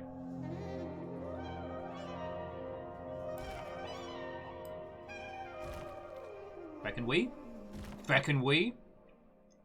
Excuse me. Sorry, pieces of broken supernova coming through. Out of my way. Oh, I'm sorry. I said out of my way. Thank you. You know how it is.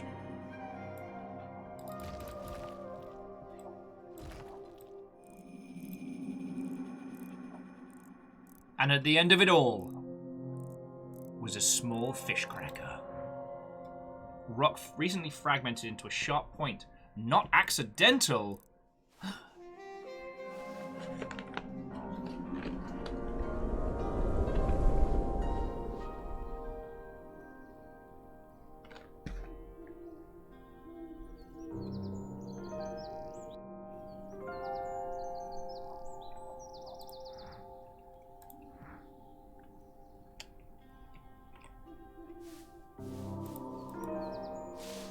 Wait a second. Got ourselves a trail here. Oh, Aqua Hibiscus, are the humans making tools again? When I explicitly said don't do that. Humans, am I right?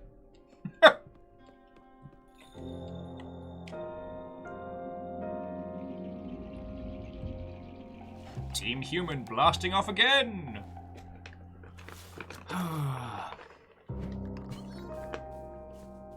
Oh, and Stooge, what ho?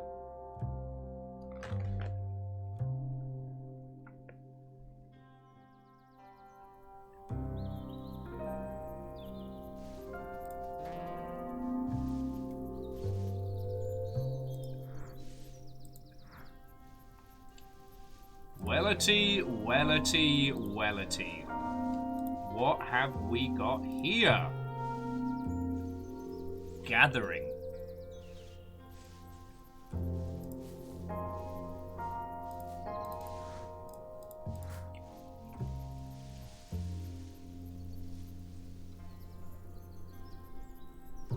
Sorry, I said gathering.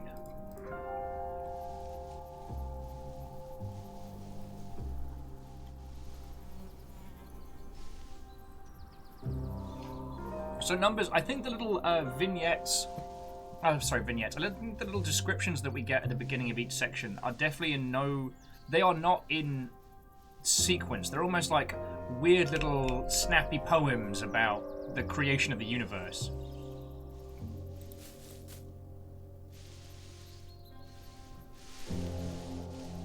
Oh, there we go.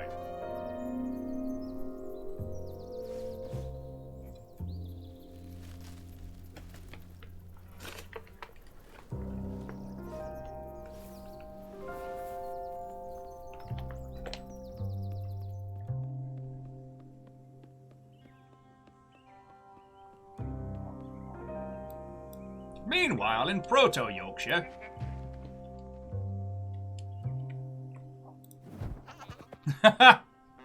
And got your fur.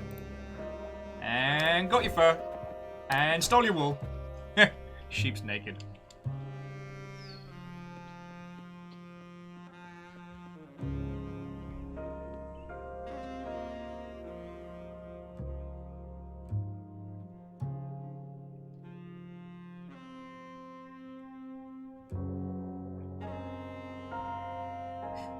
Checkmate, how are you doing?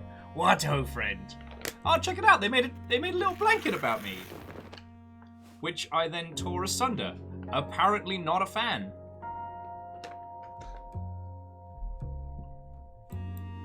It's cool. That only took weeks of hand weaving, but you know, whatever.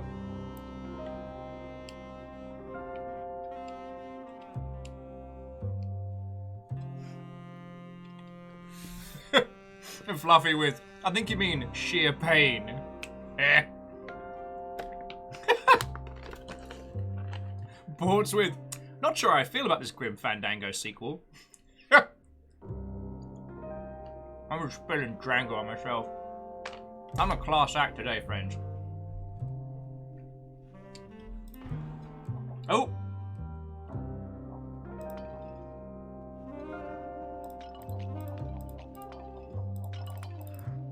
Okay. Friends, I might have trashed one of the houses in the background. Like, I'm not necessarily proud of it. Oh wait, are those arrows? Are they trying to do a war on me?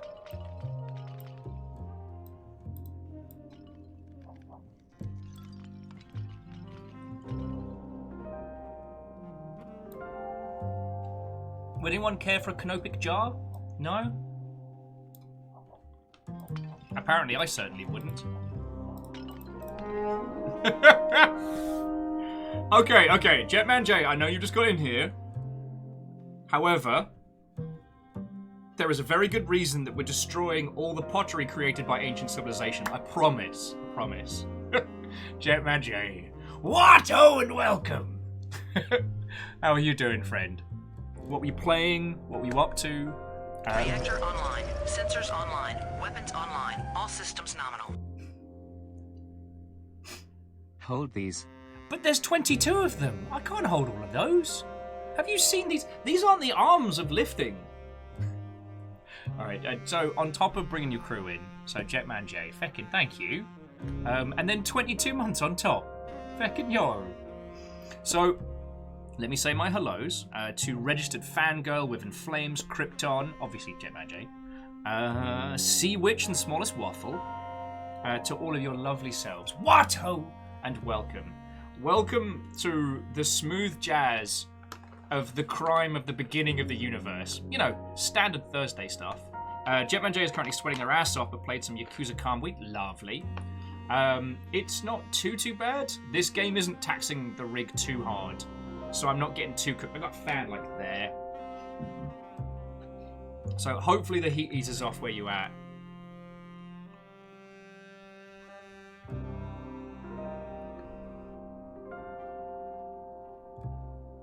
Well, and Sea Witch, that's no worry, your company is welcome. I guess very quickly, if we haven't met, my name's Will. It is lovely to make your acquaintance. I used to work in video games, and now I do this. And I don't mean solve detective murders that are an interpretation of the beginning of existence. I mean, like, yelling at things on the internet. The game we're playing today is Genesis Noir, and it is top-tier arty. And I will admit, while I've been using it as a springboard for humor, it is beautiful. It is bizarre and weird and unlike a lot of things that we've interacted with. So, yeah. Pour yourself a feckin' cup of whatever suits you. Settle in, because we got some jazzy, glorious nonsense here. Also, Sonic Mania is free on Epic, in case no one else has told you today. That is possibly one of the best Sonic games to date, and you deserve it. You deserve it regularly.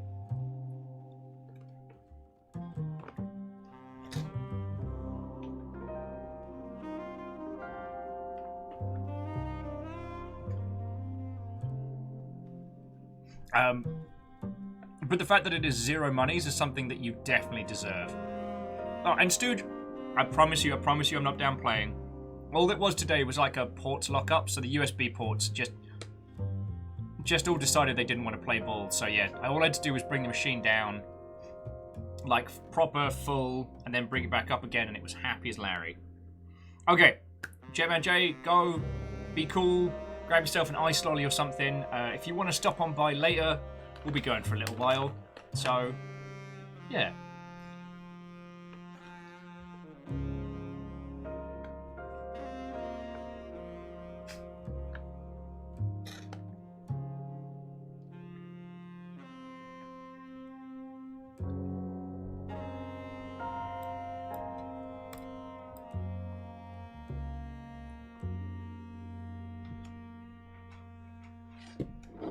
Oh! Sorry! I didn't mean to break that.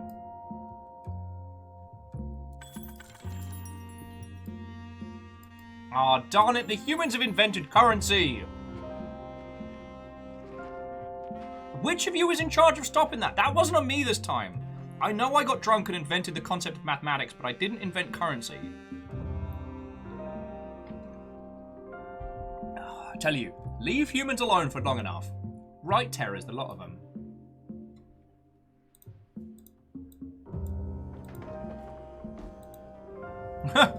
That tower seems quirkily familiar. Oh, well, it's destroyed.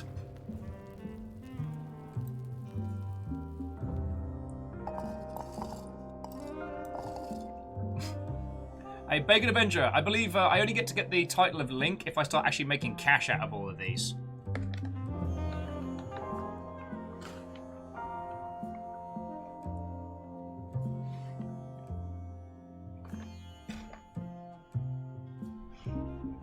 And if one of you lovely Mother Hubbards could tell Sea Witch that they are fine and they don't need to worry.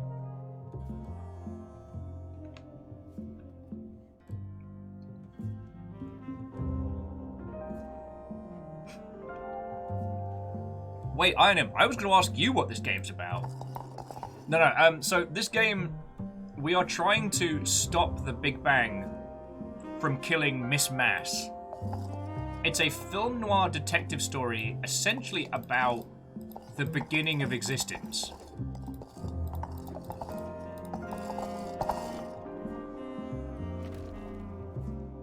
Oh, sorry, I broke a nose off.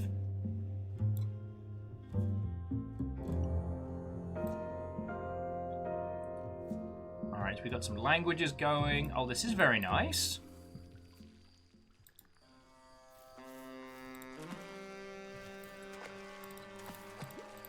Oh, I'm ruining another temple, aren't I? I'm definitely not the good guy in this story.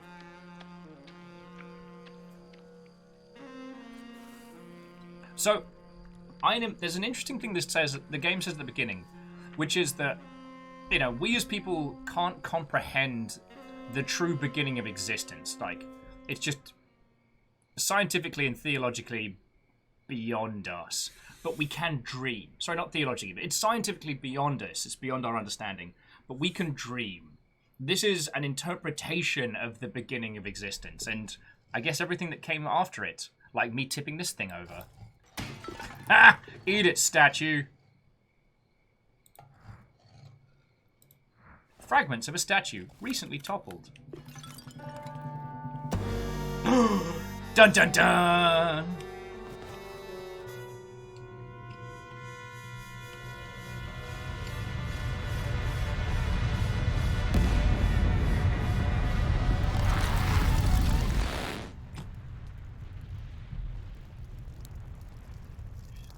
Who's been watching Loki as it's been playing? Asking for no reason.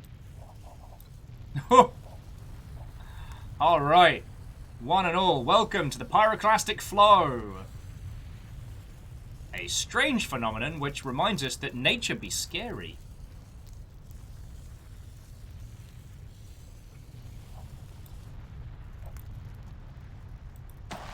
Oh. Sorry! Sorry you got turned to dust. Staff with two figures spiraling inwards. Just gonna steal that one. Also, I don't know if you noticed, friends, but there were 3 statues in the Pantheon. And one of them is crumbled, but the other 2 are still going. And one of them bears more than a striking resemblance to Miss Mass.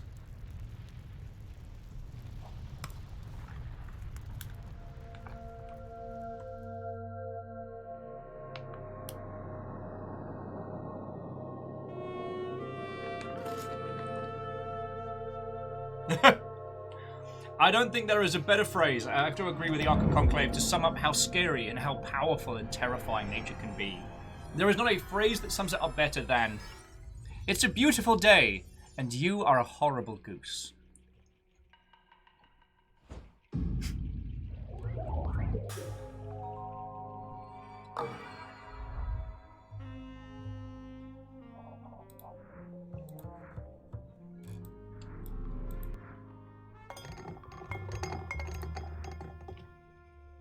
The Katea Staff, finely crafted artifact from the Great Catastrophe. Okay.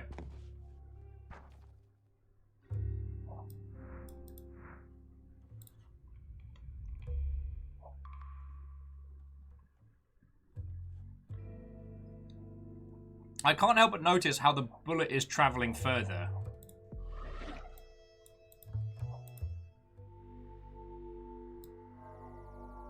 As we try to play catch up with it.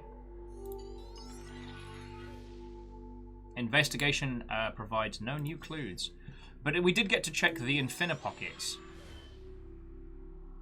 Slight vibration, then nothing. You know how it is. Then we've got a near miss. Fucking hell, I think I got wiped out by a star then. What about this one? Oh, here we go. Oh, sound waves vibrate alluringly. This might be getting into Longship After Dark early. Oh, Aquabiscus, go get yourself... Go get snack. If we are still here when you get back, then yay. If not, happens.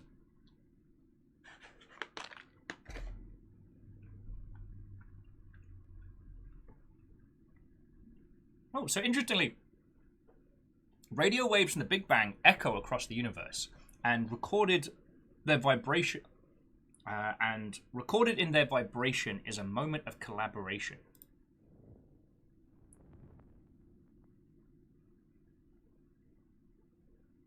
Oh, to Fluffy Adorable Kitten, I'm not seeing anything on this end. And see which, if you can hear us, this game is gorgeous. It is clever. It is inspired.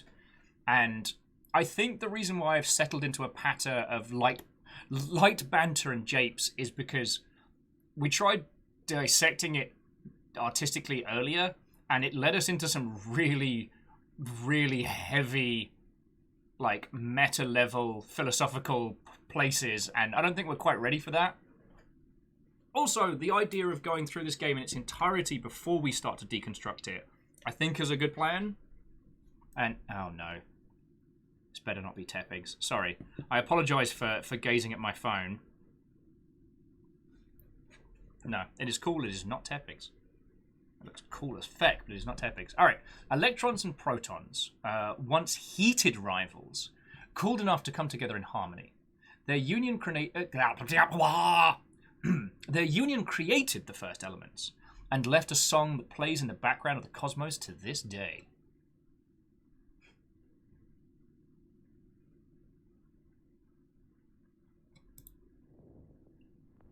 This phenomenon, called the cosmic background radiation, allows scientists to listen to the moment of the Big Bang and compose a timeline of the birth of the universe.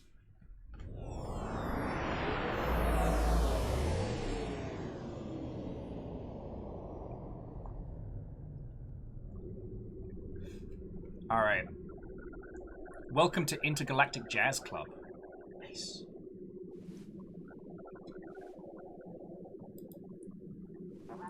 Play us a tune, mate! Oh, don't. Alright, let me see if I can maybe see if I can find at least like a decent band radio. Oh.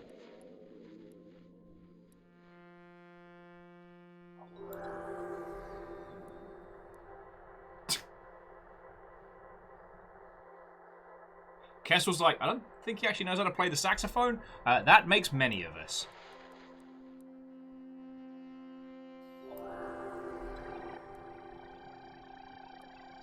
And Emu, I might be the universal radio DJ.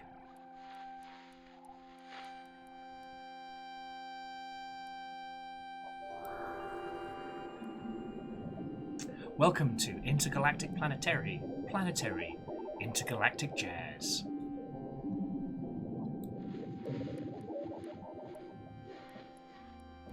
Oh, there we go.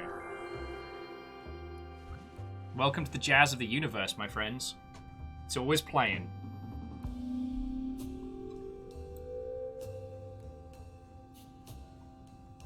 Welcome to improvisation. Scientifically sound and the absolute bane of every high school drama teacher from here until the end of time. Improvisations.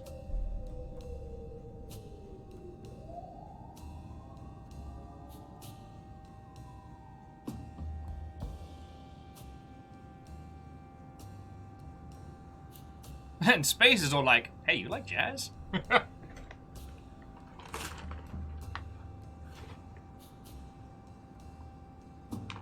I'm just putting Drangos everywhere. It's a class act I am today.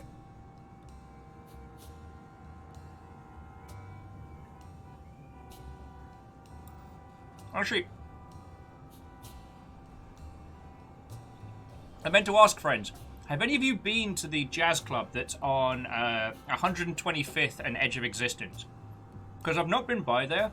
I'm not really, like, a jazz person, but, you know, I'm not against it, and especially if the jazz bars are open late. I don't usually go that far up into the Edge of Existence, so I haven't really had a look.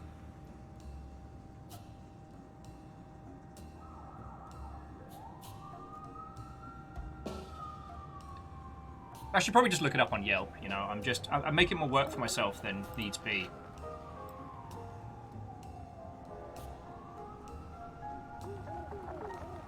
Legends! Get out of here. Get out of here.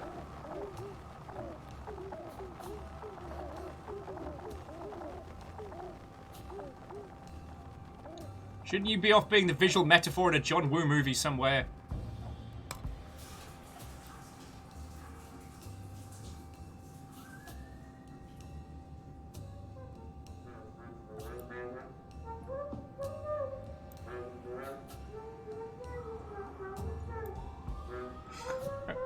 Yeah, I know, Stooge, I know.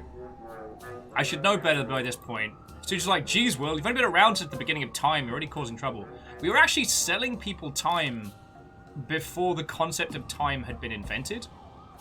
So, I guess we were kind of a bit of a shisty hustler there. Ooh. This is a raucous music venue. Look, friends, I'm gonna go by. Like, maybe we have a good time, maybe it's pretty dull, but like I said, like, I'm prepared to go all the way to 125th Street for this.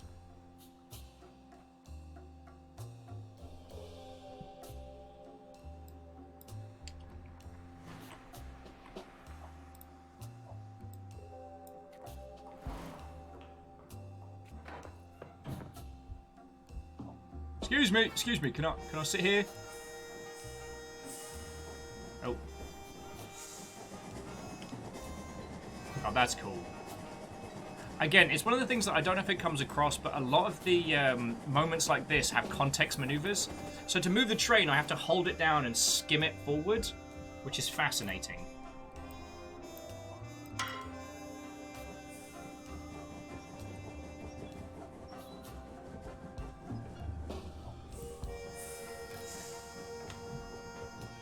There we go. So to get this one going, I have to actually, like, hella drag that. Ooh. Excuse me. Put that bloody knife away. You'll have someone's bloody. I am. I tell you, this part of existence gets right sketchy.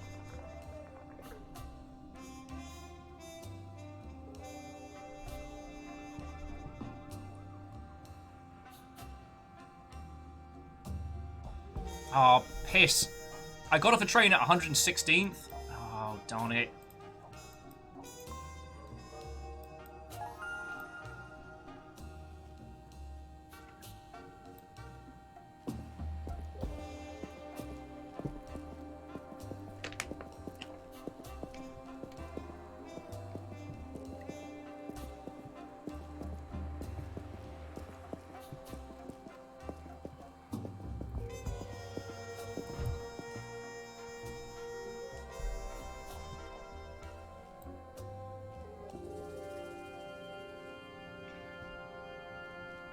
How are you up on the roof already? For someone who's been around since the beginning of, like, time and space, this guy sure knows how to get himself feckin' lost in a city. Alright, here we go.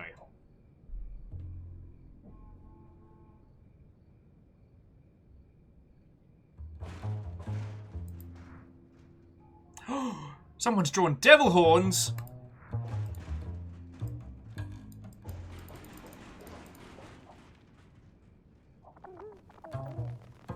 Pigeons. Time kills all men. Suitable for adults only. I'm sorry. I guess we're all gonna have to leave now.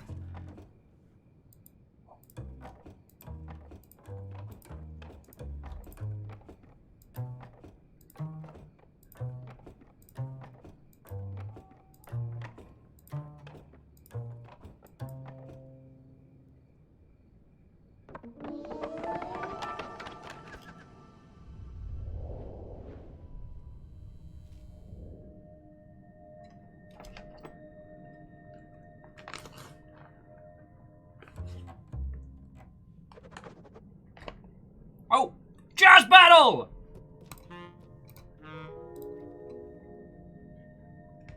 I'm gonna pay attention.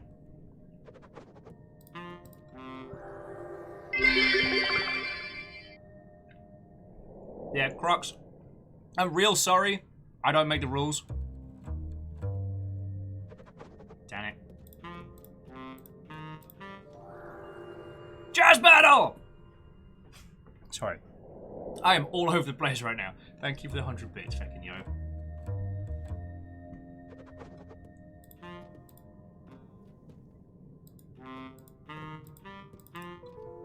No, fuck!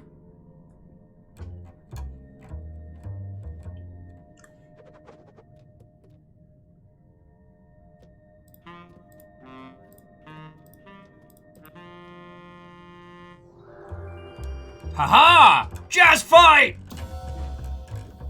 Ah, crap. It's gonna be like Through the Fire and the Frog all over again.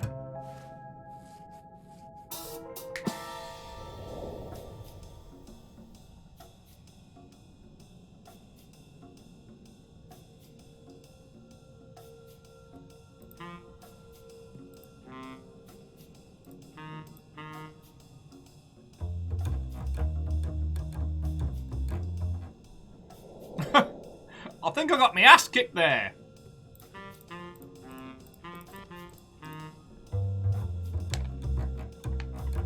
Numbers, I did say Through the Fire and the Frog. Yeah, it's the boss battle from Everhood that left me a little shaky.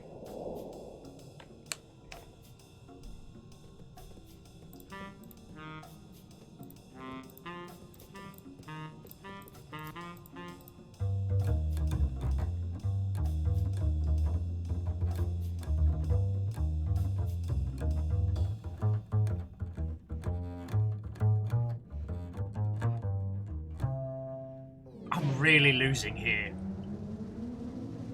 Okay, fluffy, adorable kitten. Go sleep. Have a wonderful rest of your day, alright? Oh, it turns out I've got one move he doesn't, which is every version of me playing every version of Jazz all at once. Infinijazz!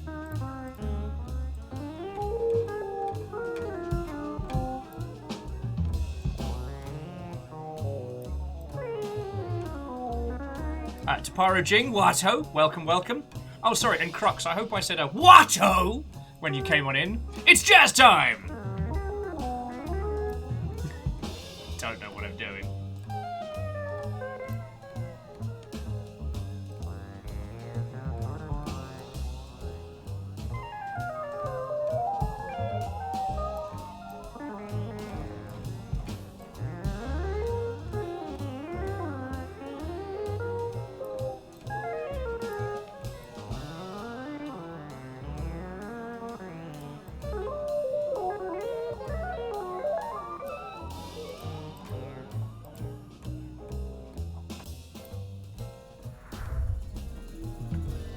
Did I win? Did I lose? I need a Jazz referee to tell me.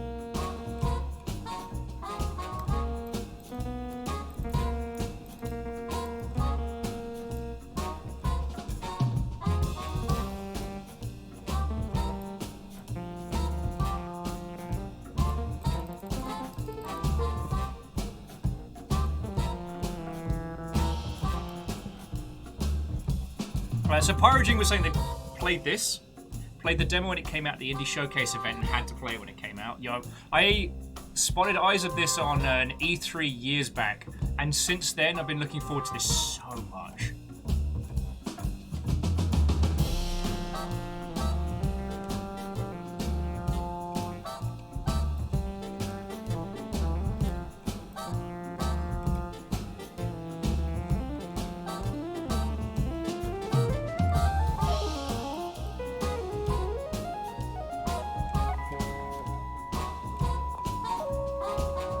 This is fucking glorious!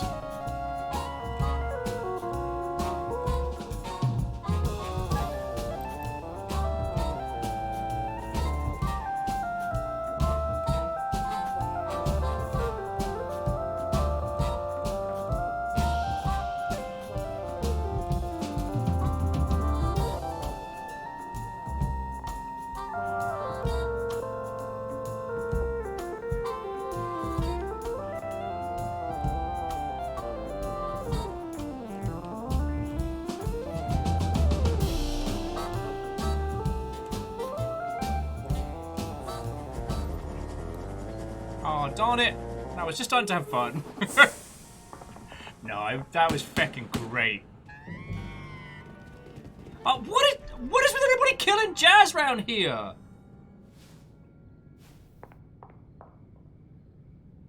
It's bullshit. I think I did one whole Jazz. Did I? Okay, yes, the RT post says I was given booze, which makes me the official winner of Jazz.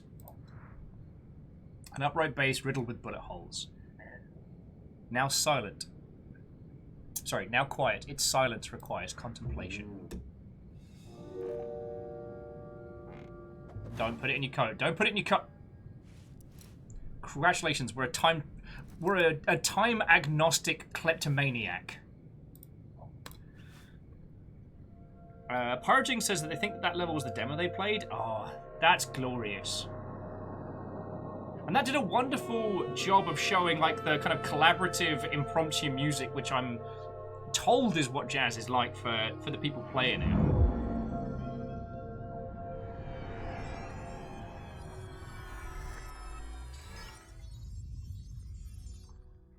And there's one more star left on the board.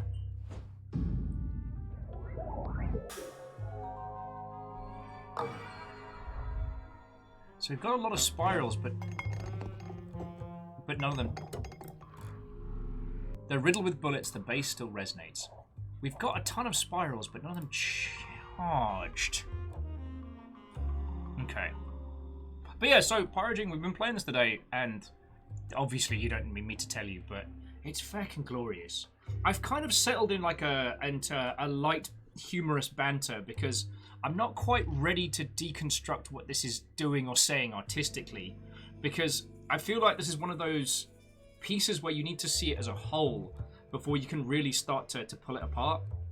Because in one of the earlier sections we tried to analyze the minutiae as we were going through it, and it led into some, oh boy, it took us right into the big old existential o'clock.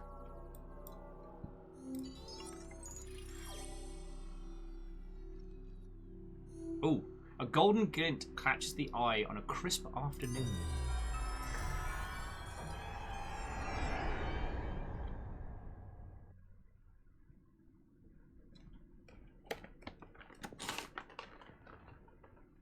Oh, but yes, sorry. To those of you who've just joined us this afternoon, how you all doing? The game is glorious.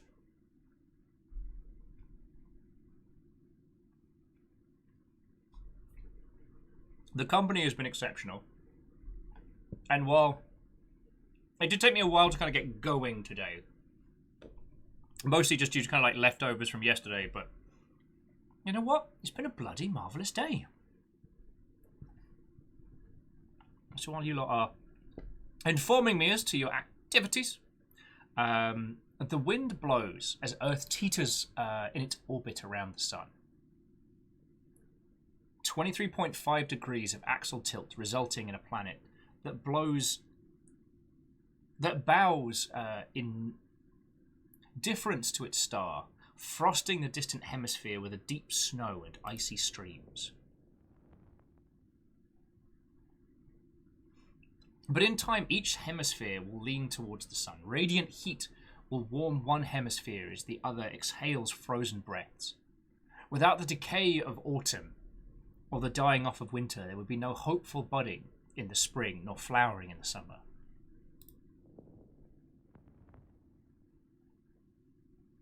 The rare Earth hypothesis proposes that evolution cannot happen without such environmental hardships. The axial tilt that incites the seasons, the tectonic plates that crush together, the other cylindrical forces of the planet drive life to thrive through resiliency and rebirth. Now, nice light conversation topics on a Thursday.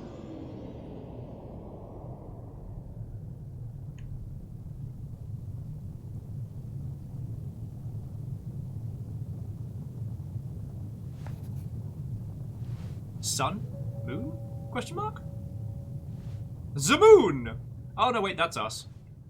With our little moon buddy hanging out. Oh look, you can see my house!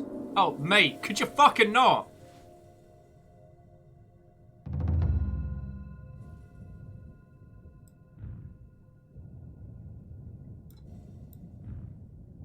I'm sorry. Trying to have a look at Seattle there, but alright. Oh. Like, I'm really sorry, I might have done a... Look, I could spin the moon.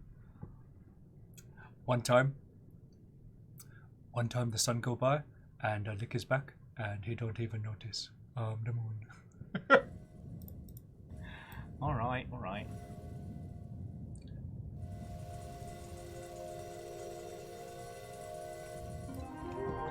Yay! I made what looks like a hyperstorm!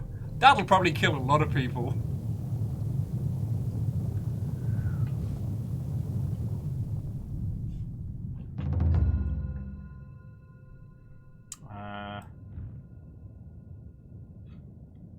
Pole's looking good.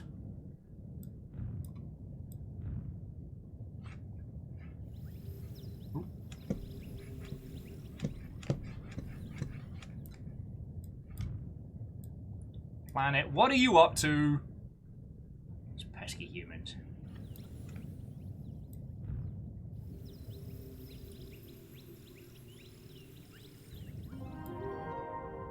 That's a lot more humans. Friends, I keep playing with this bloody planet, but there keep being more people. I should probably stop playing with the planet.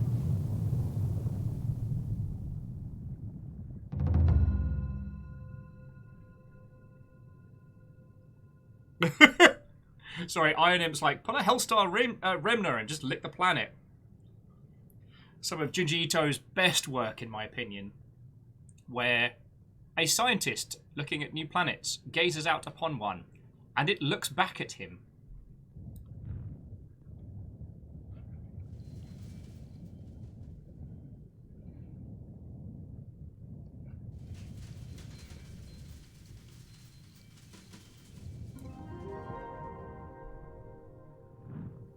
That manga is unsettling. I mean, it's Mr. Uzumaki. Like, it's not like a bunch of his stuff is going to be chipper and banterful.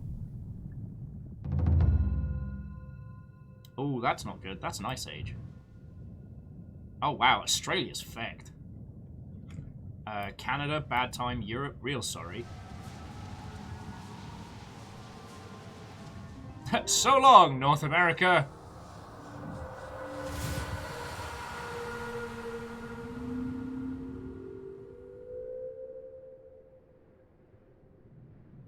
Thor.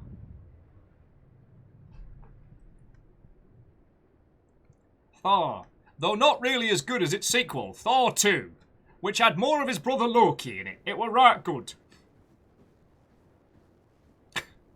So ever since Port Centre mentioned Aop, I've got the Yorkshire voice stuck in my head. That's the bloody deer.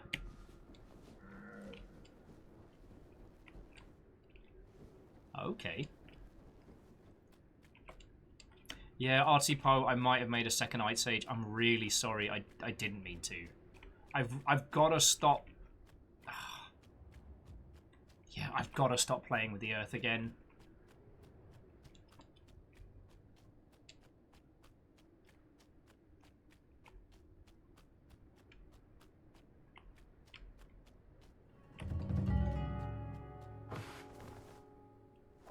Oh, look, it's Mr. Important. He wants logs, water, and a bowl. Wait a second, does he want a cuppa?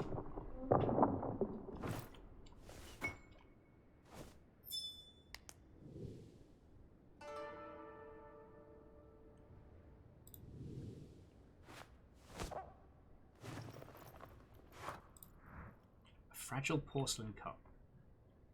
Presently empty.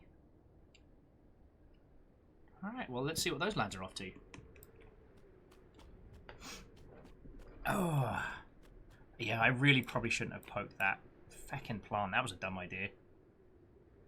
Yeah, smallest waffle. Yeah, North America's just icy toast at this point. Oh, actually, Fred, I apologise that I missed your question earlier. I didn't actually check to see if it was a moon or if it was in fact an operational battle star with the power and capacity to destroy an entire planet. I need to keep checking that. I keep forgetting. But, like, you know how it is, you know. You accidentally invent math and you spend the rest of the day with a hangover. It can get problematic, you know.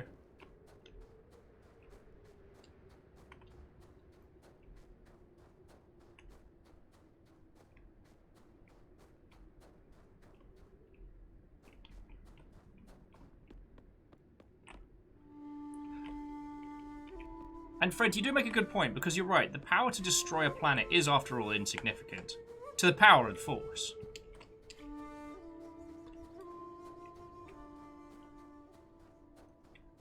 That is to say, the force to apply idiots to a problem and see it become even worse.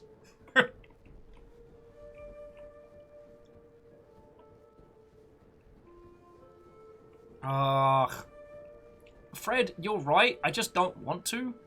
Fred's like, it's okay. Now that you've invented math, you can calculate the force. Well, thankfully I didn't invent biology, otherwise I'd have to talk about midichlorians.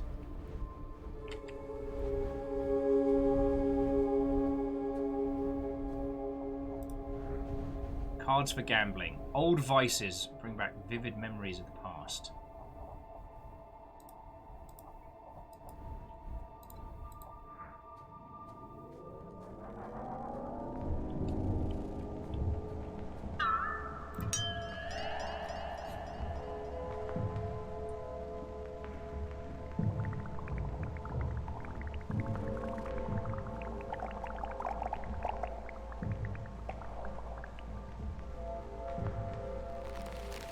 Oh, crapsticks. You're all right. I did invent biology earlier. Fuck. Wes, how are you doing this afternoon? What, oh friend? We were just talking about how a fully operational battle station able to destroy a planet pales in comparison to the power of the Force. You know, standard conversational stuff. This game is phenomenal. It is weird and strange, and it is simultaneously literal and interpretive. It is a deconstruction of the beginning of existence through the lens of like a jazz film noir thing.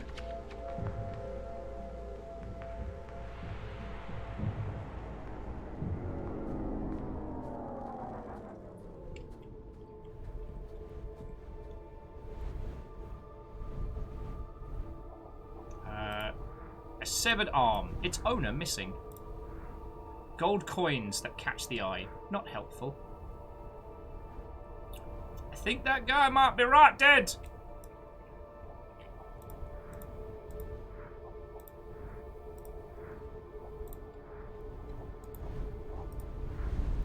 Okay, what are we missing here?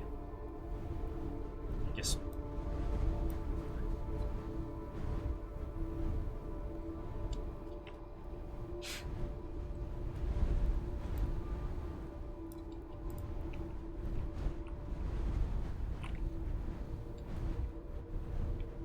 But yeah, so Wes, how are you doing this fine evening? We've been putzing about this on this for, what, a few hours now? I ended up starting late today, so we're not as... usually by this point, I would either be enraptured by a game or we would have finished it.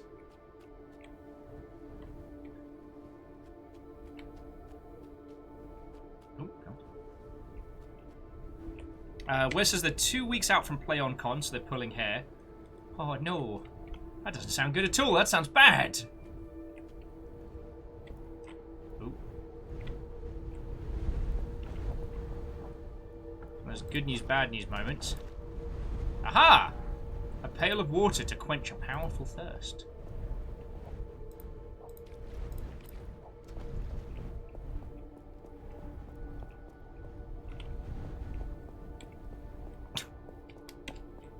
Okay, firstly, Fred, you know it is not a cult. Why are you like this?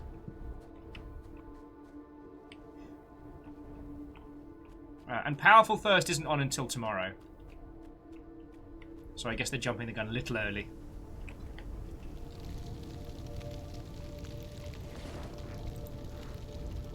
A woodblock print of a demon.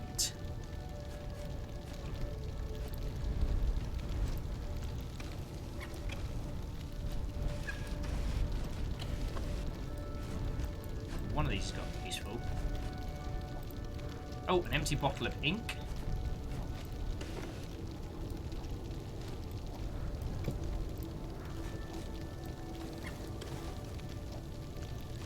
Come on, something useful.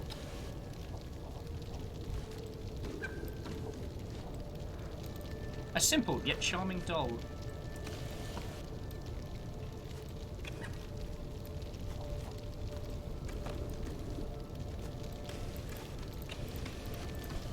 Let's see what else we got left. That seems important.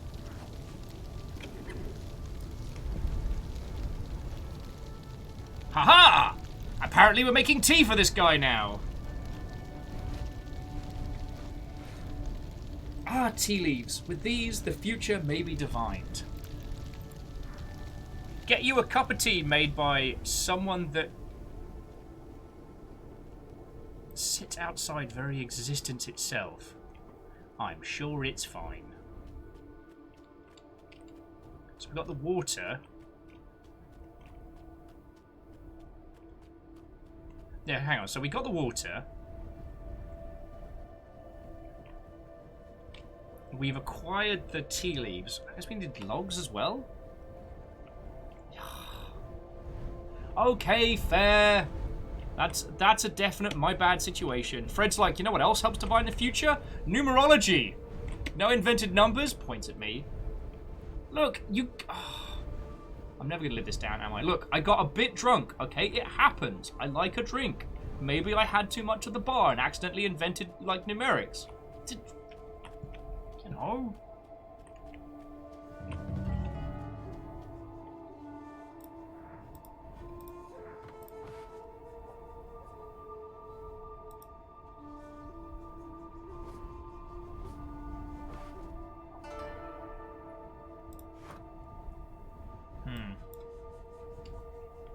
Now I'm gonna find the bloody logs.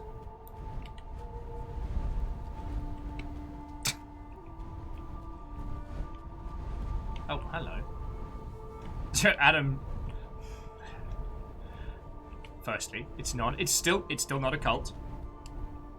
And yeah. I guess I'm still kind of cheesed at the guy that made Cultist Simulator. I want to say that I'm a big enough person not to let it colour my experiences. Camille, how do you know?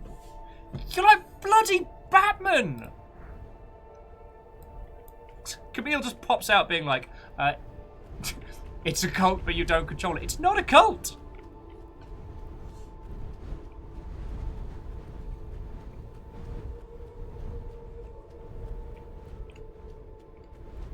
It's just Camille appearing with a ninja poof.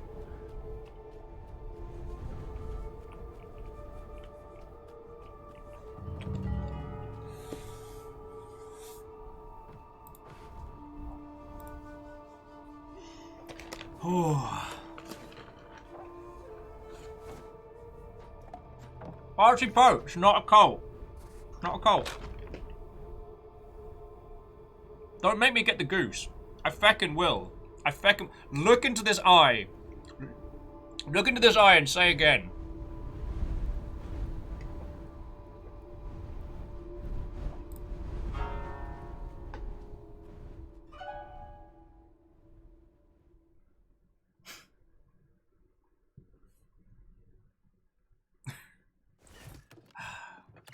You're all glorious terrors.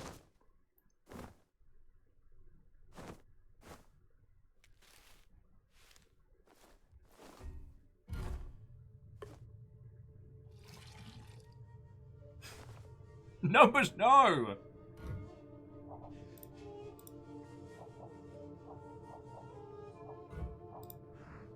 Fragments of once precious possessions, taken in lieu of unpaid taxes. Poetic words, a distraction from work. Wow, savage.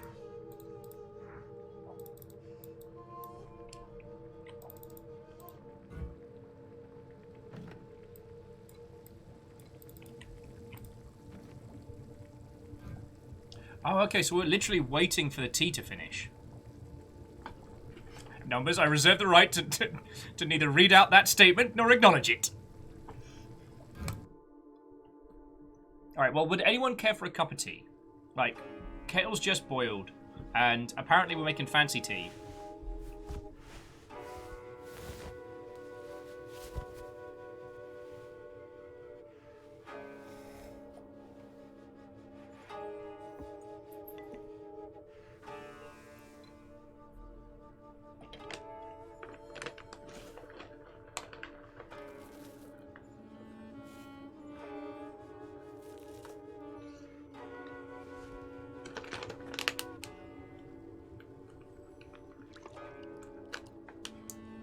Okay, J-Post, sleep well, friend. I will let you know as soon as we know who done it, space. And I saw your question earlier, and I've been racking my tiny brain while we've been playing this. And I hate that I've forgotten it. There is a particular name for that style of architecture and housing, but for the life of me, I cannot remember what the term is. Ha! No tea for you! Oh, beans!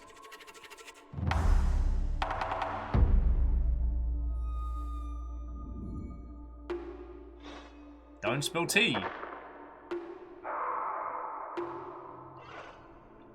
Oh no, Fancy Lord has been stabberized. Eh.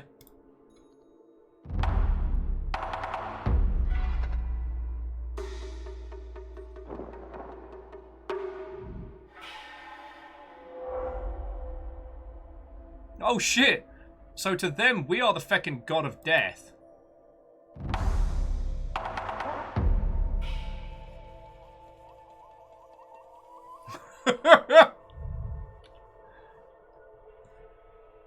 Okay, picture the scene. Your target has come in. Maybe you knew this person before, maybe you didn't. But it's been your mission to assassinate them for the greater good. You succeed in doing this, but at the same time, smash a family heirloom, a cup passed down from generation to generation. And as you finish the deed and remove your straw helm, there's Death just hanging out, looking like an awkward kid who got caught in the pick and mix. Like, Death being like, ah, beans. You can see, ah. Fuck. This amuses me greatly.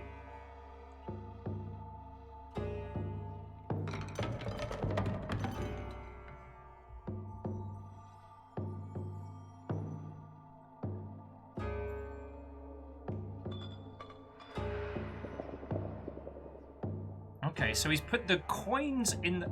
Oh, okay.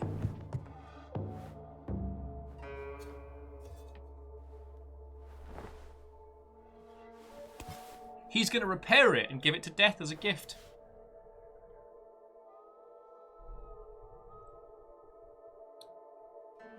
Now, I constantly forget the name of this technique, but I always love the idea of it, you know?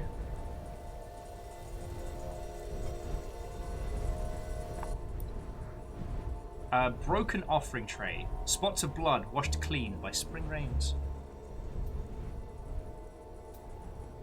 Ark of the Conclave, I think that's the technique. What's really cool as well is living in the mystical magic future times. What you can do is you can get a specific kind of resin, which, while it's not good for dishwasher, will be hand wash safe.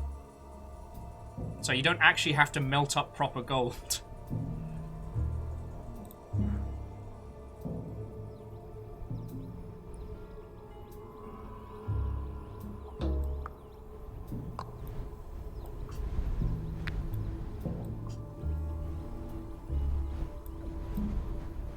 Oh, we're doing some proper puzzles today.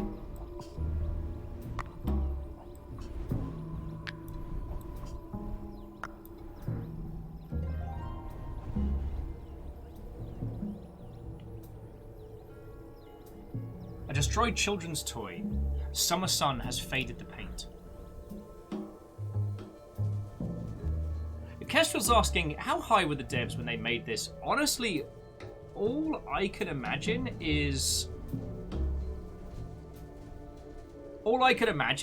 was that they went on a vision quest and woke up after about 2 weeks with a fully formed like GDD and half the game made.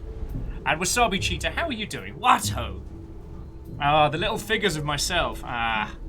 I will admit my second attempt to gnome Thor wasn't as successful as my first, because now they are tiny Will action figures. But I will get him again. Oh, for those of you who don't know, so Thor, who runs Go Pirate Software and is head of the pirate crew, which we are a member, back when gnoming was a thing that people did to each other, I'm still mildly proud of this.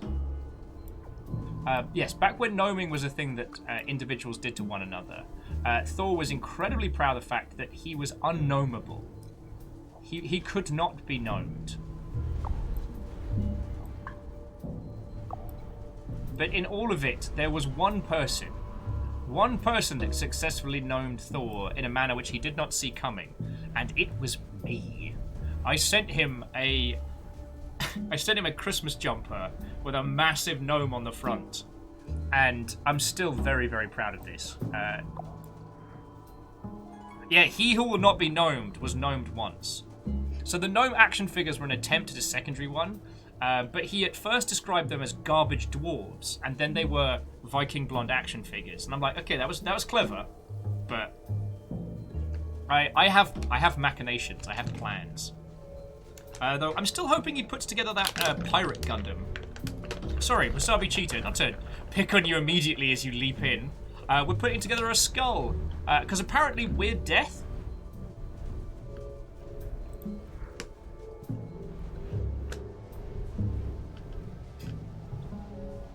Fred says, when he surrendered to your greatness, did he say, no more? Not yet, but it is my hope. It is my hope.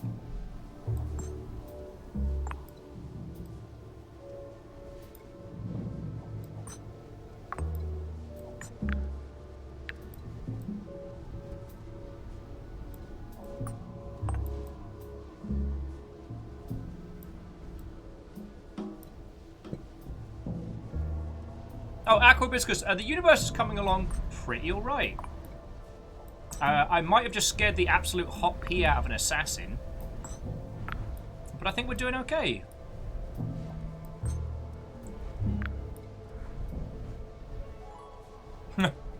Wasabi Cheetah, I'm having a lovely day.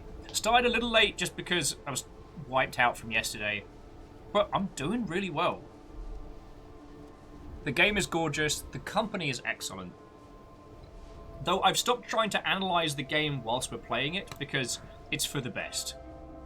So, if it sounds like I'm snarking, or if it sounds like I'm joking at the game, I'm absolutely not. This game is feckin' great.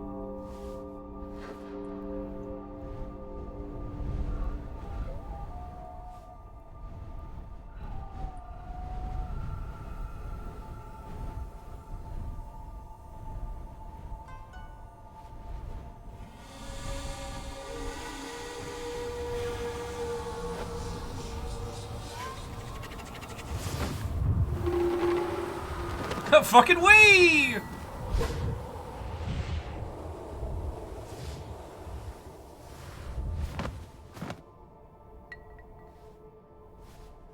Stooge is like, I don't know about that. You're still quasi in charge of the universe. I am certainly not in charge of this universe. Things keep happening, and it keeps being because of me, but I'm not in charge.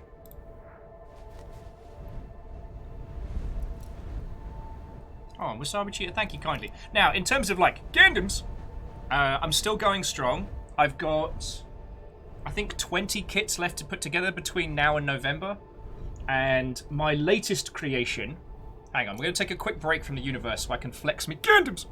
My latest creation was a Zaku Mark II, which I decaled up the wazoo. I'm kind of proud of that one. I've been really getting into doing decals. Oh no! We nearly had a goose. Sorry, we nearly had a goose down there. I need to repair its foot, and I keep forgetting. What was I going to say? Oh yeah, like I've been really getting into doing like the water slide decals. At Wasabi Cheetah, I think I'm too acutely aware of how much work goes into stop motion, so that might be what has put me off. The one thing I did do, I did my nails all fancy. They're a little chipped and cracked now, but I've been using leftover decals for nail art, which has been kind of fun. I mean, we've all had way too much time on our hands, and this has just been one of mine to help with passing the day.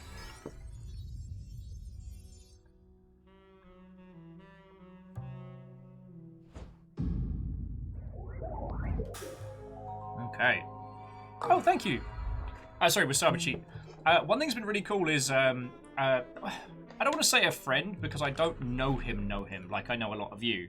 But someone I know from the video game scene was really thinking about painting their nails and was worried about, like, the implications of it and thusly. And I'm like, feckin' go for it. Also, I know you, that person, has a crap load of Warhammer decals that they are not using. Put some feckin' skulls on there. Get you some Astartes nails.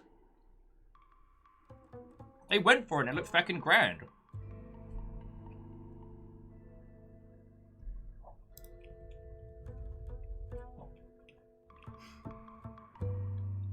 Aqua Hibiscus, I will send you the Shadow Realm for that joke. Sorry, Aqua Hibiscus says, but is your nail art time on your hands?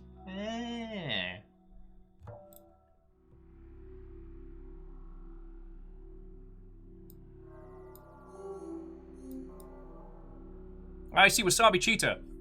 Yeah, you could do a different faction on each finger. Middle finger, Grey Knights. Because they're far more powerful than they first appear. And they're usually the precursor to some demonic fuckery. Ah, oh, damn it. I passed a rumor to myself. Ah, I do this all the time. And there's like 8 me's all passing the same room around. A lone gravitational wave. Hello!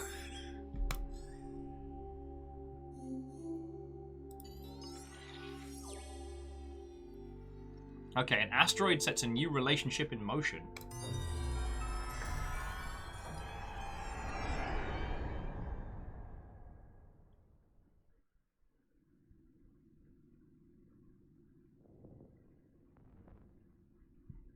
Ancient Earth was barren, cold, lifeless, until collision.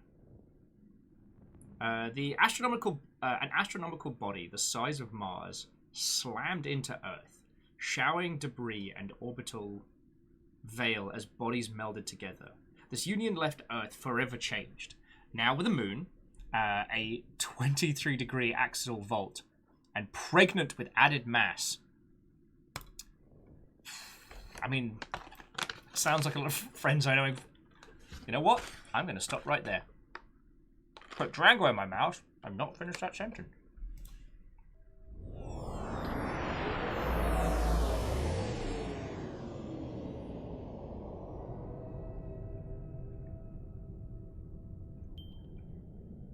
Alright. Are we just waving at fucking asteroids now? Like, wah wah wah! Alright, I guess we've got to just, I don't know, hurtle these out.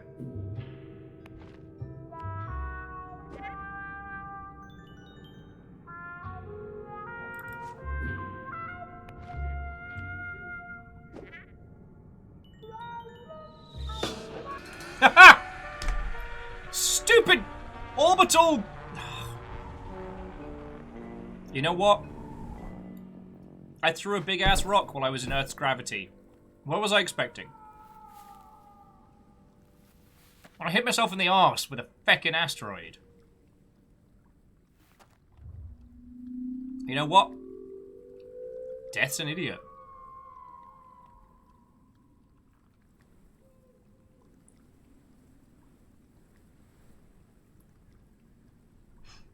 Wasabi Cheetah says, by the way, speaking of astronomical bodies, oh my, I forget what other games Norman Reedus is going to come out in. That way I can rename them in my head. So Death Stranding for me was Grunt with Norman Reedus. Is he... Because there was one Walking Dead game he was in that was sadly very poor. Eggshell broken from hatching or from a predator, perhaps unclear. Oh shit, dinosaurs! Shit, one more unnecessary pocket watch. Now, I disagree. You can never have too many cool watches. Remnants of a meal. Wasabi Cheetah, he wasn't in the Telltale Walking Dead. There was a different one, which was a direct tie-in to the TV show. A defective watch that's difficult to repair.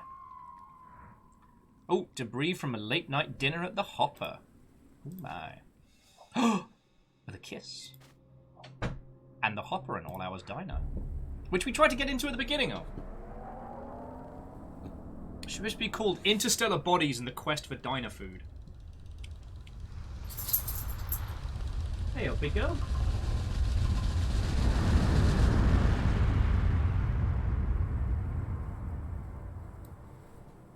Okay. So I got good news and I got bad news. Good news is we don't have to worry about the dinosaurs.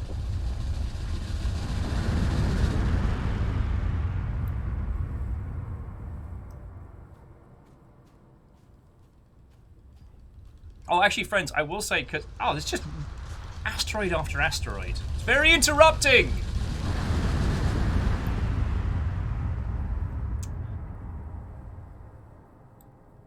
Currently, Death Stranding is on sale for the Steam sale. It is exceptional and you deserve it. Another one! Darn it. Oh snap, it's Outer Wilds again! Fucking yo. Just don't ask me to leap across a bloody sun again. That was a bad idea.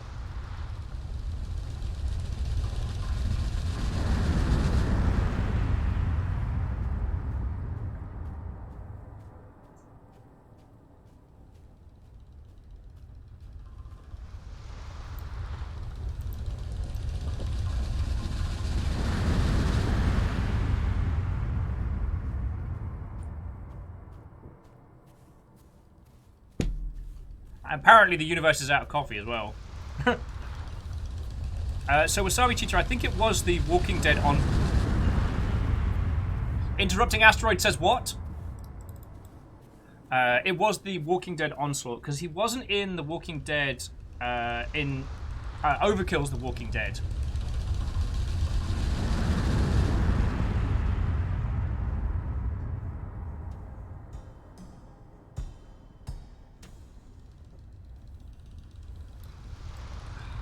More jazz, less meteors, please!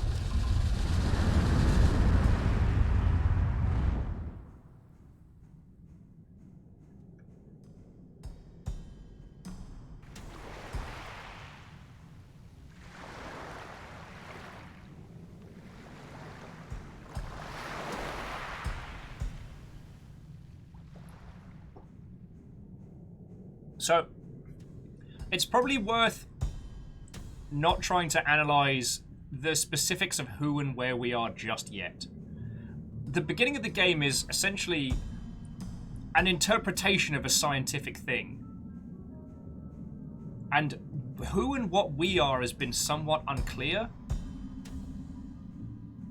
Are we time? Are we death? Are we... Where? I don't know.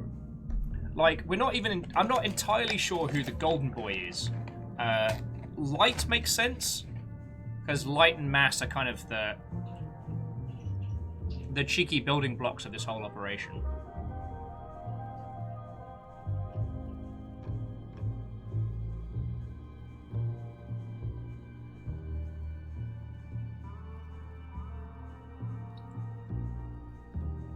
And you are correct. Time didn't exist before the Big Bang, and neither did maths. And here we are. Oh, shit, Bacon Avenger. Oh, did we have reservations? Fuck, I completely forgot. I was too busy pissing around all of existence and getting a free cup from a bloke.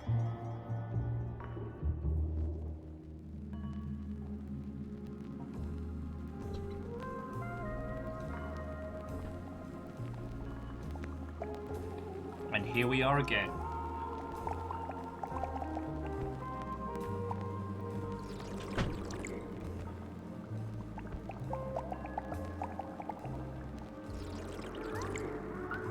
Ooh! Get a bit drinky flirty here.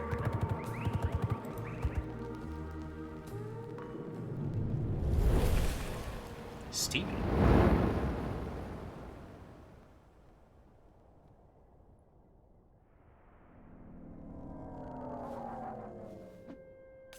Oh, fuck. Are we in space again?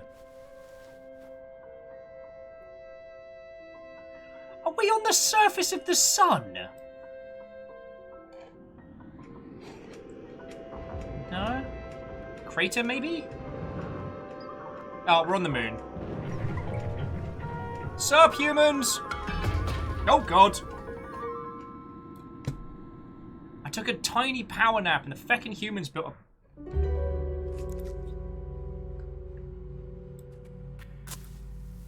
That was cool. I actually had to strike the match there.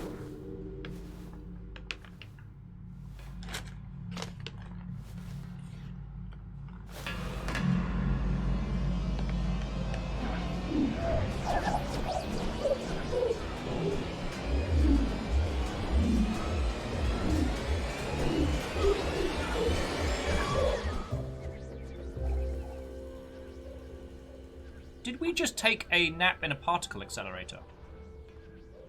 Excuse me! Is this a particle accelerator? I fell asleep for a few... What time is it? A lot.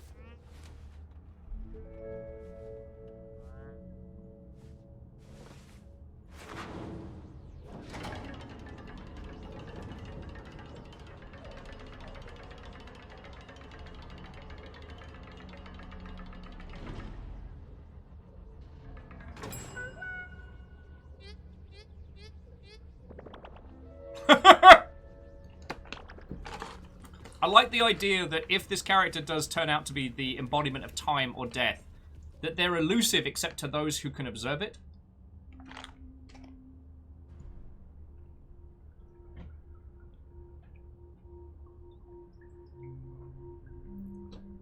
She has a space rabbit. She has a rabbit on the moon.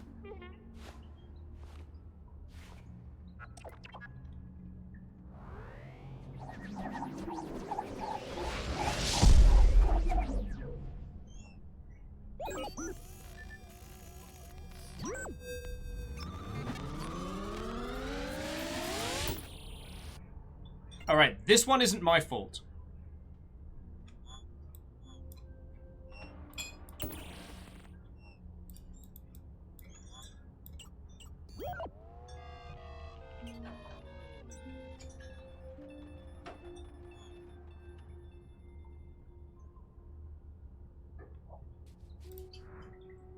Fractal Martian Super Collider. Oh, we were hanging out on Mars! Okay, that's why it was super toasty. Feck your papers! Eh. Part salvage from ancient technology. Repurposed to monitor particle collisions. That's cute. Ah, fuck. I'm sorry! I was just saying hello!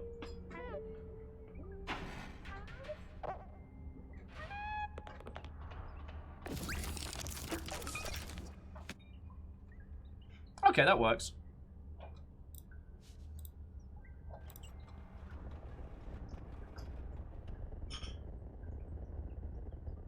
Oh man, that looks like a lot of maths. I'm not a fan, I'm going to be honest with you.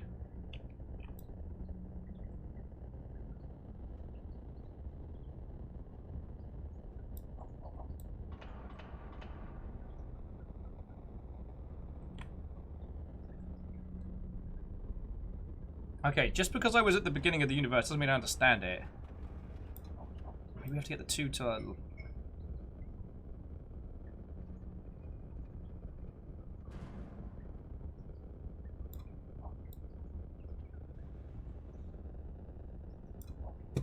Yar, I don't know what I'm doing.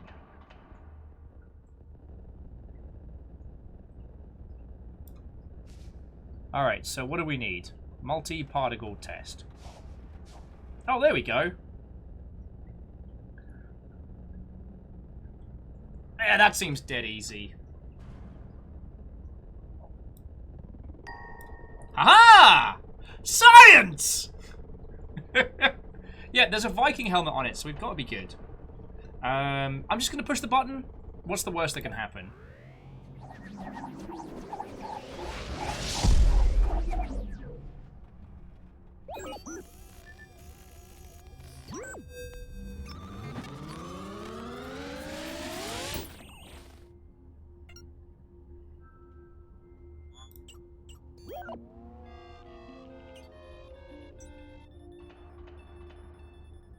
Darn it!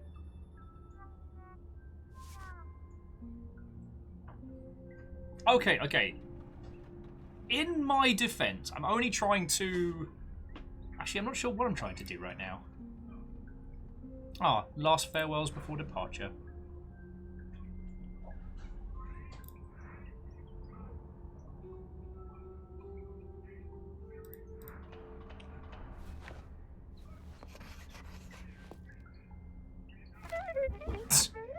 She's miffed at us because we're drawing a deer.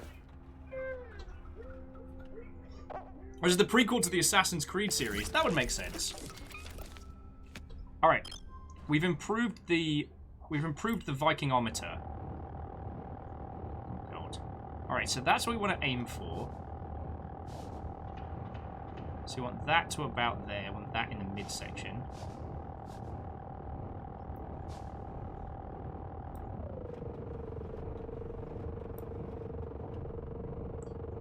That in the middle.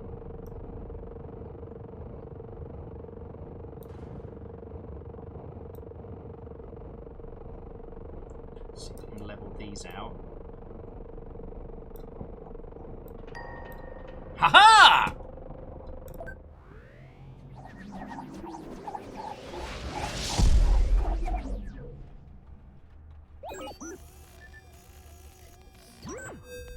God.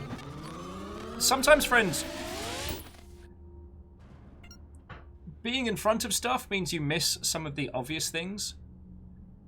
Someone joked earlier that we're trying to find the golden ratio, right? And so I was like, someone joked that we'd invented the golden ratio because of maths. And I was like, nuh-uh, it's a shape, it's not a number. Because I was being facetious. Who have we been trying to track this whole game? Or at least trying to understand? Feckin' Golden Boy.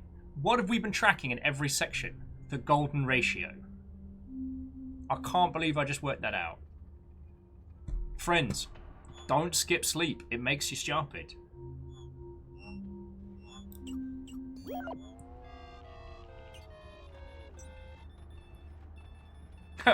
I'm coming, San Diego. Guess where I am?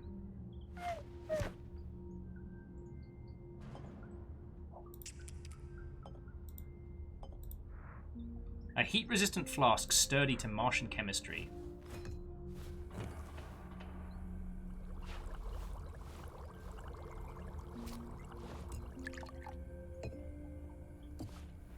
It's tea.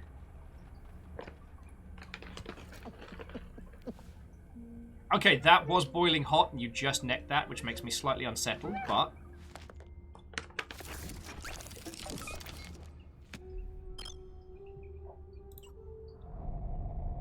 Okay.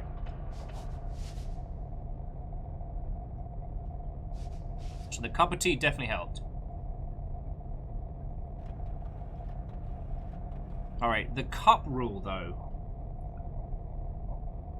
Oh, so the two things we don't know is the back and forth on this one. So we know that needs to be in the middle.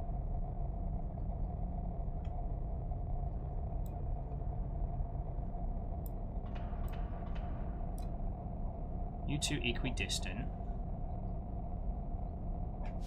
Okay, that's almost right.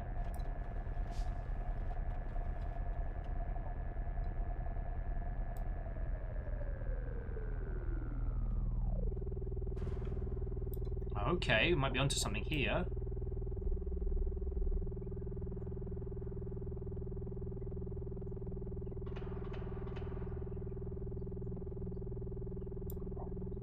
Does it need to match? All right, we need big chunky waves.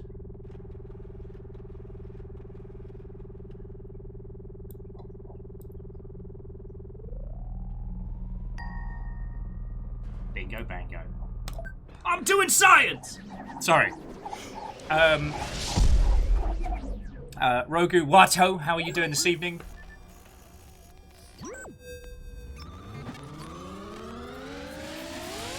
Okay, Fred, if I do end up inventing another new kind of maths, which is Will's math, I'm sorry. It's not intentional. If I could go back and remove maths from the world, I would.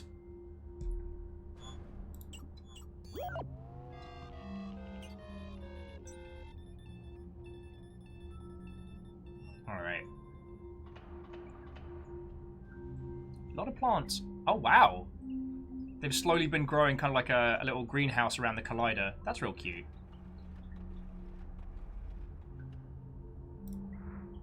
A radio dish that catches vibrations from Earth. Sounds useful. Oh, no!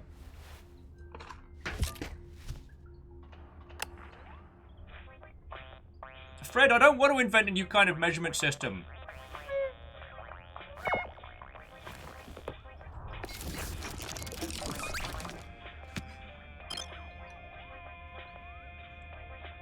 Darn it.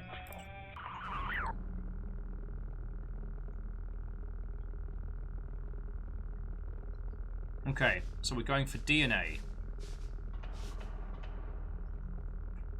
Right, we know all the other settings.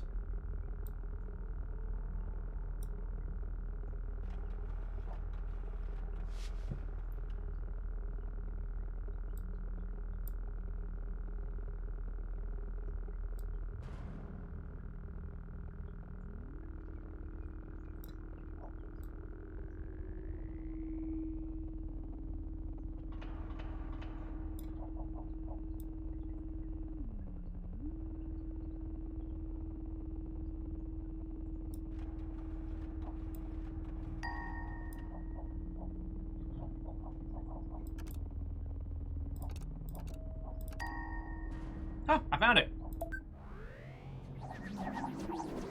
Okay, and where's Salvachita? I'm absolutely not going to be responsible for inventing dubstep.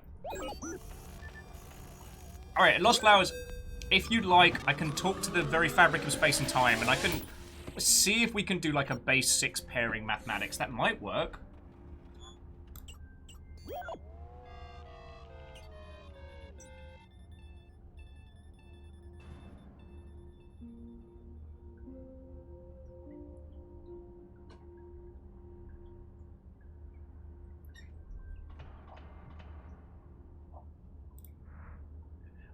Vibrantly coloured flower that grows upon the particle accelerator.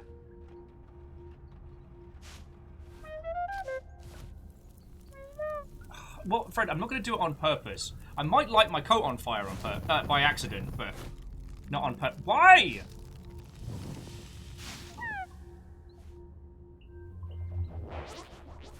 Oh, shit!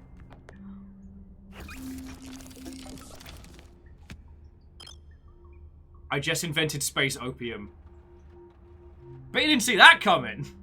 Everyone's like, oh, Will, don't invent new kinds of maths or measurement forms or dubstep. In your face, space opium. Both. I'm a genius. Okay. So the goal is a spirally spiral.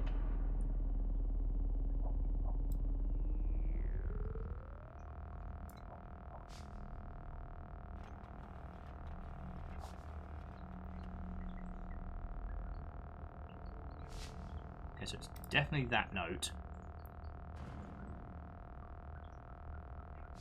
And that was right. I think.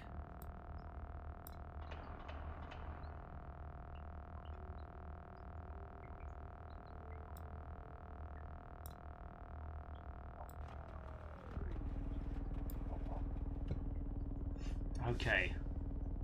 Shit's about to get weird.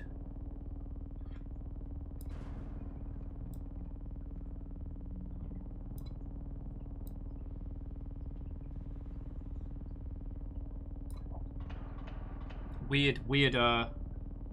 Okay. It's all about the tunes, right?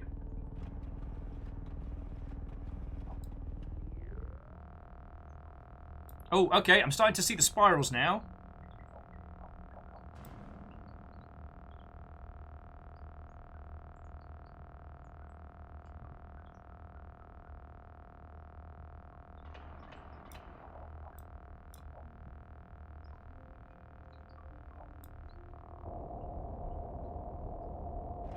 Okay, there might be too much chaos.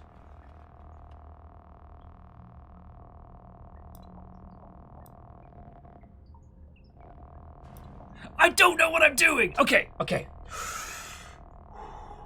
Alright. Science. We've trained for this, friends. We've trained for this. So what do we know? We know these two have to be measured to there. Right. We know...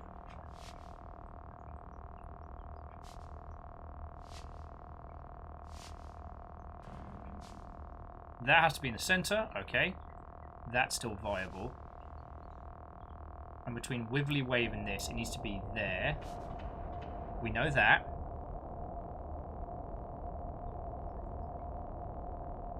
So the rest is just...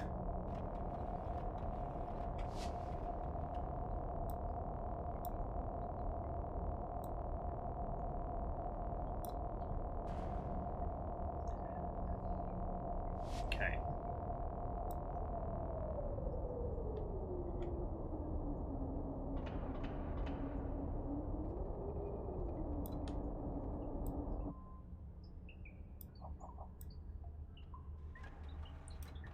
Hey, I think I just found the center of the universe.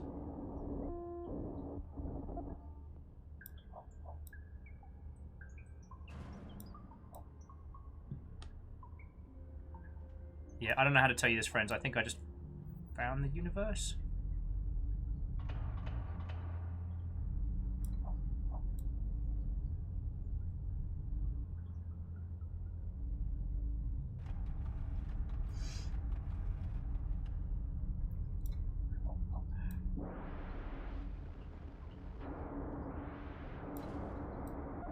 Hey, as we all know, science is all about fuck around and find out, am I right?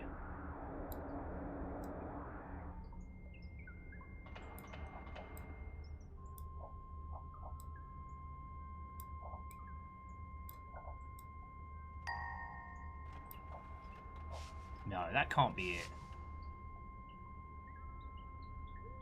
The goal is to create the spiral, right? That can't be it.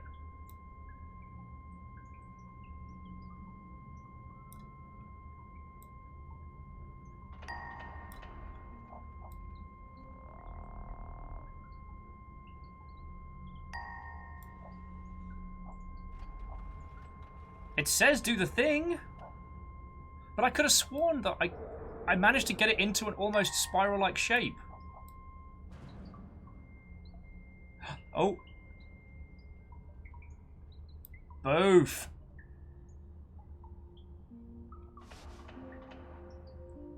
There we go. That's gotta be it.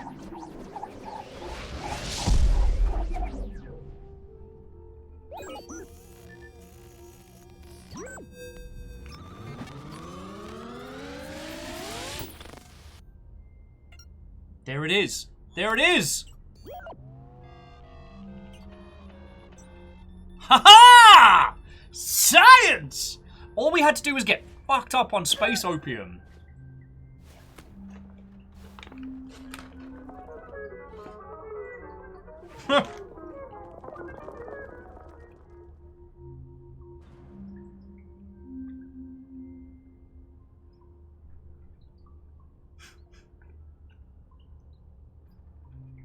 Yeah, we found the eye of the universe. Let's go party! Property of Dr. Alice Bowman, NASA. A perfect bound book that contains the answers to the constant question: how to end the Big Bang.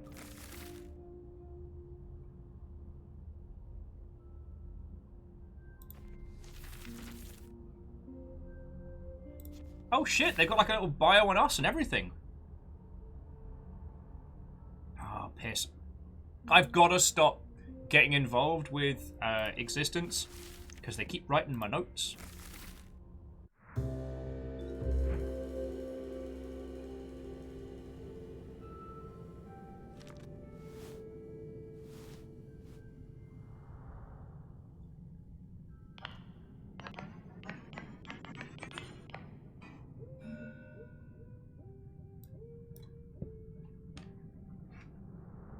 Oh god.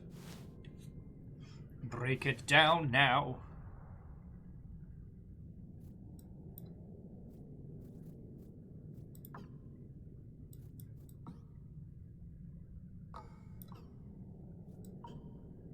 Oh, here we go. The thing we learnt about, oh, come back here. The thing we learnt about repairing pottery earlier. I'm fucking down for this.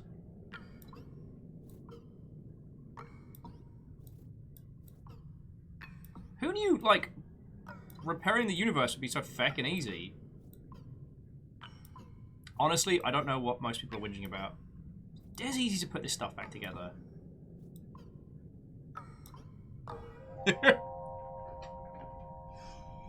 Oh. And we've got to be real close to the end of this as well.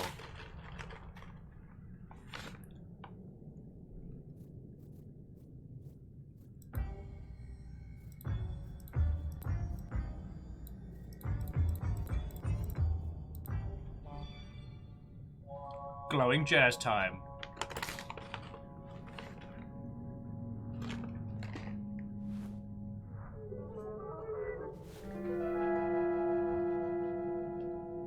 Ah shit, we've been rumbled!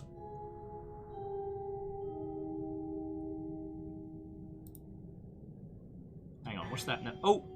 Sorry! Have to... Ah! Feck!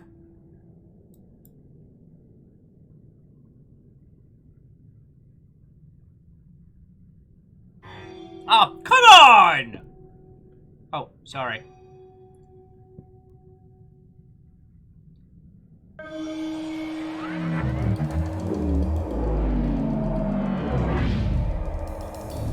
I did a black hole, I'm really sorry.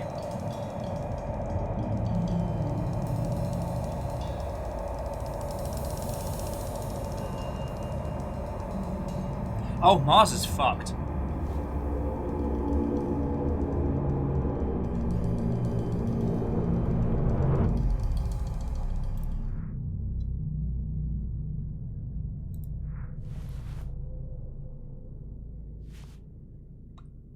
Whoops. Okay, so I know a lot of you have got questions. What happened to Mars? Why was everything destroyed? Why is there a black hole in our solar system? But honestly, are these questions really important? What about jazz? What about dried mango packets? Or a goose of this dimension and the next? I think those are the kind of questions we should be really addressing. Let's not talk about the black hole. That's just... oh boy. Oh boy.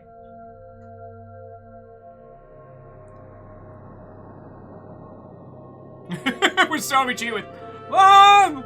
Will made a black hole that's sucking up the solar system! What about the phone? What about the phone?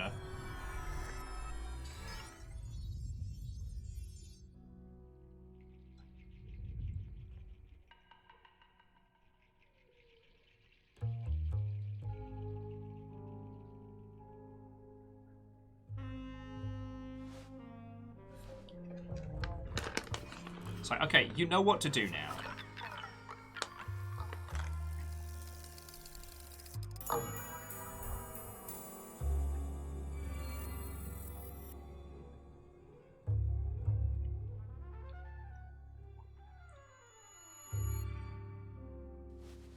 Okay, so now we have tiny macaronis that start black holes.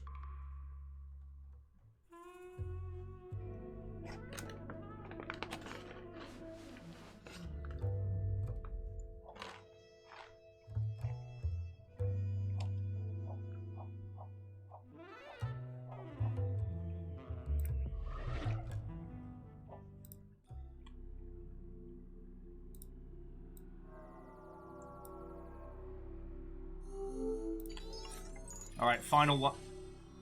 Oh, darn it. Oh, beans.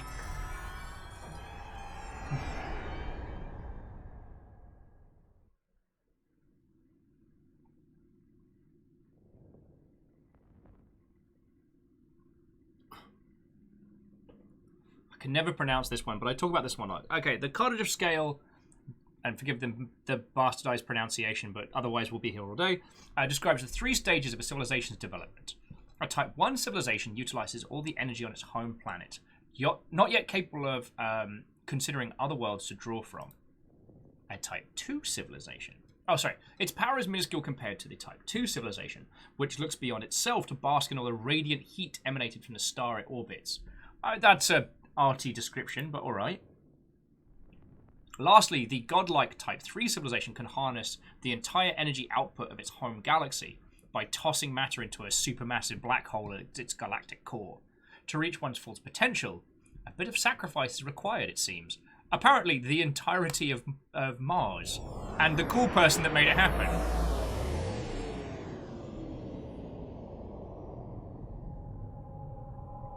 In retrospect, I shouldn't have been left in charge of the control scheme of that. Alright, orbiting.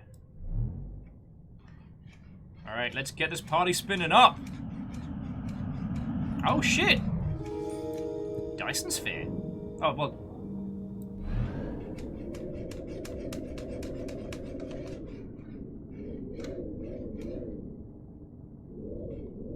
Oh, hang on, I gotta adjust this. Sorry, friends, I don't mean to be so awkward. There we go. You know what it's like when you gotta get your Dyson sphere, like, organized just right? Fred's like, sacrifice Mars? Do we wander into 40k? Wait, I thought Mars is where the tech priests all hang out. And their weird little skull mates.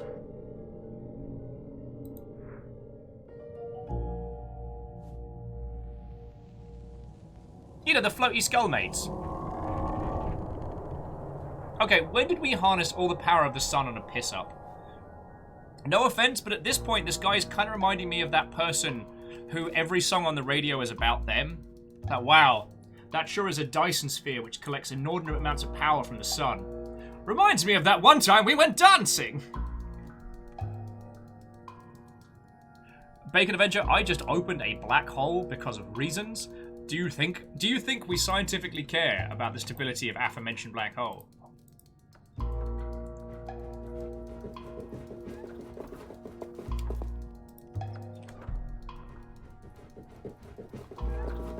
Okay, the Adeptus Mechanicus is on Mars.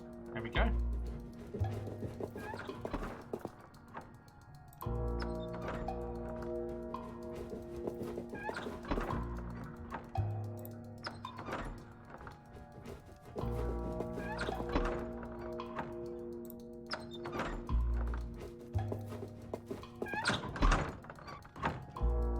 I'm pretty sure I broke this door earlier. Oh!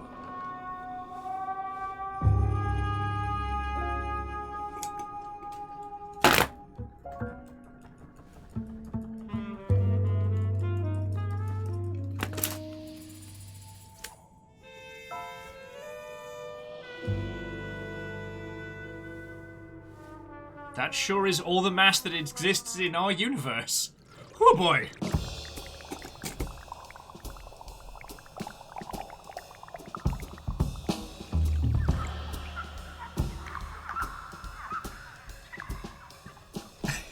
Dat mass.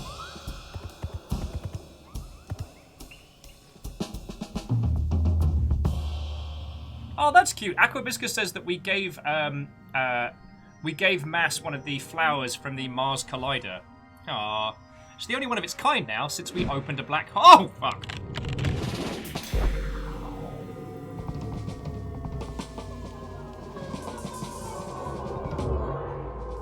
What the fuck was in that drink?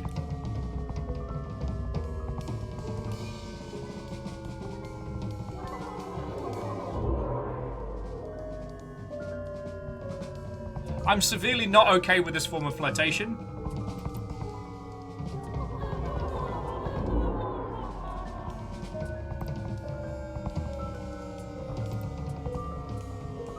Yeah, I feel like this is bad.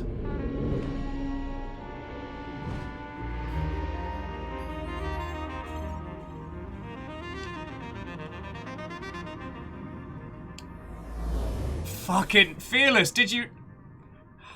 Fearless said, that's the thing about Mass, long drag on a cigarette, she draws you in.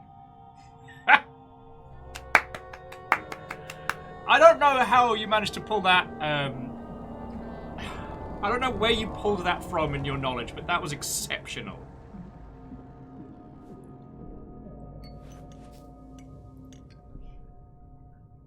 That's the thing about Lady Mass, she brings you in. The flower is no longer needed. It's time to move on. Watch it blow up the Dyson sphere.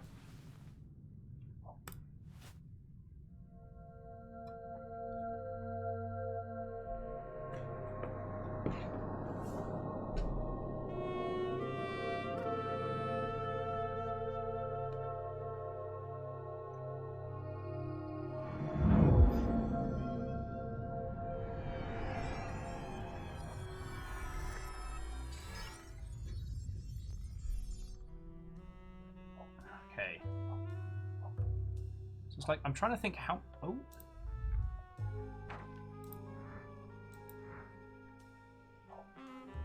I'm trying to see how much we have left.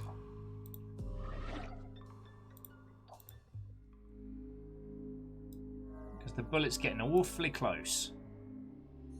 Because these ones are kind of like the dead ends. No. Another voice here.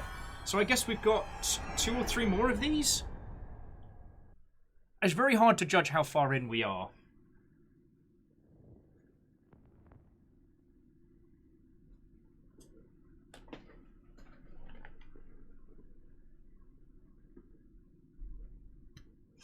Scientists warn the world about the dangers to human existence through a metaphorical doomsday clock.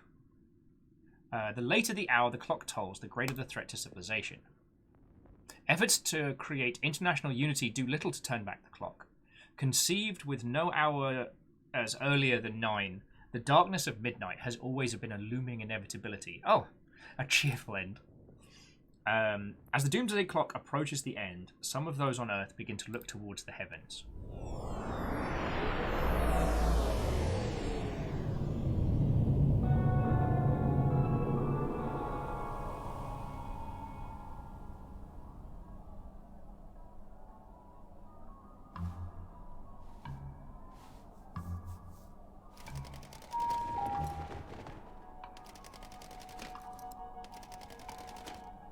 So the flight for Andromeda's already gone.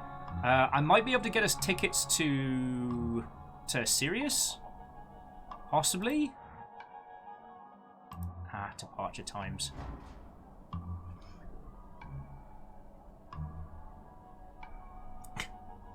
Aquabiscus, I've got no idea what you could be referring to. I am a regular human person, man, like everyone else in this queue. I'm totally not responsible for the black holes going on. Oh, this is a clock puzzle, isn't it? Okay, so 7:05. Oh.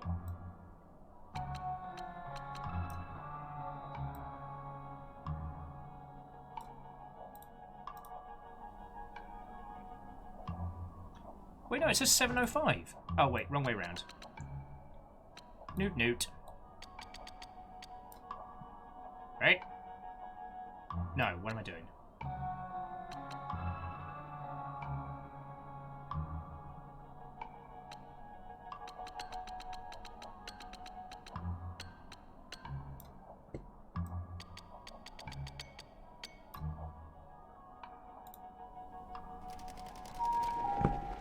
It was 4:25. I was reading the wrong bloody time.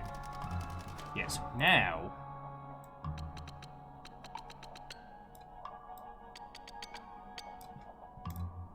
See if we can get everybody out of here. We might miss the last flight. I'm real sorry, friendo. Oh, God.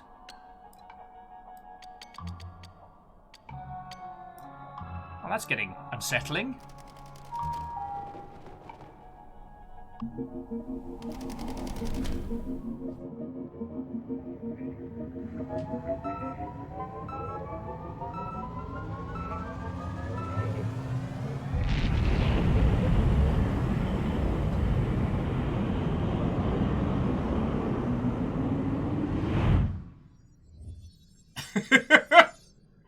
And as all the small flights left to varying different places, we were left.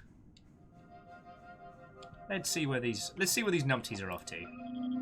Suspicious-looking lack of communication. A massive craft with advanced propulsion that makes no noise. Name: Philip Hunt. Oh, it's a mausoleum ship. Oh, that's dark. Due consideration, a beautifully crafted vessel. Steward class. Oh, wow. The Great Ship Friendship. A vast ship featuring several ecosystems and massive thrusters. Population of, is that 3 billion?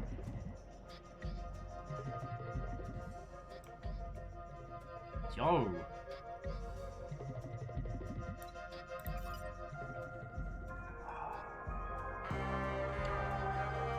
Space Jazz! The Encyclopedia Terrestria? The Encyclopedia Terrestria. And friends, you can read details on random crew members. It's a good day to die. One door opens, one door closes, 10 more open. Dr. Fabian Fay, best father a boy could have.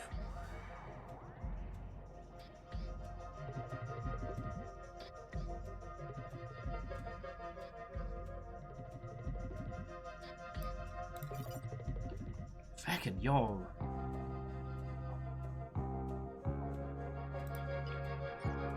Don't shoot, we bring messengers. A threatening-looking ship that's been retrofitted with a solar sail. Interesting.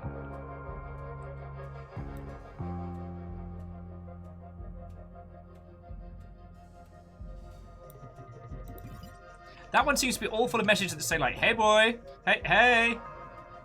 Seems a little suspect. I got friends in starry places, an enormous vessel, cobbled together from old components.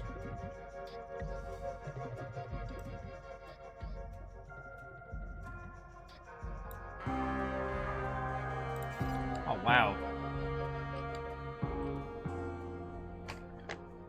So apparently, yeah, we're doing all of Space and Time. I probably should have expected the stream to be a little longer.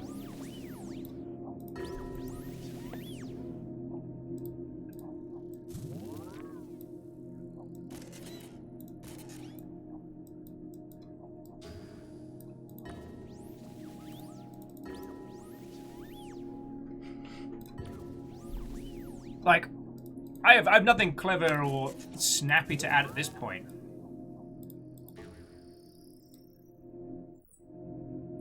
Aha.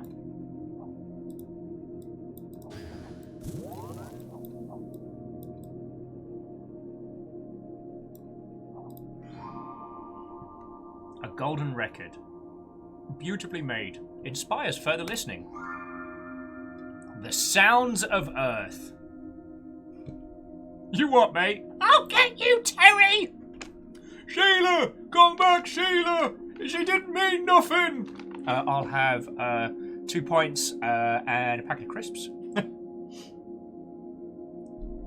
Hello from the children of planet Earth. Will you bear with me 1 second? I just got Drango up my nose. Oh, this is the worst. I'm so sorry.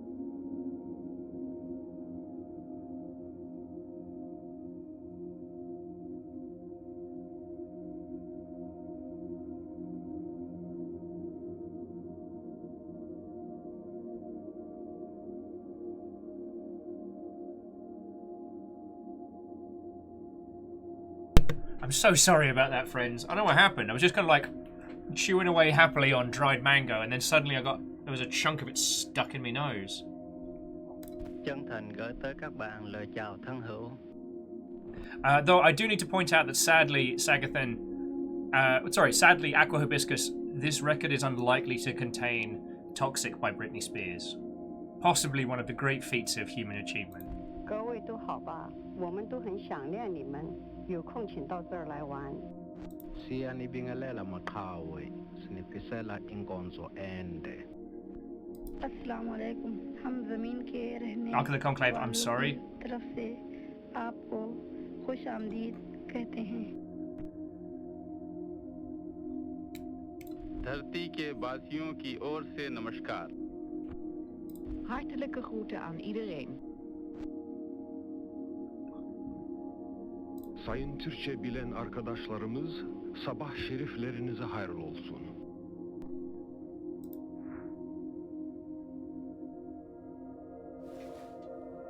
Oh, we're totally stealing that. Sorry, aliens.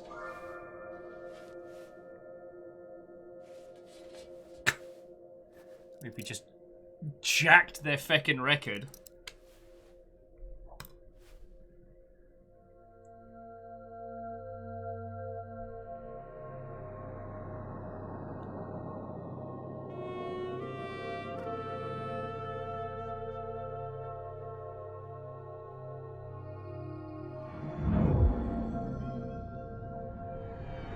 Well, see, Artipo, I see what you're saying that... Sorry, Artipo was saying that due to radio waves that there are aliens that absolutely do have access to Toxic, but it puts forward the terrifying theory of Toxic that during the span of the height of Britney Spears' career, how many alien civilizations will be able to hear it? There might be alien civilizations either too advanced or not advanced enough to hear those chart-topping tones of one Britney Spears. But if they're unable to receive those messages while they go out, like, perhaps we can hope that they're reflected somewhere in the universe, but what if they're not? Oh, a quiet moment of failure. Okay, I'm right here, you can call me by name.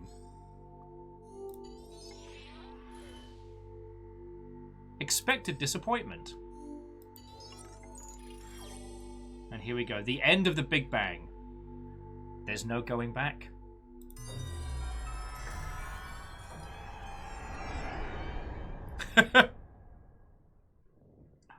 Like I said, Aquabiscus, while quiet is possible, most of the time it is due to... a quiet will is not a good thing. One possible fate of our universe is for the expansion of the Big Bang to slow to a crawl and finally reverse under the power of gravity. Numerous black holes will consume all matter, and merge, becoming larger and larger. As our universe was born from a single point during the Big Bang, its existence may end in one unfathomably large black hole, occupying a single point in space. We call this theory Big Crunch, or a standard development cycle at Electronic Arts. Both! Air horn sound, air horn sound. An interesting theory, but we are confident that this shall not be our destiny.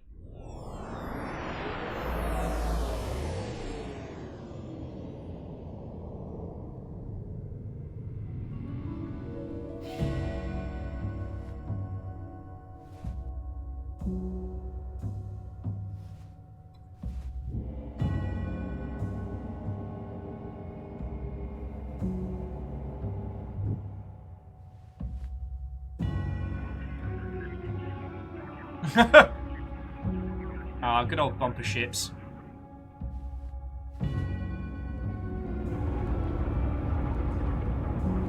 Yeah, I got to agree with you, Aquabiscus. Sun Station's not looking so hot.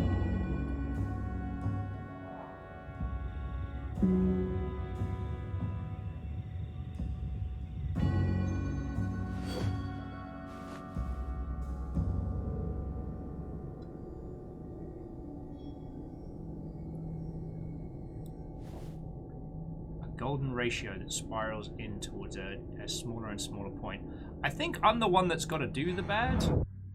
Yup.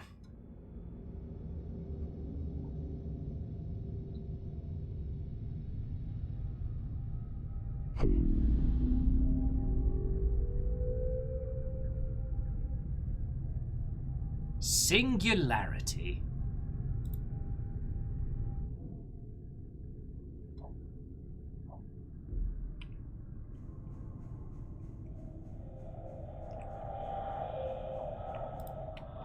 Radio waves that carry the sound of improvised jazz beat. Oh, don't make me throw that into a...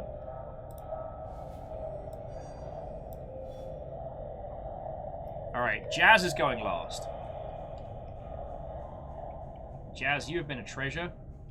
You do not deserve it. What's this place? A planetoid whose tectonic plates once shifted and been fused together. Metaphor. So long! Into the center of the galaxy for you!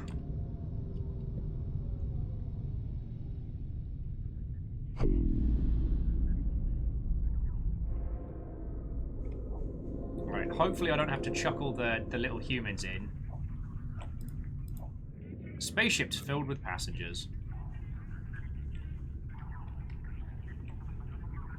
Alright people, I got good news and I got bad news.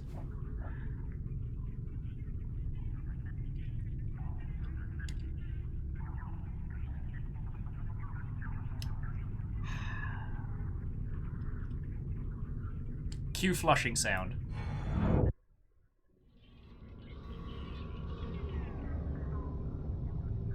Yep, I'm officially the baddie. I'm officially the baddie.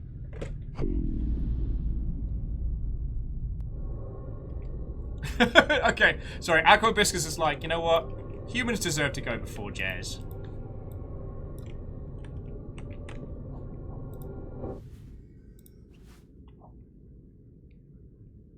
Oh. I guess we're heading in as well.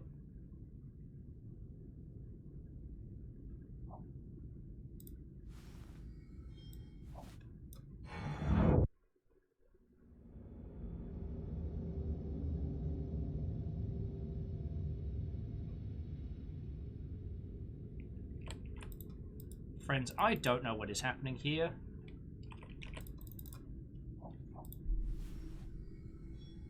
I might have broken... I think I was supposed... Alright. Sorry.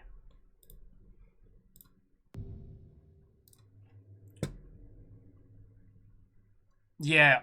Honestly, I think we had like a King of Cosmos moment there. So... Sadly, we will have to obliterate Jazz as well. I'm not happy about this. But Camille puts forward a good point. Like, maybe what we're doing is bringing everyone into a point in space and time new to explore.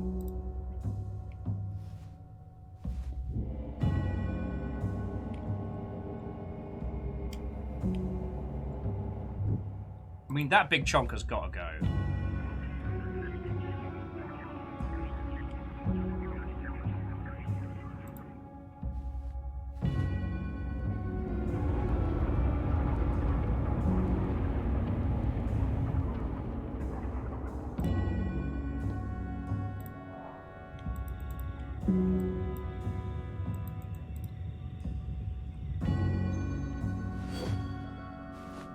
I will say, though, I have no idea how this whole thing is coming to an end, but we'll certainly find out.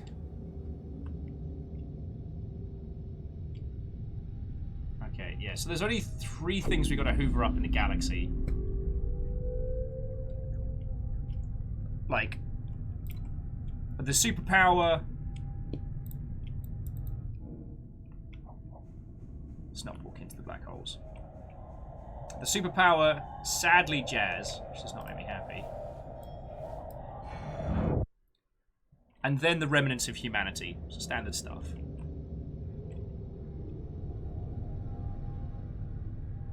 I mean, maybe the problem was we sent humans in first and we should have, like, had jazz waiting for them as they showed up.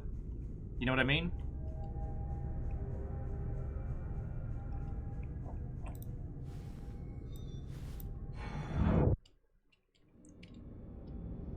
I feel like we got sucked in with the humans when we kind of threw them into the singularity.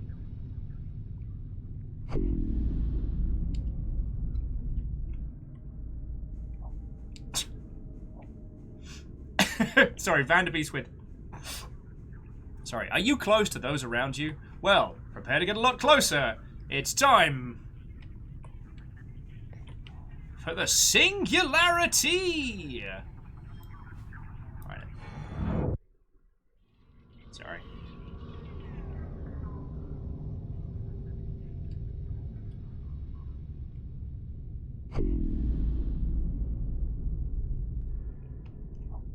Okay, we didn't get pulled into... Ah, here we go. Yeah, I guess we've really got to be careful with the infinite macaroni, because it does seem to pull everything in. Sorry. Oh man, destroying everything with infinite macaroni reminds me of that time with my... Stop!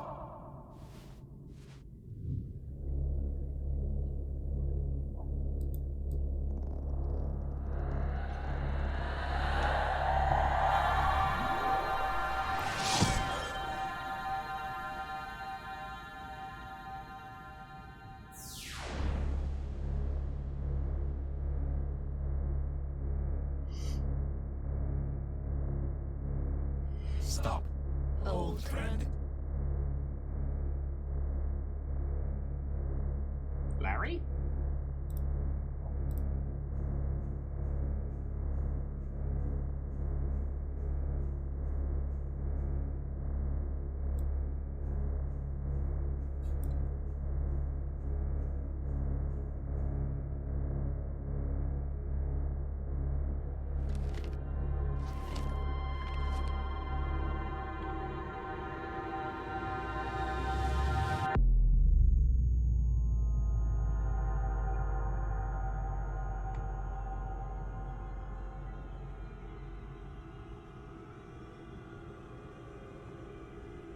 Wait a second.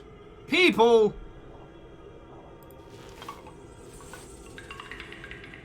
Please stop, ancestral spirit. Sorry. Just Wasabi Cheetah with, you know what, at this point, I expect this game to be a little interstellar. Like, is it too much to ask for a little, like, McConaughey at this point? It's just, is that too much to ask?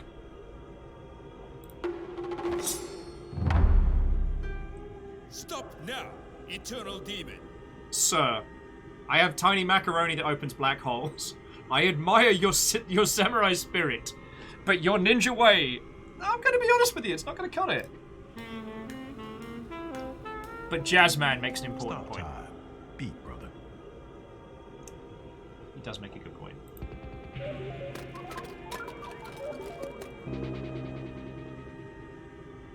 Stop worrying, time traveler. Met a time traveler? We're all worried.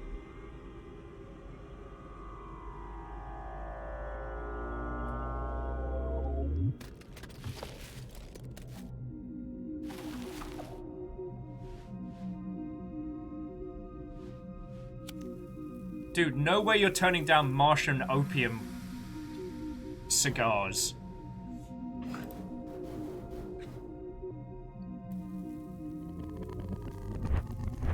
Did humanity just outsmoke us?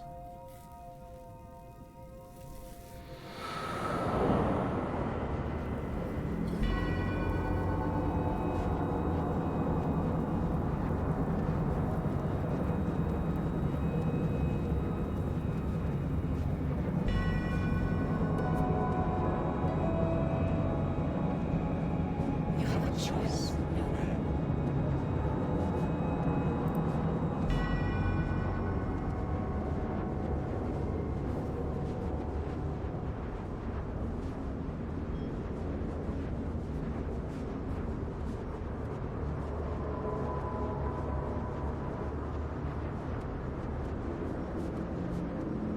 So if we throw in the last spaghetti, that saves the mass, but dooms existence.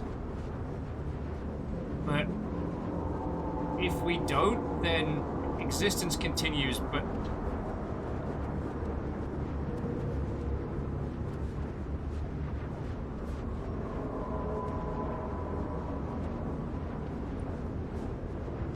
Save a god or reality.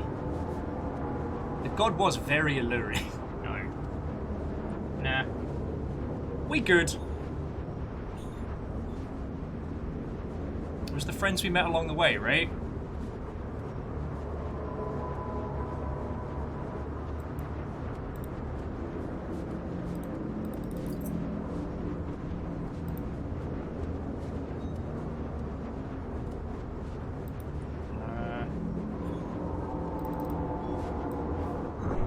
Oh.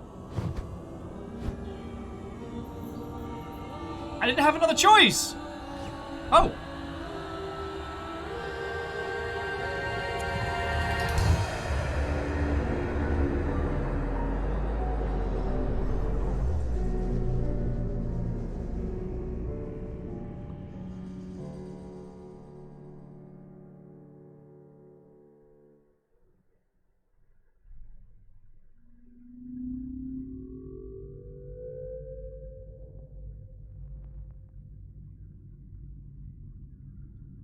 Black holes are cold, lonely places. They are not, however, absolutely cold. Camille's pointing out, oh, betrayed. How like us? Yeah. Through quantum mechanic tricks, particles trapped inside the black hole can create a virtual double and escape from their prison. This process, known as Hawking radiation, predicts that even the most massive of black holes will one day evaporate into nothingness. Counterintuitively, as the mass of a black hole approaches zero, its temperature erupts to hotter than even a supernova. You wouldn't want to be nearby. And Wasabi Cheetah, I don't think I actually had a choice there. Because all I could do, I could look around, but all I could do was take the infinite macaroni. A match for illumination.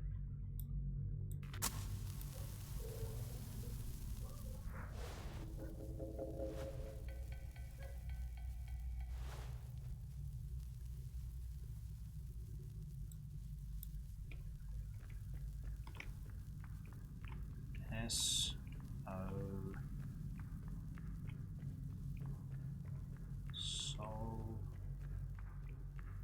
Solitude.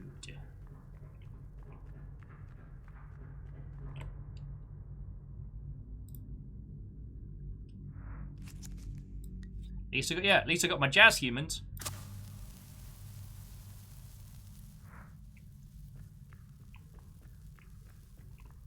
Sorry, solitary.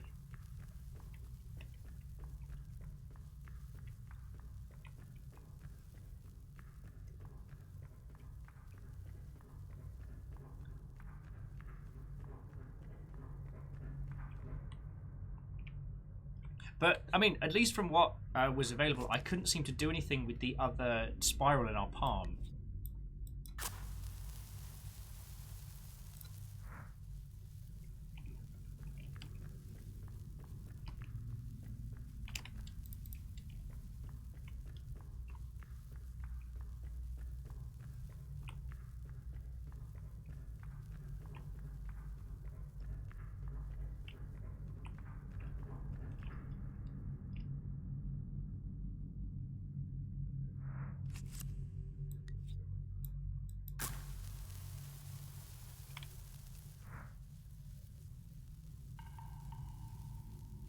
Oh shit, I know that watch. The stolen watch. Though crushed, it is repairable. Wait a second. Are we going to remake time? Okay, but this time I'm laying off the booze and we are not inventing mathematics. I'm serious. This time, no math. No math. No games.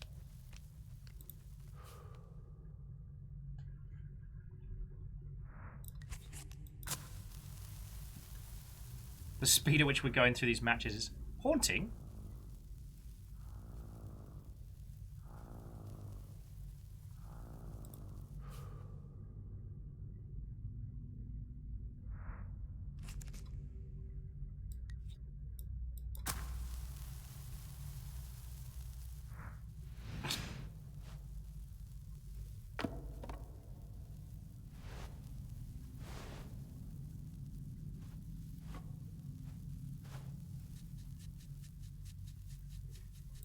We found a back scratcher in the infinite nothingness. And if there is a secondary ending to this, or there is a different ending to this, at least then there is a reason for you all to give this a run as well.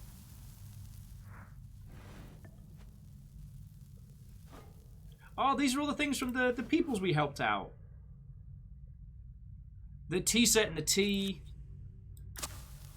The antler and the cape. Yeah, still feel a bit bad about the cosmic stag, but now we can learn the double bass. Feckin' we! And hopefully, the person in the future still has some of that good Martian opiate. But no, but they got some good reading materials.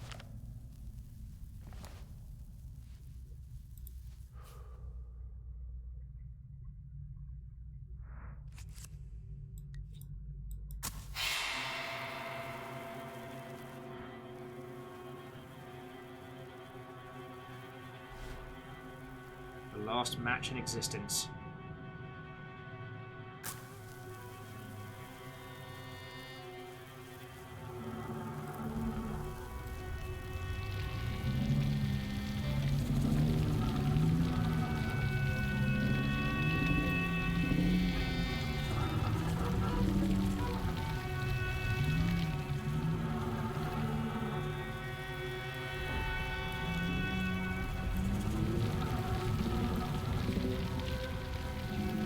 Alright, I'm only burning the tea because it's going to smell good.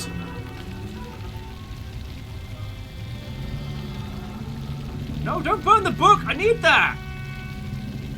Cool, I guess we burn it all then. Feck it, why not? Stupid ass space-time nonsense.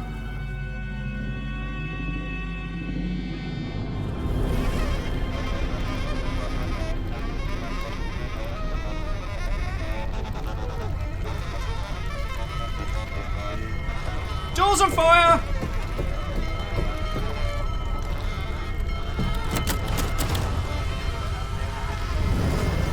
Wait, no, the door is fire.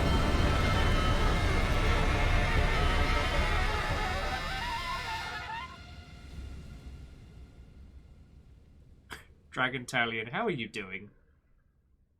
Welcome to question mark?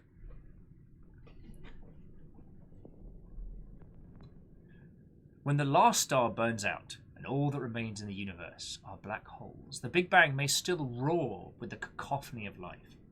We will fling rockets into the rotating egosphere of a black hole in a technique called the Penrose process. Like a petal caught in a whirlpool, these rockets gain tremendous speed and energy. Before falling into a black hole, a second ignition will send half the rocket out of the gravitational field, while the rest drops into the abyss. Though only recovering half the initial rocket, we will gain massive energy. Harnessing the power of a black hole, our civilization will thrive for trillions of years in the darkness.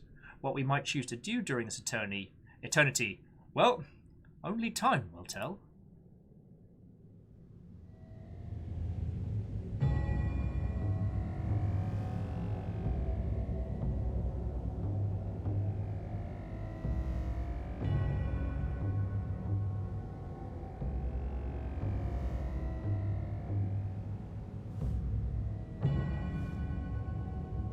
Oh, our hand is feckin' charred off.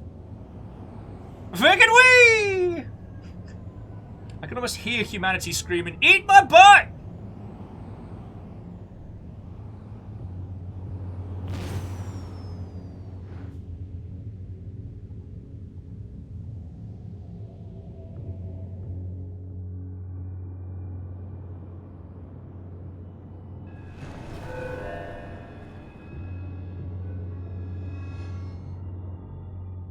Honestly, this is not where I thought this game was to be going. But if any of you have had, I guess, dread on a...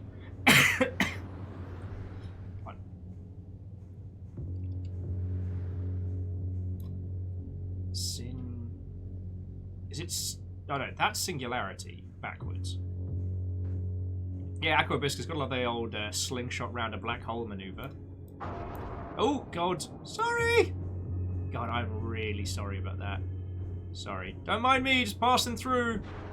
Oh, fuck. Oh, God. Ah, oh, beans. Oh, darn. So many meeples.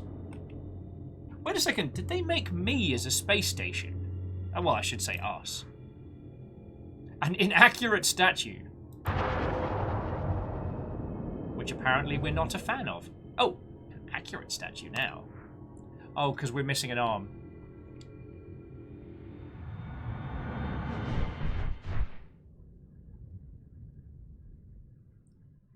Siren Sapien.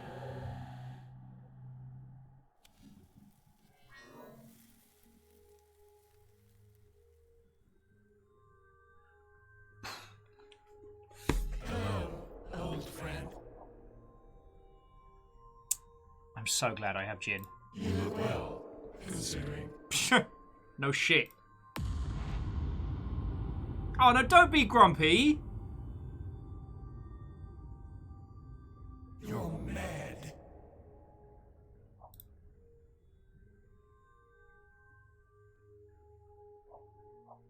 But you're here now.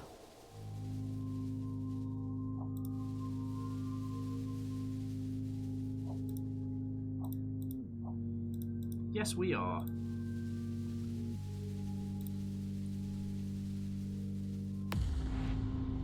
Aw, don't be grumpy. There's a whole bunch of...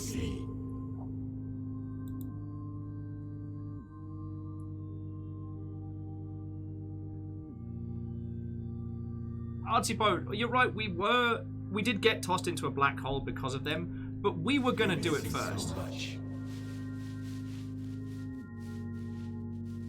More than an arm.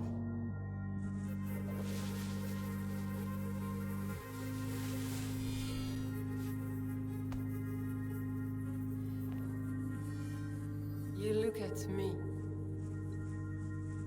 And I can see the love we share. Eternally.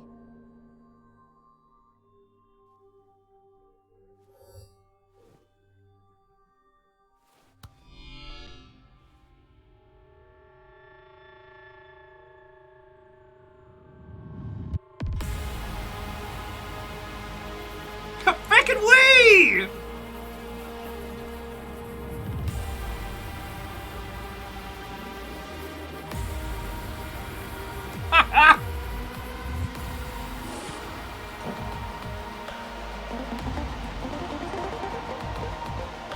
Fucking yo!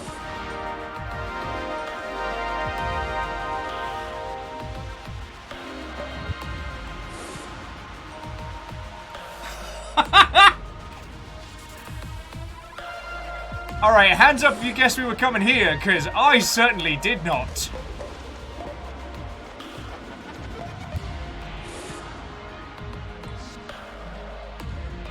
And friends, we're gonna party hard and paint the heavens.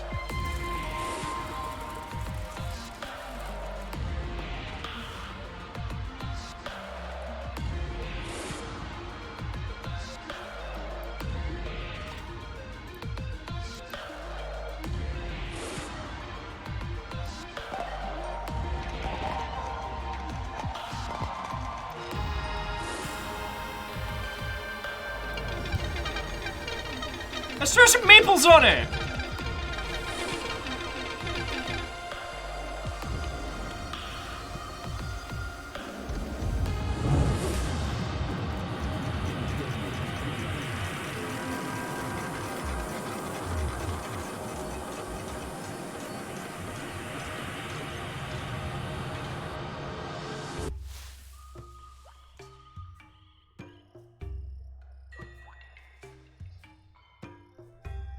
you're all here with me on this, right? I haven't just consumed like a bag of like fermented LSD infused nonsense. Like you all see this, right?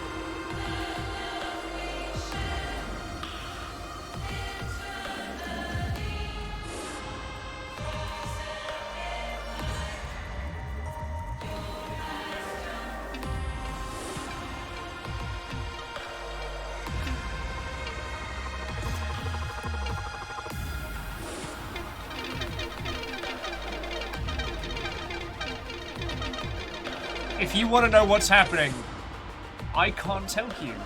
I know as much as you do.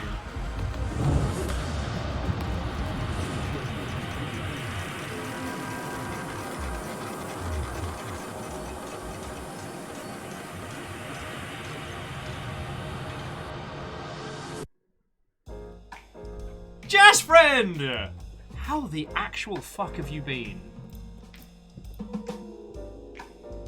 Oh crap. Gotta learn how to jazz again.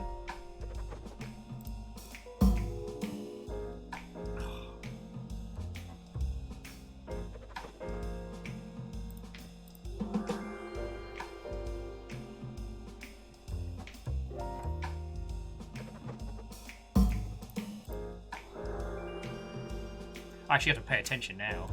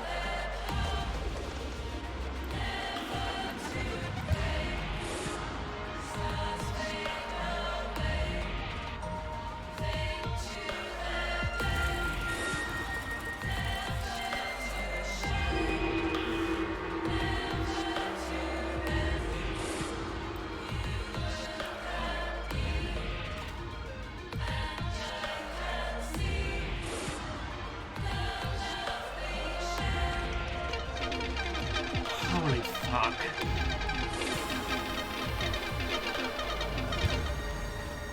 Let no one say I ever bring you boring games, friends.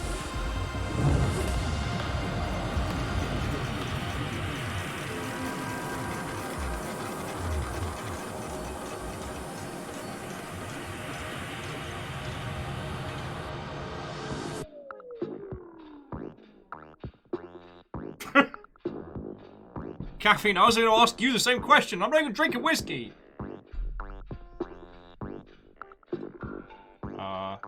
Acrobiscus, I missed Mars' friend as well. I'm still sorry we opened a singularity in their home.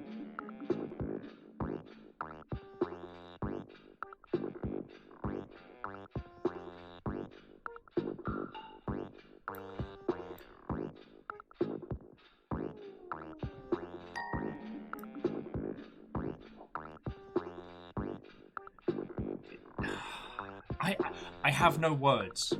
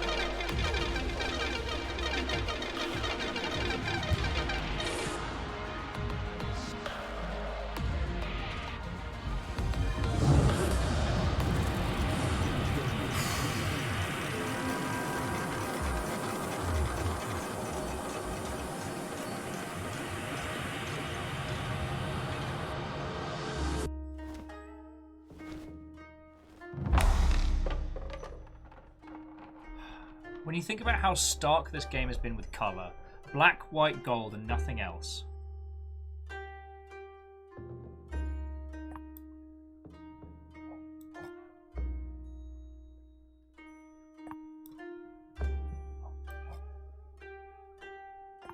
Is he doing a little tuck spin?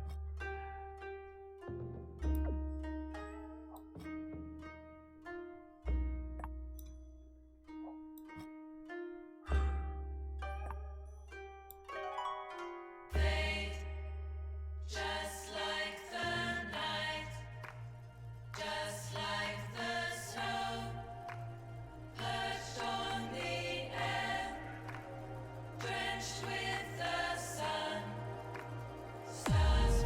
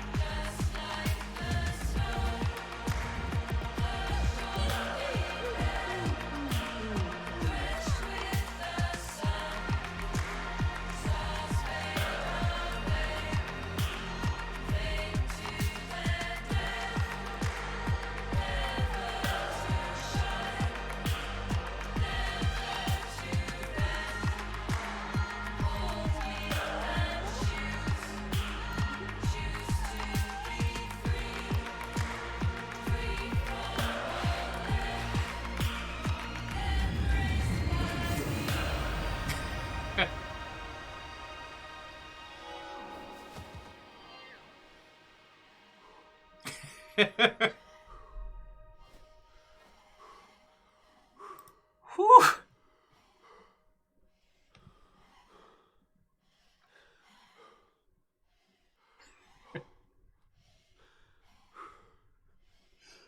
Yeah, Archie Poe, I'm gonna pour myself a big fucking glass of fuck knows what after this.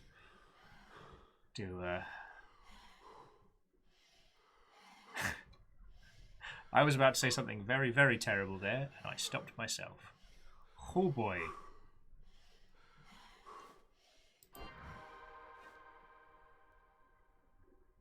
Visions of flowering future brings back vivid memories of the past.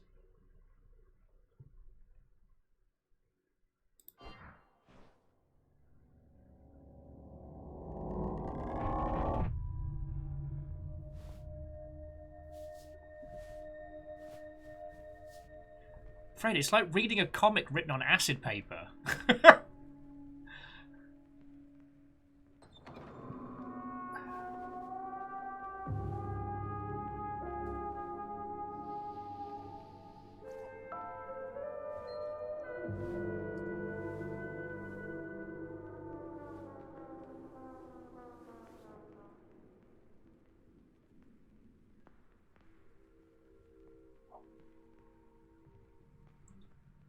If any of you want to try deciphering what it is we're going through right now, be my guest. I am not trained for this. Yeah, oh, I'm with you there. I thought Sayonara Wild Hearts was a trip.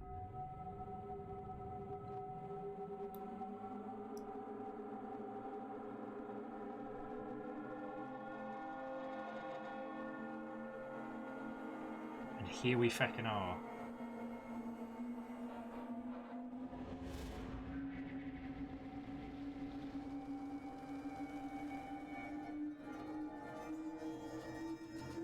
Camille's like, remembering your old girl while hanging with your new one, it seems. Feckin' your. It do be seem like that.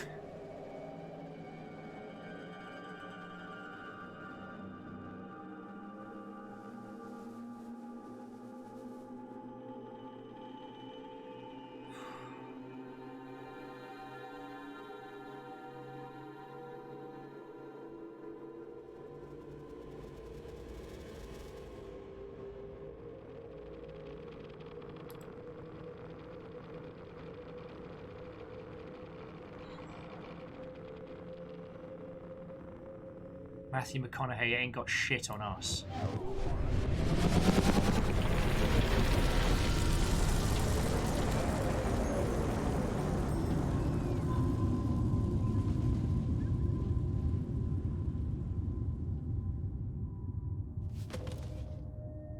Can we stop it? No.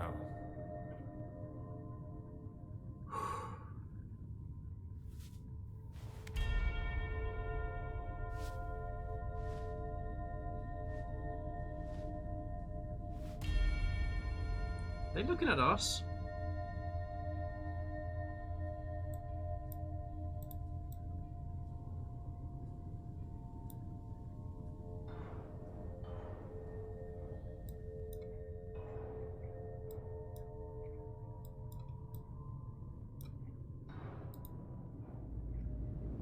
I have no idea where we're going. I have no idea what is happening. I don't... Friends, we are off the path. This is Everhood. This is full feckery territory.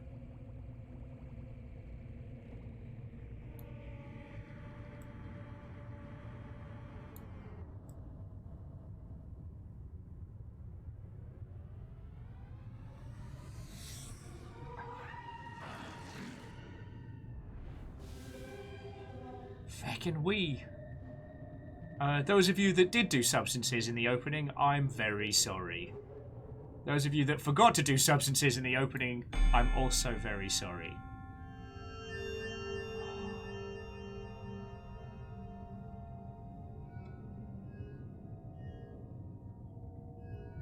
Revolution begins. An endless hunger, hunting for bison. That feckin' bison. That bison still owes me.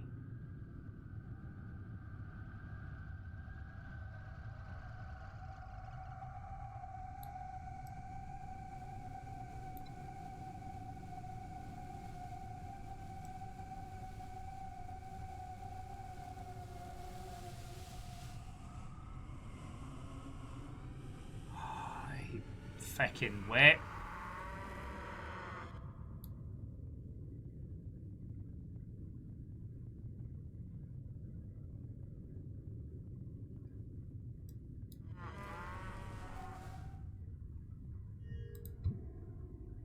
What is happening?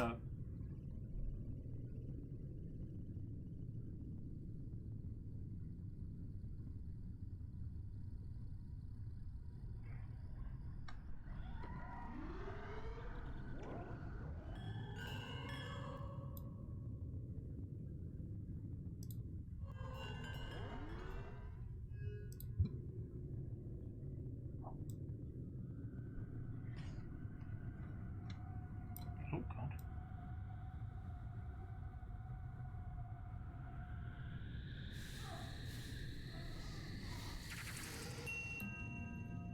We made friends with the sheepies, and then we had lots of sheepies. Smart.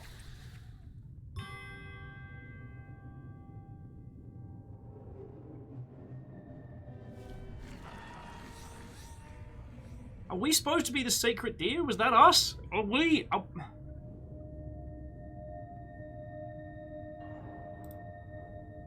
Alright, I'm doing Science Friendo last.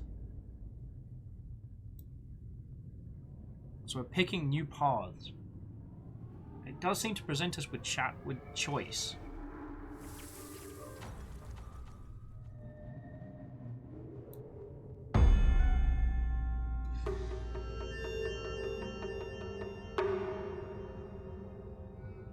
Under winter snows, revenge is found, seasoned for peace.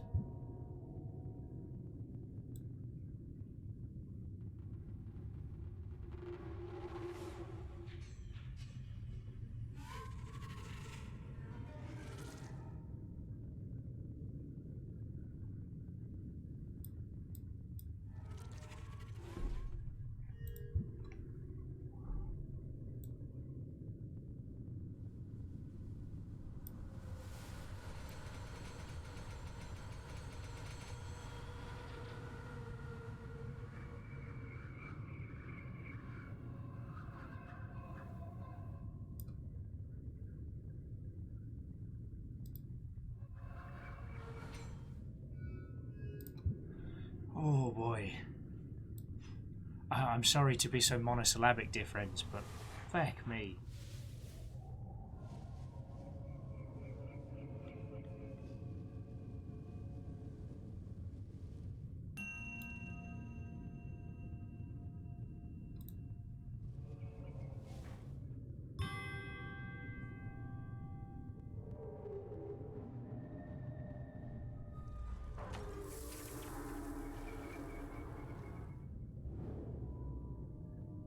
It's just going from the song and dance number that we just faced to this. The hints of colour, the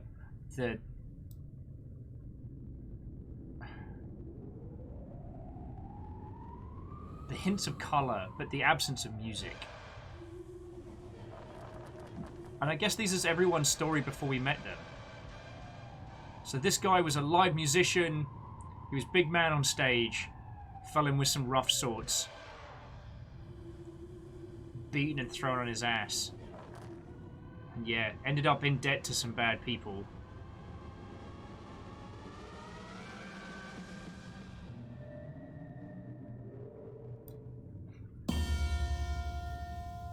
Okay. All played out, just the hits, a new tempo.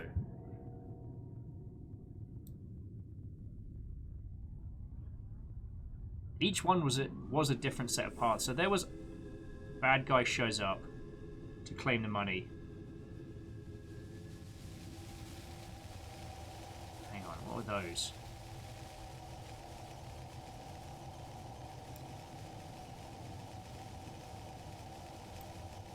His contracts, his music.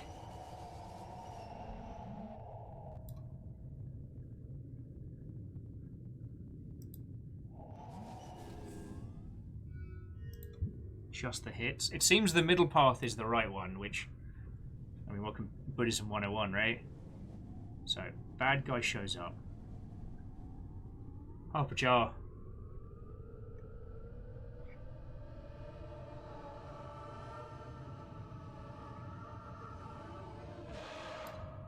Oh, so he just gets a beating. God, it's just the lack of music of any kind at this point is unnerving. It's unsettling.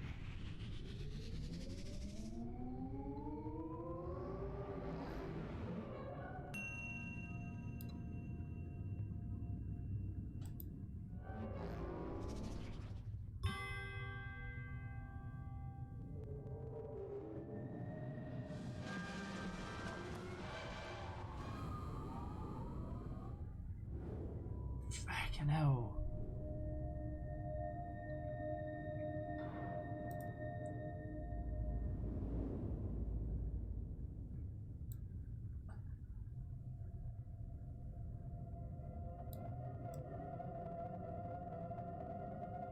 Ooh.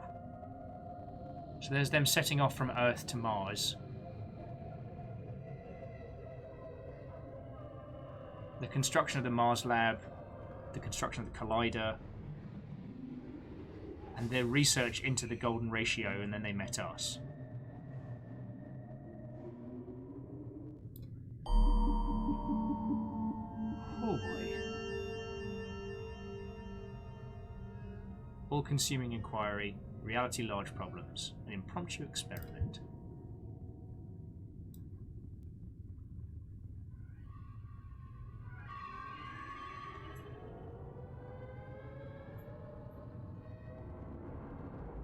Oh, there, that's the black hole. And that is her getting consumed by the black hole, which we were probably responsible for. We're not the goodies.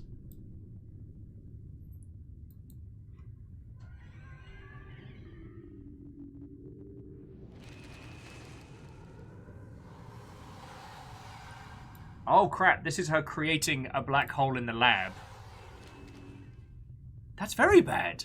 Possibly worse.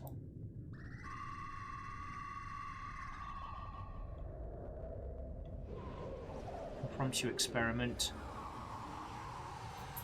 Are we a particle right now?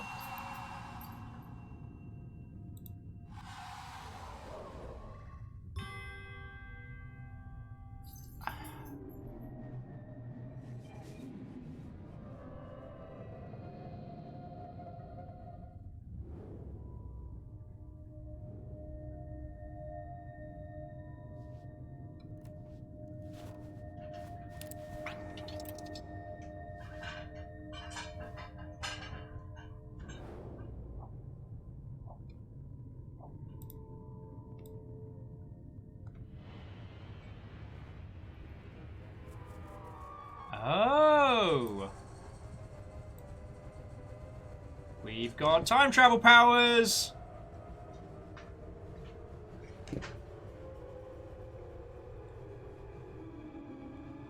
Oh, okay.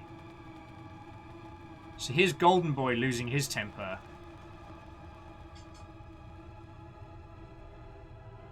Oh shit, so she took over. Had him and his watch thrown out.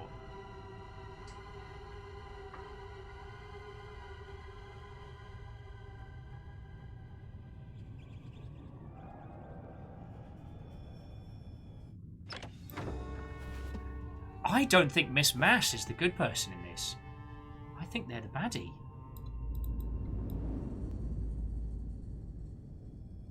Shocking, I know.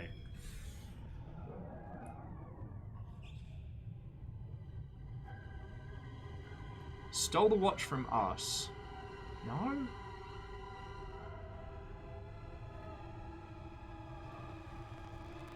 Okay, I'm fucking gone.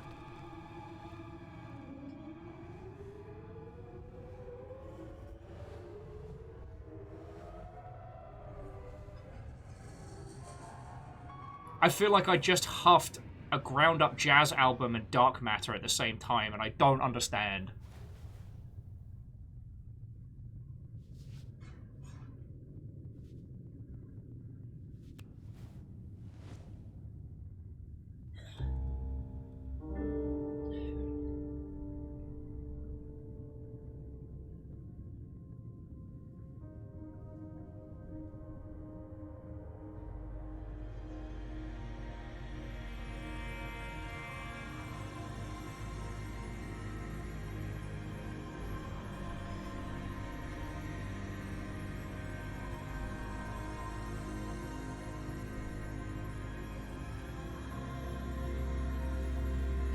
to save anyone.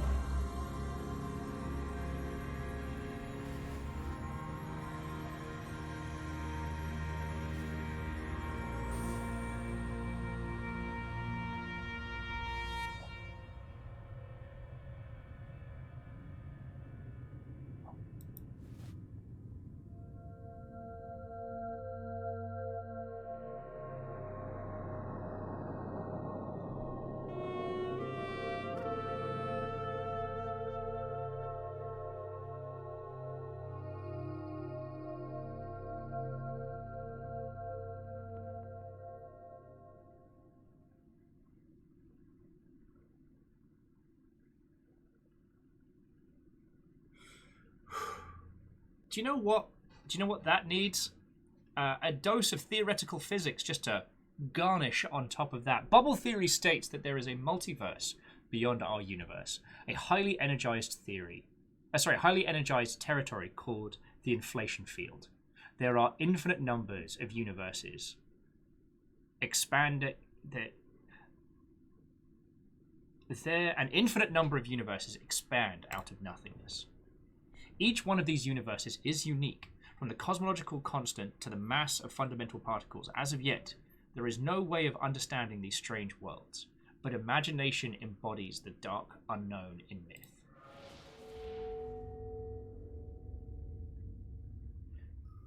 Imagination embodies the dark unknown in... Imagination embodies the dark unknown in myth as I lay prostrate under the night sky.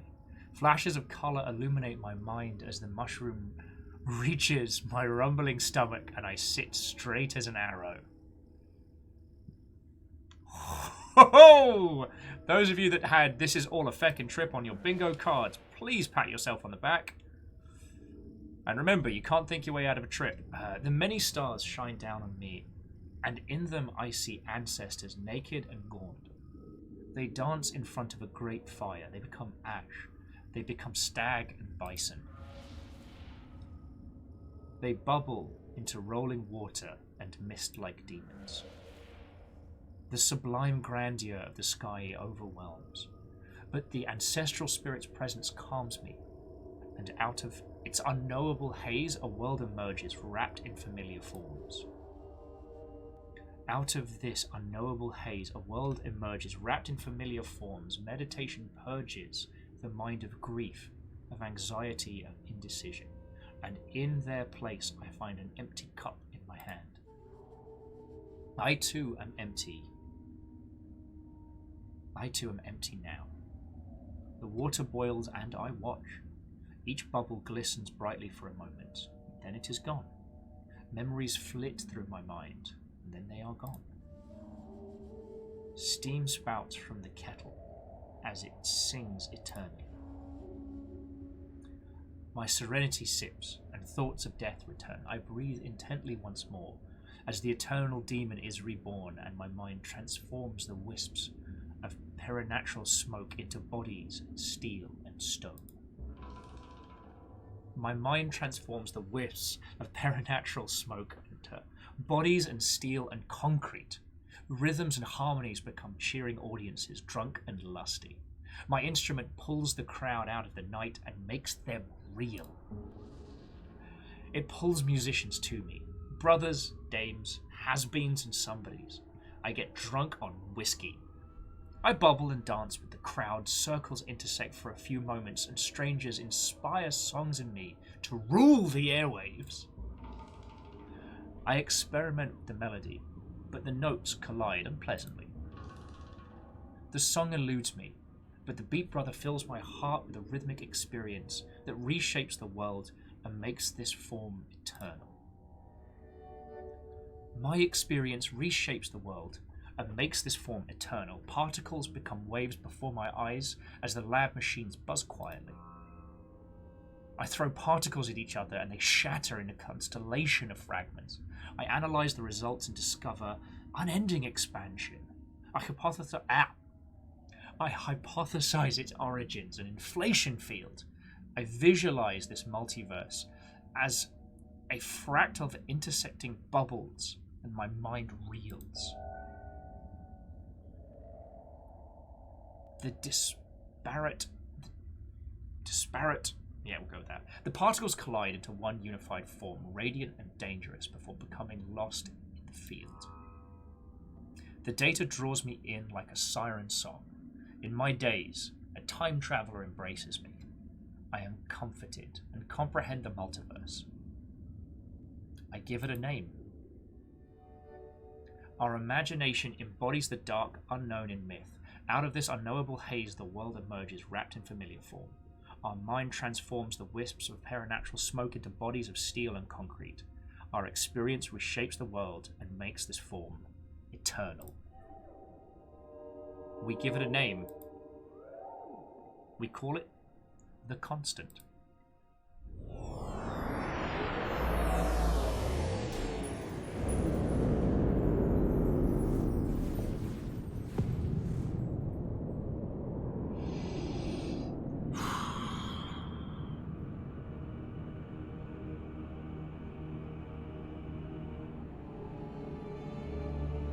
Fuck yeah, this is fucking poetry. Aqua Biscuits, this is incredible.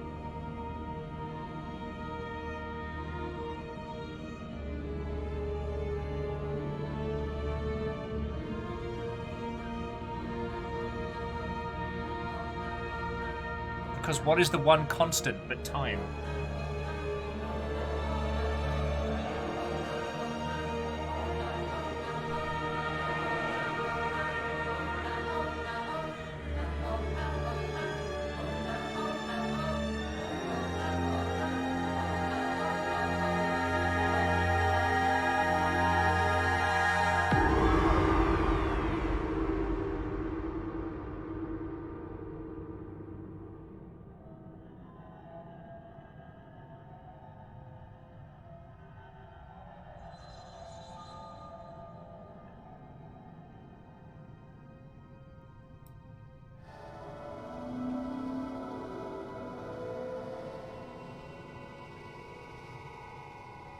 Exodus. And yeah, the universal constant, which is actually a cool math science variable thingy. Fucking yeah! Never been excited about the universal constant before, but here the fuck we are.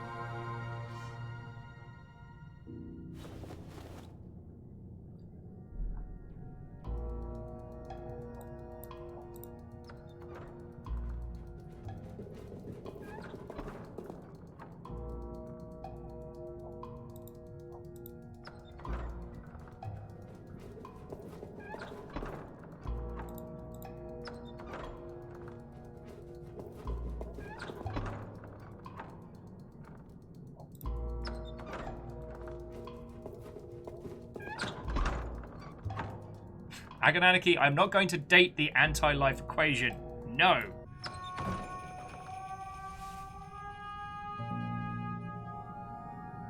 You don't have to save anyone.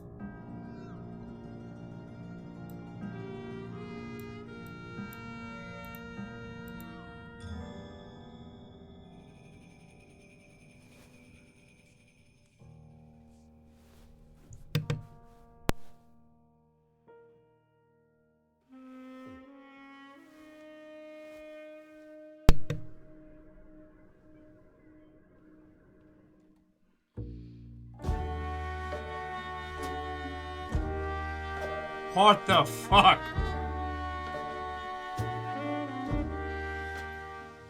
I feel like I need a smoke.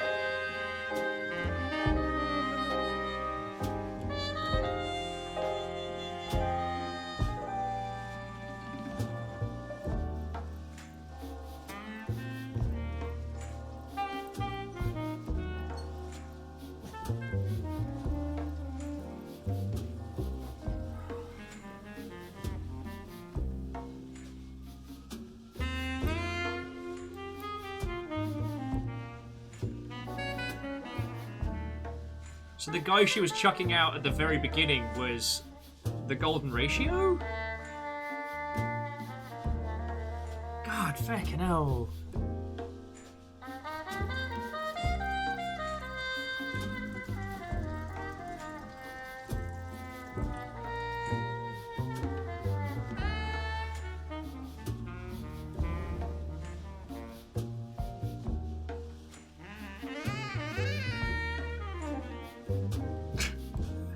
What a fucking game, friends.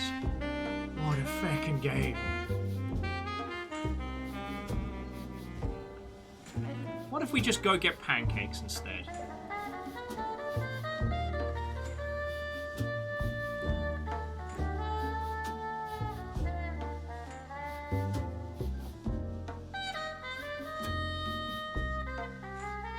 You would have called this place the Constant. I sit alone. My cheap coffee cools as I voice each of the many names you would have had. Knowing you would look at me with pride, I feel myself tall.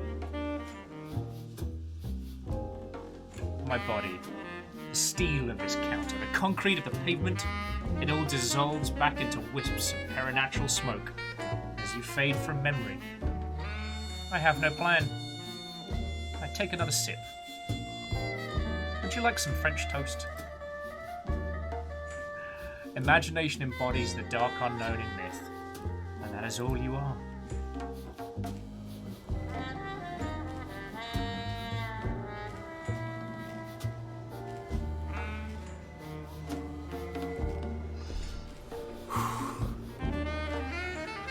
I was kind of hoping our little guy would do all right, but.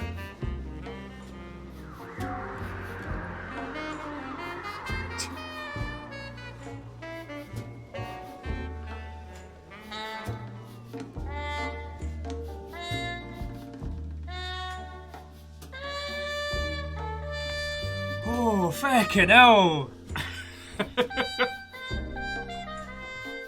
I did not expect this was going to consume us for 6 hours, nor did I expect this was going to get as surreal as it did.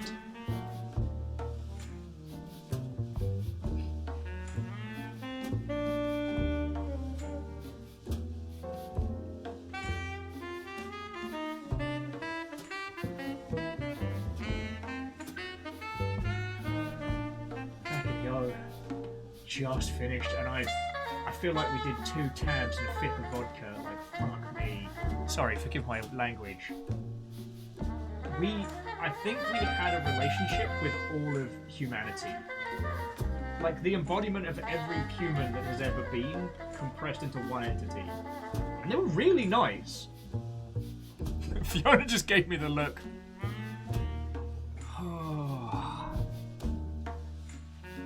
Oh well, okay, Draconic Dude, 6 hours. The first hour is usually me nattering on. Fucking hell.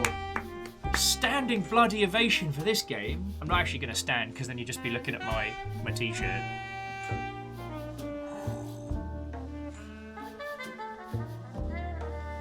I don't think I could tell you right now what all of that means. And yet, it was so relatable. Does that make a weird sense? It's a story about theoretical physics, but it's a story of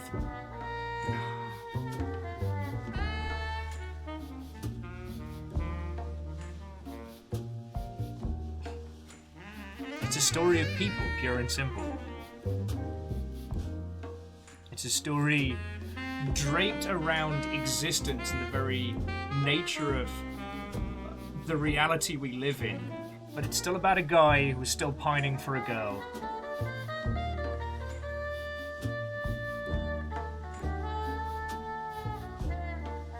Aquabiscus is saying Hopper was modelled after the famous painting, but one Edward Hopper.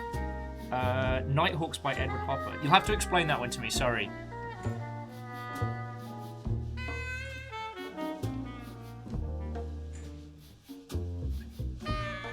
Agananiki's putting forward that they once read a book on poetry a while back, and the summary, as Agananiki puts it, was that the poem does not exist to transmit meaning, but instead put you in the same state as the poet when they wrote it. I mean, fucking yo.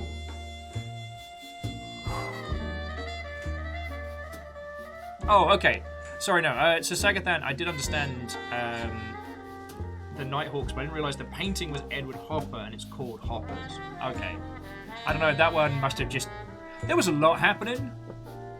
And Anbu, what ho friend, and feckin' thank you for the for Mighty Goose earlier. We just came to the end of this, and I'm gonna need a stiff drink and, I don't know, lie in the fucking pub or something. Okay. Aquabiscus, I was just making sure there wasn't another element to that I was missing.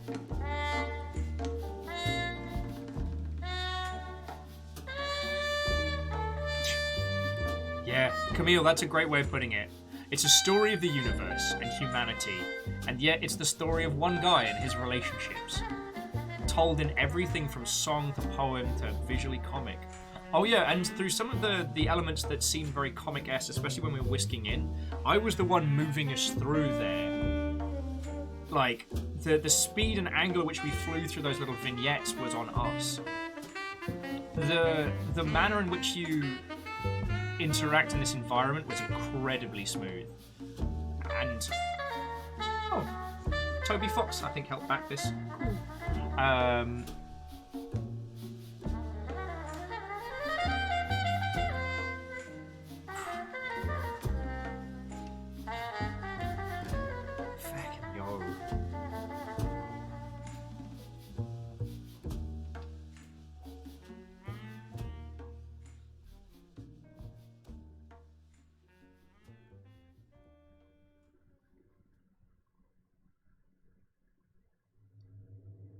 And that's Genesis Noir. What an incredible game, friends. What an incredible game.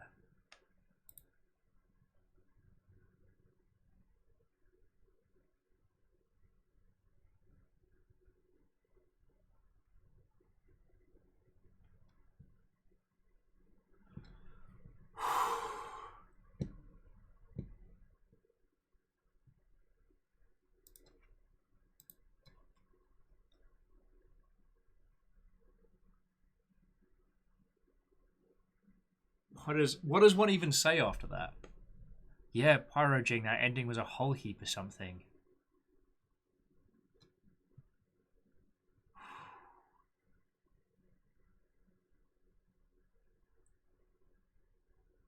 I mean, shit, if ever there was a time for more jazz nonsense.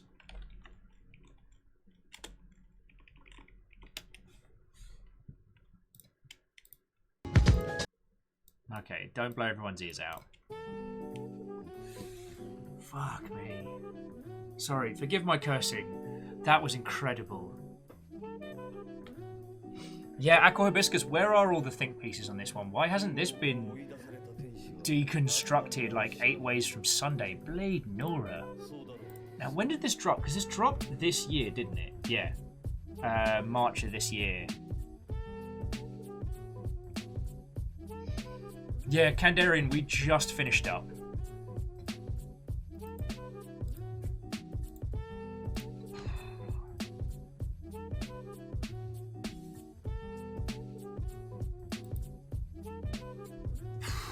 Fucking yo. I think I need to digest this. Like we were saying, this is simultaneously a game about theoretical physics and a very, very heartfelt story. And especially the character we're presented at the end that kind of helps our character break from this cycle. Like, I noticed early on, every time we were interacting with Miss Mass, our character was always getting shit-faced. Like, that doesn't come from a happy spot. You know what I mean?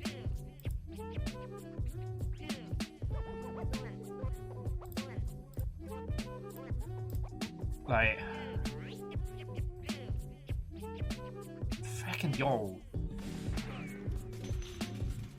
Everything happens so much.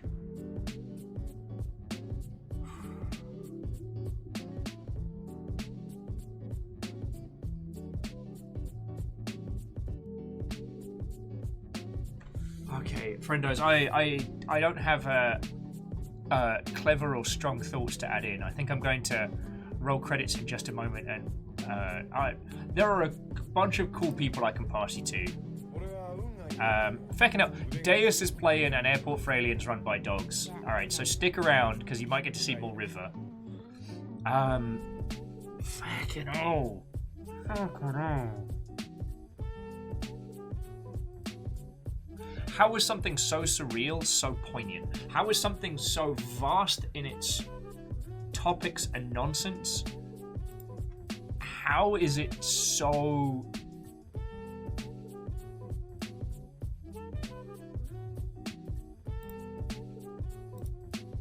Fucking no. Yeah, Aqua Hibiscus, I think that's entirely fair to put it. Like, our first 2/3 of the game, witty quips, surreal stuff, and that last feckin' third of the game was... It bats... Oh, feckin' hell, it's batting 1,000. Feckin' hell. Yeah, so that's what I'm going to do, friends. I'm going to roll credits. I'm going to say thank you to everybody that's yoked bits in throughout the day, because I get to keep doing this because you lot keep me alive. But fuck me sideways, what an incredible game. Alright.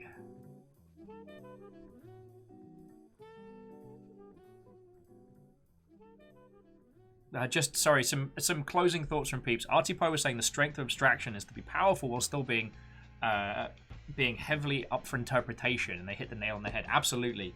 I don't know what it was. The scene where you meet kind of like the embodiment of humanity and you dance through the stars. I don't know what it was. I was on the verge of tears there, and I don't know why. Like, I'm going to be thinking about that for a while. Fucking yo. And it did leave us with that bittersweet film noir kind of ending. But now my brain's reeling with the idea of, but what does that mean in physics terms? That the constant... That's why I'm not thinking about this. I'm definitely going to get some food in my system, and then I'm going to slay a large glass of gin like a beast. Like, I mean, it will not be a merciful drink. Sideways. Alright, so let me say my thank yous. Please don't go anywhere just yet, because we're going to head over to Deus, and yeah. Camille says that there are people out there still trying to disprove the universal constants. It's Lost Flowers. It's a little warm in here to bring in the nuggies, but I am going to go give him a cuddle. Like, know that I will be passing on the love, yo. Okay. Right, and on that note... I am naught without you lot. The fact that we get to do this on the daily, and that this week we've had so many incredible experiences back to back. I mean, feck me sideways. Oh, I'm not ready for it.